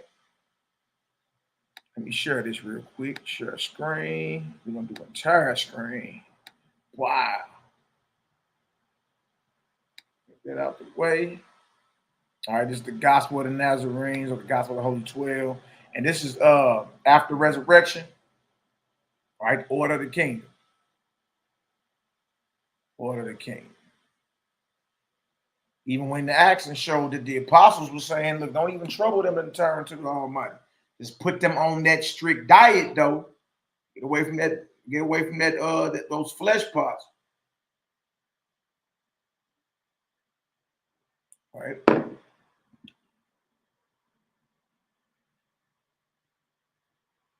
All right. So chapter 91. Chapter 91, Gospel of the Nazarenes, or Gospel of the Holy 12, the order of the kingdom. In that time, after the Messiah had risen from the dead, he tarried 90 days. All right, so that's a difference between what we read in Acts. And you say close to 50 days. Oh, man, why did they do that? Hold on, y'all. Dang. Give me 1 second. That deal went backwards on me.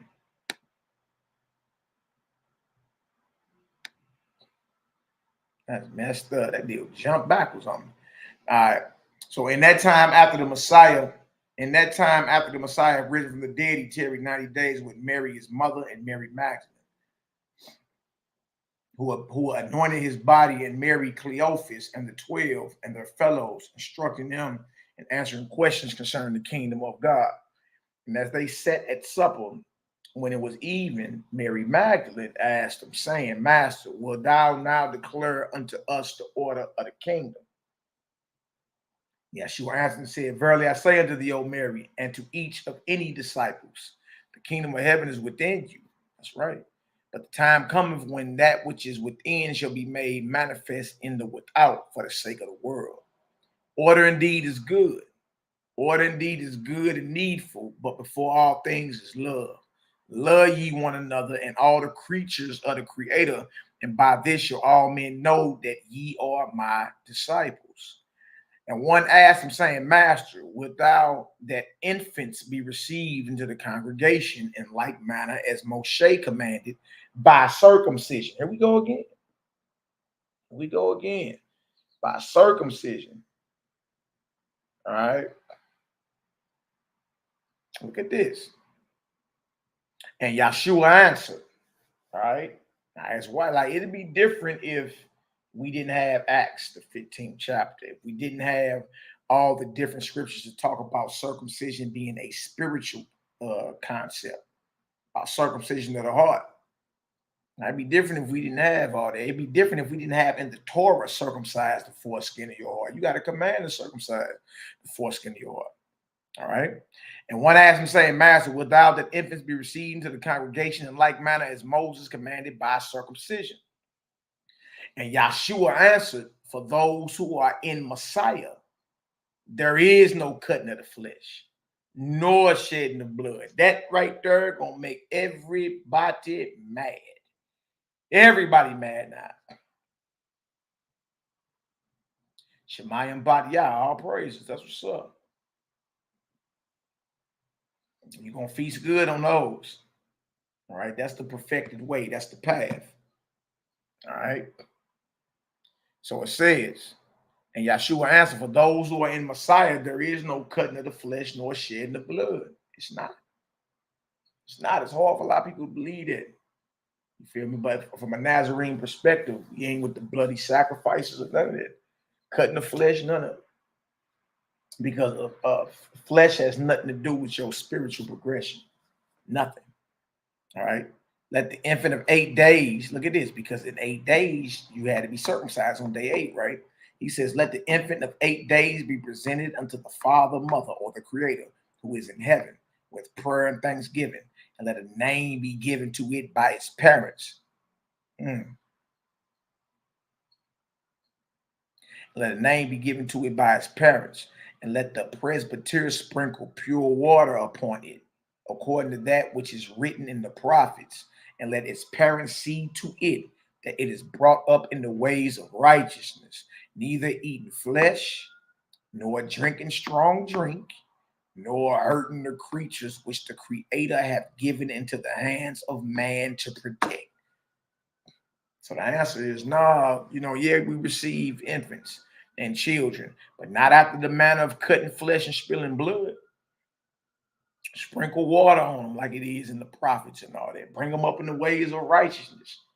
Command them neither to eat flesh nor drink strong drink, nor hurt any creature of the Most High. All right. Again, one said unto him, Master, how? Yeah, I like it. Again, one said unto him, Master, how wilt thou when they grow up? And Yahshua said, after 7 years, or when they begin to know the evil from the good and learn to choose the good, let them come unto me and receive the blessing at the hands of the presbyter or the angel or the messenger of the church with prayer and thanksgiving. And let them be admonished to keep from flesh eating. This at 7. All right. Let them be admonished to keep from flesh eating and strong drink, and from hunting the innocent creatures of the Creator. For shall they be lower than the horse or the sheep, to whom these things are against nature? And again, he knows he's saying that's against nature to be on that. All right. Verse 8. And again he said, if there come to us any that eat flesh and drink strong drink,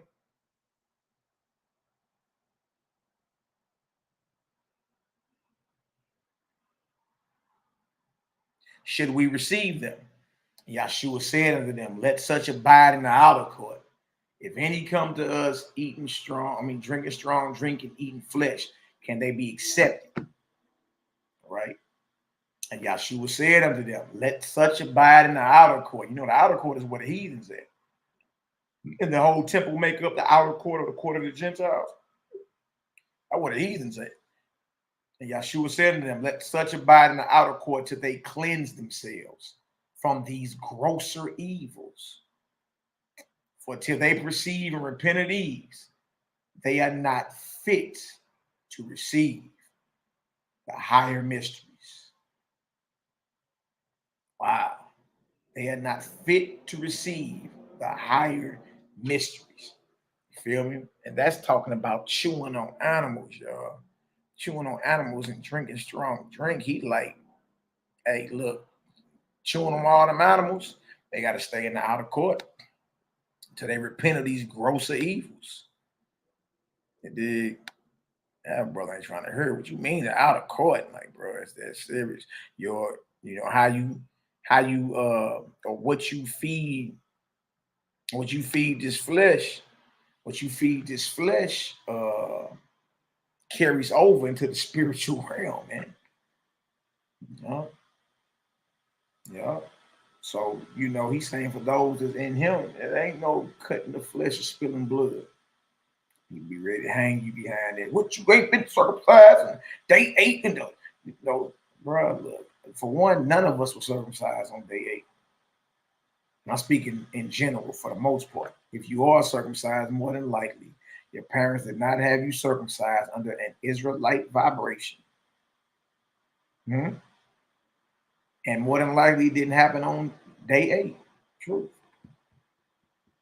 Does the Most High need you to cut your flesh and spill blood to achieve oneness with him or salvation or to inherit his emancipated worlds? In my Father's house of many mansions, do he need you to cut yourself for you to do that? You feel me? It's like it's a lot of darkness going on within the nation, to where people won't deal with you just because you pronounce the Creator's name different than them, or because you ain't got on fringes today, or because you a sister and you ain't got on a dress today, or I mean all of it. I've seen it all. Or because you don't believe in blood sacrifices no more. You feel me? I've witnessed and seen all that. People stop dealing with you behind it. That's how serious it gets. You feel me? So, you know, we laid it out. We laid, you know, just right in the scripture. You got a commandment in the Torah to circumcise the foreskin of your heart. You know what I mean? Yeah, we say Black Mac. I remember when you told us how to see all the animals they kill so far this year. Let's pull it up. And remind you, this is since January. Let's pull it up. What you do is go to the animal kill clock. Animal kill clock 2022. Let's see how many animals been killed this year.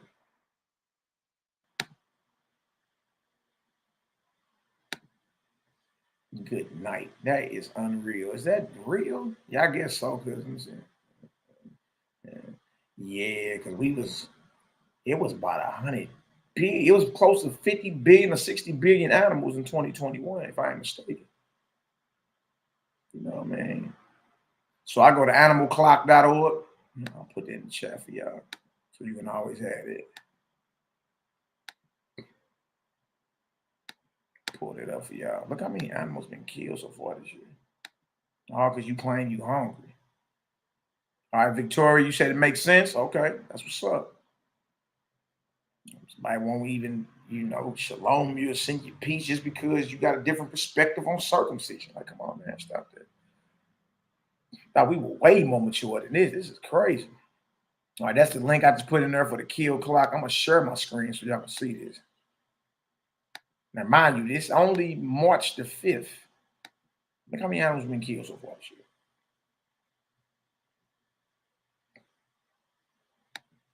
Look at this. That's since January 1, January the 1st. Y'all, you talking about close to 10 billion animals. Good night. You talking about in 65 days. Close to 65 days, it's been close to 10 billion animals killed. Come on, man. Let's stop playing. Just stop playing, man. You got to stop playing with that. You know what I mean? Let's not play around and act as if like that's all okay. How is this okay? It's close to 10 billion animals that's been murdered since January the 1st. You dig? And none of these animals have been slaughtered or processed according to the Torah that everybody claim we read. You following flesh laws. Well, there's a law of the flesh and how you're supposed to properly process and kill. Okay, what you say, Shemayim? But yeah, I got quote unquote removed from the assembly I was fellowshipping with because I didn't fully agree and follow all their ways. Yeah, that's come on now. That's another system of control. That's it. Right? Yeah, you're individual. You're gonna have a different perspective about what's going on. Facts. NehemiYAH in the building. Let me bring the big homie on. Bless up. Yeah, y'all, 10 billion animals. I just add you to the screen. NehemiYAH, talk to it. Nee.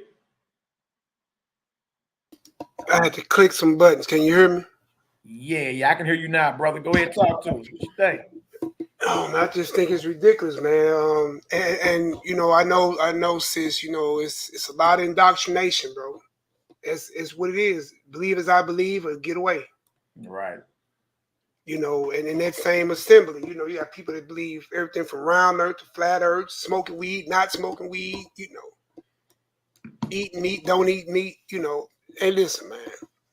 These brothers got that Lord and over people mastery down to the T. And you got to figure that thing out, man. The only master you got is Messiah. That's the only master you got. All that later for all the other Lord and over brothers and sisters to have an element of control, especially, when you're talking and be like, how you claiming you Israel and you don't even want to holler at your peoples? Shalom, Lana, y'all. Yeah, I just got to visiting mom, getting her resettled and dealing with everything her and her. But we got that real bad. We got that real bad. Sitting here trying to lord over each other. It's like a man in circumcision. And boy, you had me going called love muscle. And that boy started reading over that boy. I had a heart attack. I'm like, boy, as a grown man, imagine taking your thing in your hand with a knife. Ooh, wait. Boy, my leg got to rocking in the car. I'm like, oh, Lord. I would have been passed out, boy, crying the river. I've been chewing on whatever I could to knock myself out. I probably would have ran into a tree just to go to sleep. But, what a man do in his house, right? Because all of us can be the circumcision, and that's why I had made that comment. You circumcised, but it wasn't because you was trying to keep the commandments of God. Y'all got circumcised because your mama and daddy chose to do it and didn't have a specific reason why they did it. Now, unless you got you got the family like Malaki and a few other people, who done circumcised their children in the years now, so we understand that. But again, to sit here and almost practically condemn somebody because of a circumcision, and then you can go right in the script like Malaki did and walk through all out the script. So I guess they'll condemn James and the apostles as well. I guess they'll condemn James and the apostles. That's how elevated the indoctrination them got with Israel. Right. And I'm so free of that shit. Excuse me. I'm so free of that. You hear me? I'm so free. I'm talking about so free. It feel good to be free. And I'm talking about, and when you understand and value life, I was just on a friend with a phone, talking about moms and stuff and making some arrangements or whatever.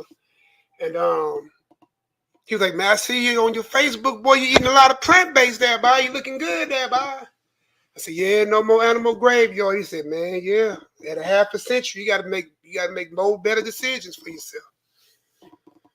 So yeah, I just can't get down with that indoctrination no more. And Shemayim, I hate that happened to you, but I mean, the part about it, a lot of these cats get kicked out and they go running back because they really feel they need to be important presence. And listen, these people ain't even keeping the law. Running around here talking about circumcision. Hey, Matt, just correct me, am I wrong, right? You talking about circumcision, right? Talking about circumcision. And talking about like Passover, that's the feast coming up, right? Now, how you have Gentiles in the feast? They ain't your slaves. You ain't buy them with cash. You see what I'm saying? Then y'all ain't checking rides. And then y'all got known open homosexuals in there. You see what I'm saying? And you got, man, look, bro. It's just utter hypocrisy, bro. But you mad at a man about whether he choose to take a knife to his son.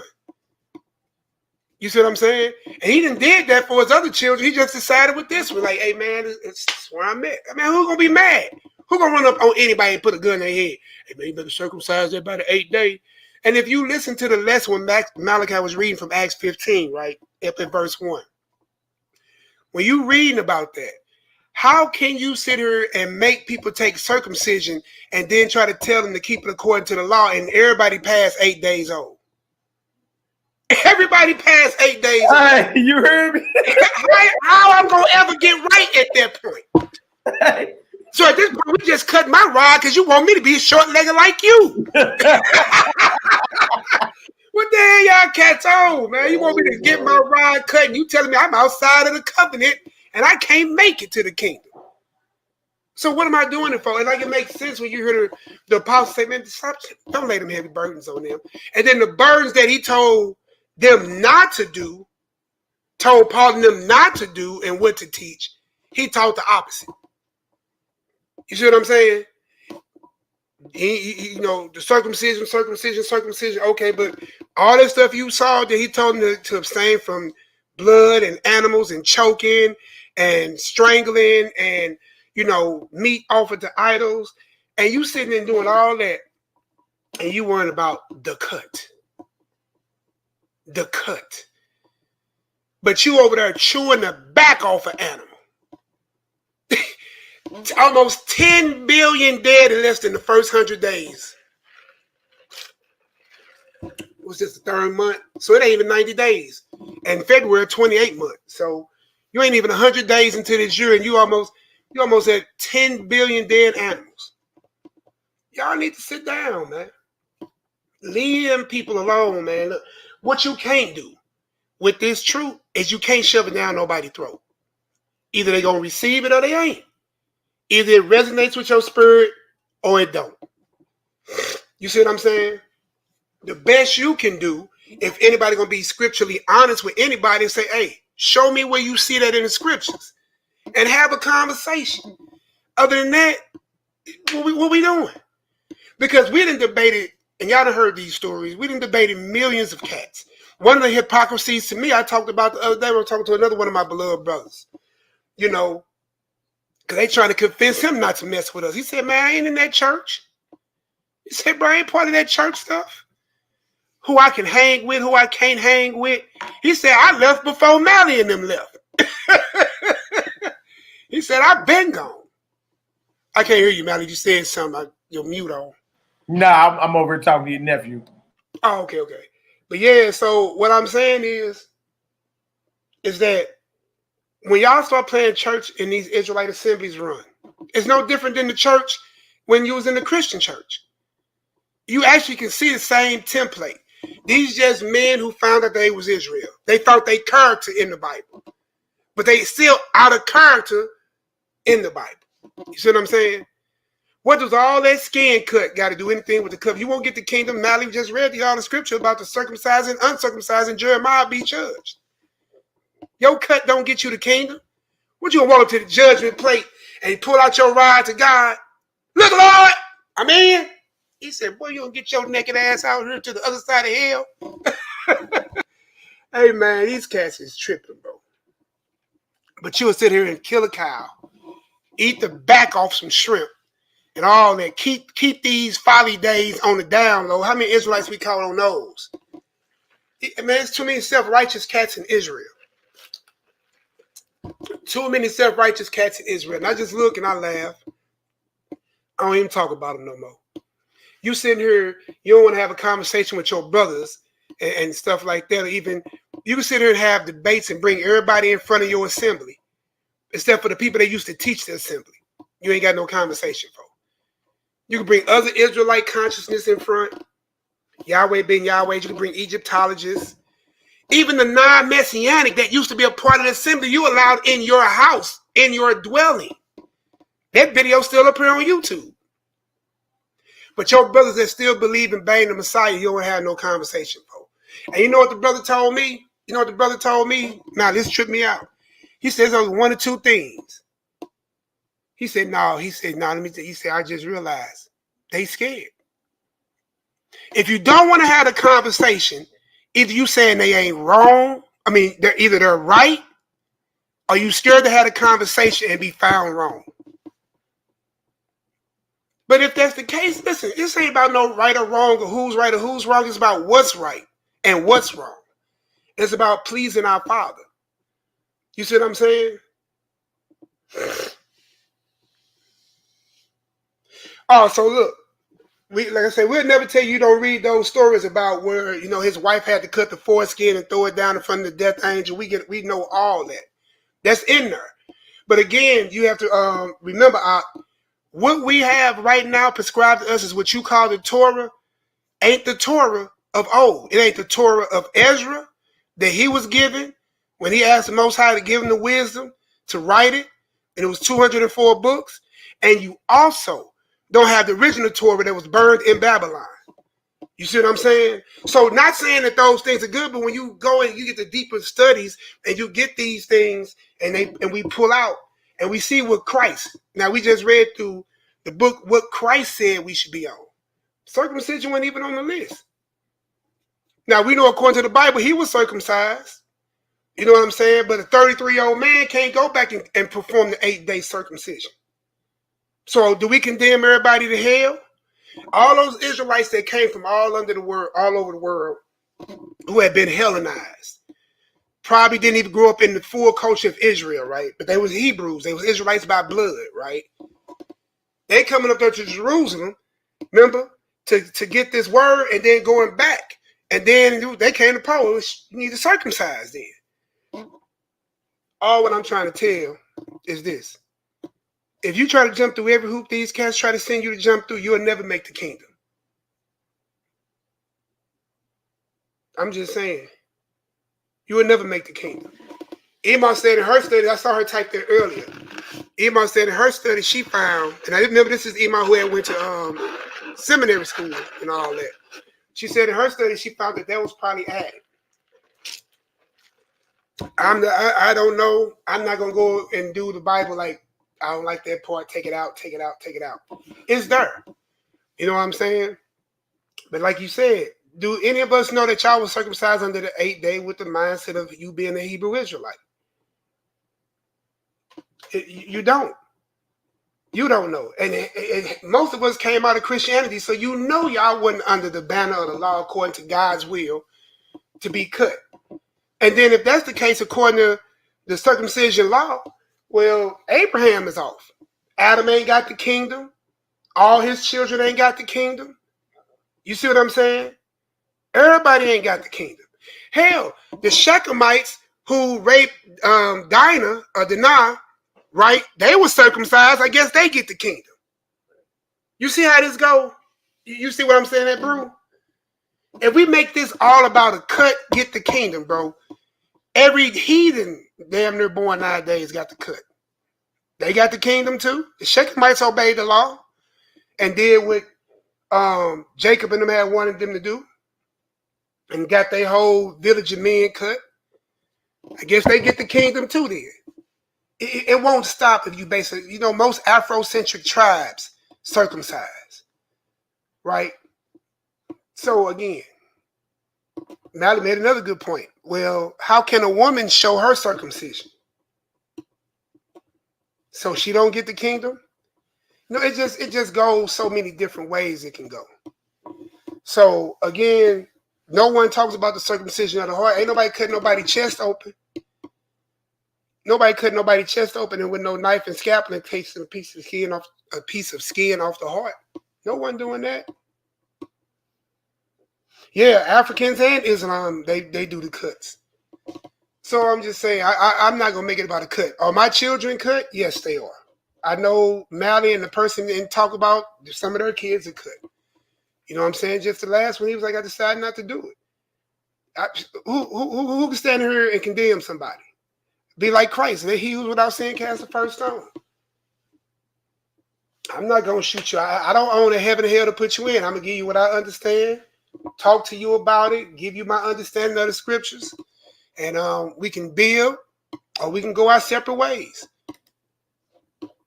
And time will tell who right and who was wrong. That's just about where I'm at with it, though. That's, your old brother over here. But yeah, it's too much time, man, worrying about what other people doing in Israel. And the same people making these comments are making whores out of the daughters of Israel, running through daughters like it's crazy, corner daughters popping up over there, keeping 4th of July. And, well, she corner, I can keep those feasts with her. I'm like, boy, I tell you, boy, hey, the stuff we know, it blows my mind to see some of these cats be talking. I'm telling you, it blows my mind. Another brothers bringing home Gentile women, heathens. Talking about, yeah, she my slave. I can have her. I said, boy, you ain't purchased that white woman with nothing. And guess what? That white woman ain't even there. You just wanted to have your way with her for a time. Man, you know what I'm saying? We just messed up, man. I'm not going to spin my wheels condemning nobody in this chat. You know what I'm saying? Because I know we all are a work in progress. I know we are all trying to seek the kingdom, and we all trying to be the better versions of ourselves. And in respects to God's laws, statutes, commandments, and him and his awesomeness about his creation. I mean, if you really think about it, it makes sense. You think God created the animals so you can chew them. And then he made a covenant for them to live in Genesis 6. And then he tells you with the wisdom of Solomon, you don't have no preeminence over no animal. You think they go down and you go up? All of us got the breath of life. So think about all the souls we done sent that way because we was hungry. And all this living food in this planet. Thank God he ain't condemn us. So I'm not going to spend my wheels trying to condemn nobody. I'm not. That's just your brother over here. Mali, the Nazarene militia, might call the military strike on y'all. That boy Hebrew done went off camera. He said, NehemiYAH talking to death. But yeah, I mean, Toya, Steph, you know what I'm saying? I hope you kind of got, a little bit of what I was saying. I'm not going to say that we don't see it in there. It's in there. But, just the perfect examples that Mali gave with Genesis, and just go back and replay this and make the notes and make notes. I always tell people, make notes, put them in your Samsung notes, your Apple notes, keep them with you. So when these conversations come up, you can refer to them. You can copy, paste, send them in a text, tell people what to turn and have a conversation. Because Abraham got the covenant of God. Abraham got other children. Nobody don't talk about Abraham's sons that he had with Keturah. You see what I'm saying? Or Ishmael and all his sons. So I know what you gonna fight for. You got the cut and they don't, or they all got the cut, so everybody got it. If flesh and blood is not gonna allow you to get the kingdom, why cutting your flesh and cutting your blood gonna get you the kingdom? That's just another way to look at it. That just popped in my head. If flesh and blood cannot inherit the kingdom of heaven, then what is this big fuss about? Because your fleshly rod ain't getting it to the kingdom. Lord forbid some of y'all got, ED, eternal ED. Oh, man, I'm going to burn for that one. Shout out to all my people, man. I'm just making a joke. But, yeah, you're not going to get in the kingdom with your rod. So if your spirit is off, your mind is off, you off. Cut or no cut. Israel was in a kingdom. I mean, in their home state, with their temple, with their sacrifices, with their fringes, with their language, and everything.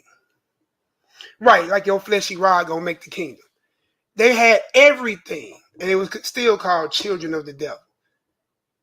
You see what I'm saying? All these people doing all the works of what you would call Moses, and then none of them get it. None of them get it. None of them get it. So, I don't know. we can just pray for our people and hope they get together. Like like how we look as men over here talking about another man's, love muscle. Oh boy, hey, Dino, boy, that boy Mally silly with that one. Me and Dino was laughing. But yeah.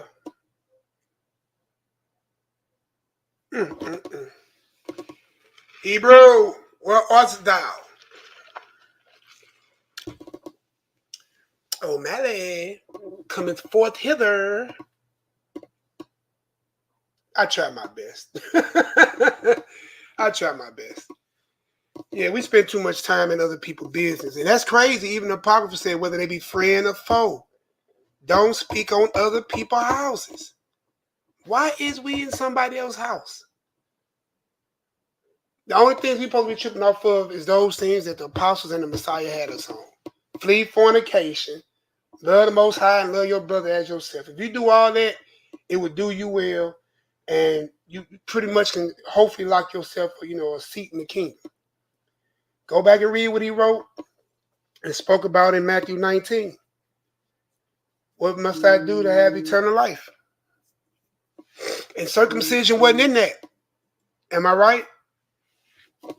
If we can agree, when that man asked the Messiah the most important question of questions, what must I do to have eternal life? Was circumcision one of those commands?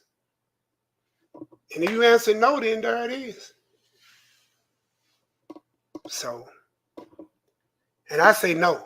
I don't read him ever commanding circumcision. I never read the Messiah, as a recommendation of circumcision.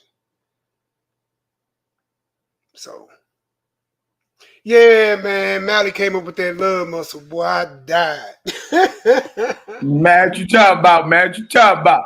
Hey, boy, you and your comical rhetoric. The love. The love muscle. The love muscle. I couldn't believe some of these cats was doing that. Like, bro, why is you so concerned? I don't concern myself with another man's privates. What is you niggas so? You know what I mean? What is y'all doing? I don't get that. You dig? And gun ho with it. Gun ho with it. It was cool just to go through that and just show like it's different perspectives on it, man. That's it. You dig? And we stayed in the scripture the whole time. We just went to the gospel of the Nazarenes at the end. You feel me? So, man, all praise to the Most High, man, forever live as an anointed, beloved son. He's our example. You feel me? Look, I was just talking about that. I don't know if you heard it before you came back. I said, look, when the most important question of questions got asked, what must I do to have eternal life? Right? Circumcision wasn't part of the answer. And flesh and blood can't inherit the kingdom anyway. What you gonna do? Walk up to God and say, here go my rod? All right. Like your rod gonna be eternal and the rest of your flesh is gone. You got your heavenly body with your earthly rod on it. Come on, man. You gotta walk around with your circumcision. But you gotta think a little better. You know what I mean? Hey, Nee, give the family the update on moms. What's going on with moms, bro? If y'all hadn't known, they got they put mom officially on hospice.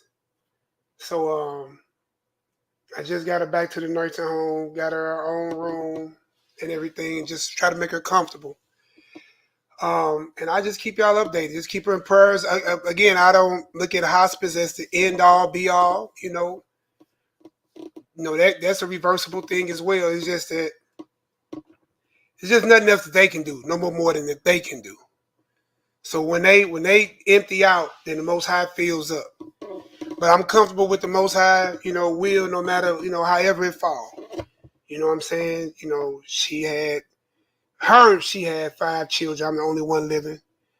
A host of grandkids and great-grandchildren. She ain't never gone nowhere.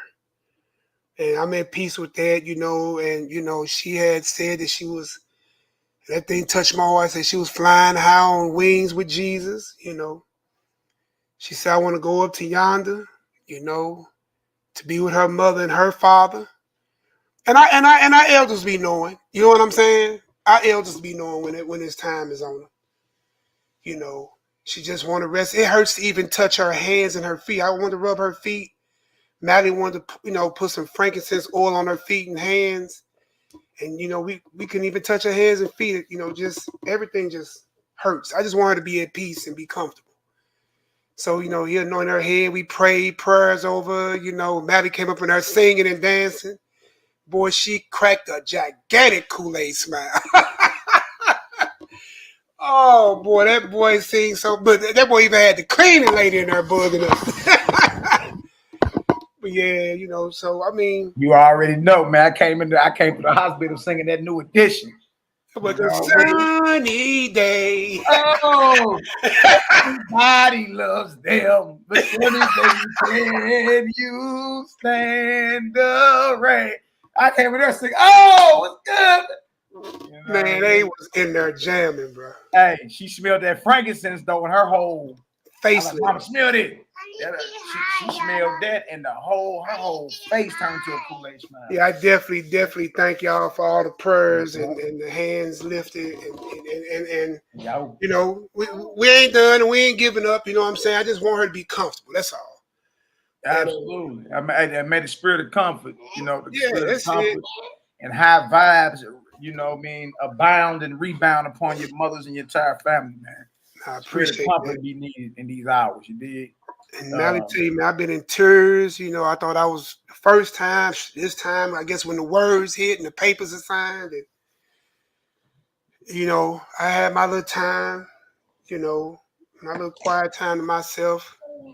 I ain't been sleeping good, but I'm all right though. I'm straight all right. But it's just a thing. It's a process. But I think go ahead and get it out of my system now. That way, when that day comes, if and when, I'll be ready. Can have my better face on to deal with everybody else with their heartbreak. So absolutely, brother. But man, look, we in it to win it. And like I say, man, may the spirit of comfort be upon your mother and your entire family. Believe that. Know that.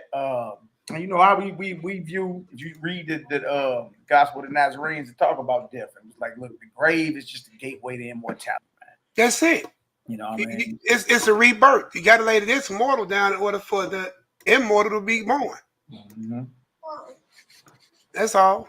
Exactly. You dig? So I understand, man. Yeah, our prayers is with you and your family. And all our people going through, in times of bereavement and all that, man. It's definitely something that's serious. But you know what, y'all? That's a threshold we all got to pass one day. Yeah. You die in the flesh, but you birthed in the spirit. Get down, boy. I boy on the table. Oh, what up, Hezzy? What up, nephew? That boy on the table, boy. He blew up. He playing. Shalom. Shalom. Yahoo. Hey, man, watch out, man. Let me finish my stuff. Yeah, whatever. Clown and all that. Oh, look, Pawpaw. You chip put on you, boy. Boy, you over there geeked up, boy. Got the little kissy kiss. Yeah, absolutely. So, yeah, man, brother, just, that's what I've been about lately, spirit of comfort, man. Spirit of comfort. You dig? That's definitely that's needed. You feel me? All type of mentals, and sometimes you go to that strange place in your mind. You be ready just to be like, bump, man, watch out, man. You be ready to, let it just fly, let it all go. But now we can't do that. You know what I mean? So, brother, spirits of comfort, the vibrations of healing and peace permeate every square inch of your being, brother, from the top of your head to the sole of your feet. And may all that you touch and all that, Julia and Strata, all that a part of her, may y'all receive healing and comfort and all that, brother, whether it was directly or indirectly. You dig? Hallelujah. So all praise. Can you got a psalm or something for us, bro? Let's pray on out. Oh, I can find one real quick. Something shoot, man.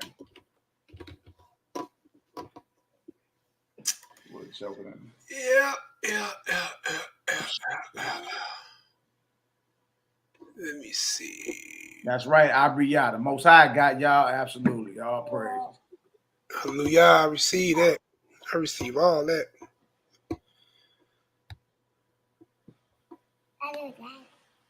Now I'm gonna mute the mic.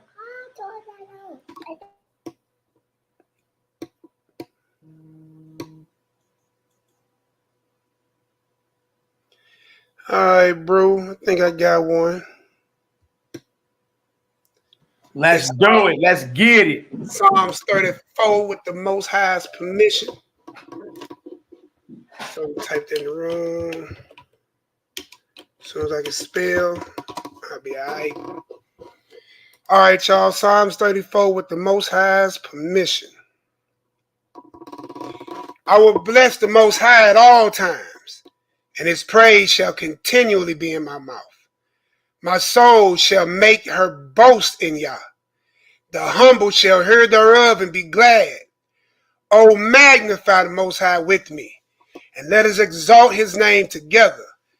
I sought YHWH,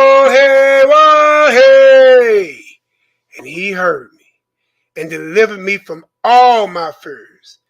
And they looked unto him, and were enlightened, and their faces were not ashamed. The poor cried, and the Most High heard them, and saved them out of all his troubles. The angels of Yah encamp round about them that fear him, and delivereth them. Oh, taste and see that the Most High is good. Blessed is the man that trusted in him. Oh, fear YHWH. Yeah, his saints. There is no want to them that fear him. The young lions do lack and suffer hunger, but they that seek Yah shall not want any good thing. Come ye, children, hearken unto me, and I will teach you the fear of Yah. What man is he that desireth life, and loveth many days, that he may see good? Keep thy tongue from evil, and thy lips from speaking guile. Depart from evil, and do good. Seek peace, and pursue it. The eyes of YHWH are upon the righteous, and his ears are opened unto their cry. The face of Yah is against them that do evil, to cut off the remembrance of them from the earth. The righteous cry, and Yah heareth, and deliver them out of all their troubles. The Most High is nigh unto them that are of broken heart, and saveth such as be of a contrite spirit. Hallelujah. Many are the affliction of the righteous, but Yah delivered him out of them all. He keepeth all his bones, not one of them is broken. Evil shall slay the wicked, and they shall hate the righteous, shall be desolate. Verse 22. YHWH redeemeth the soul of his servants. Hallelujah. And none of them that trust in him shall be desolate. Hallelujah. Say la. Yahoo. Hallelujah. Man, the Most High redeemeth the souls of his servants, and none that trust in him shall be desolate. That's right. That's right. You do all the bone. And he loves you too, Abba. That's what he said. All praise and glory now to the Most High. Y'all, thank y'all for y'all prayers. Thank y'all for y'all support. You know what I mean? Just look, let's stay focused on the prize, right? We've chosen the perfected way or the perfected path, and it's just all about perfecting it, right? Yeah, I mean, your destiny is to inherit the emancipated worlds of the Heavenly Father. In my Father's house are many mansions.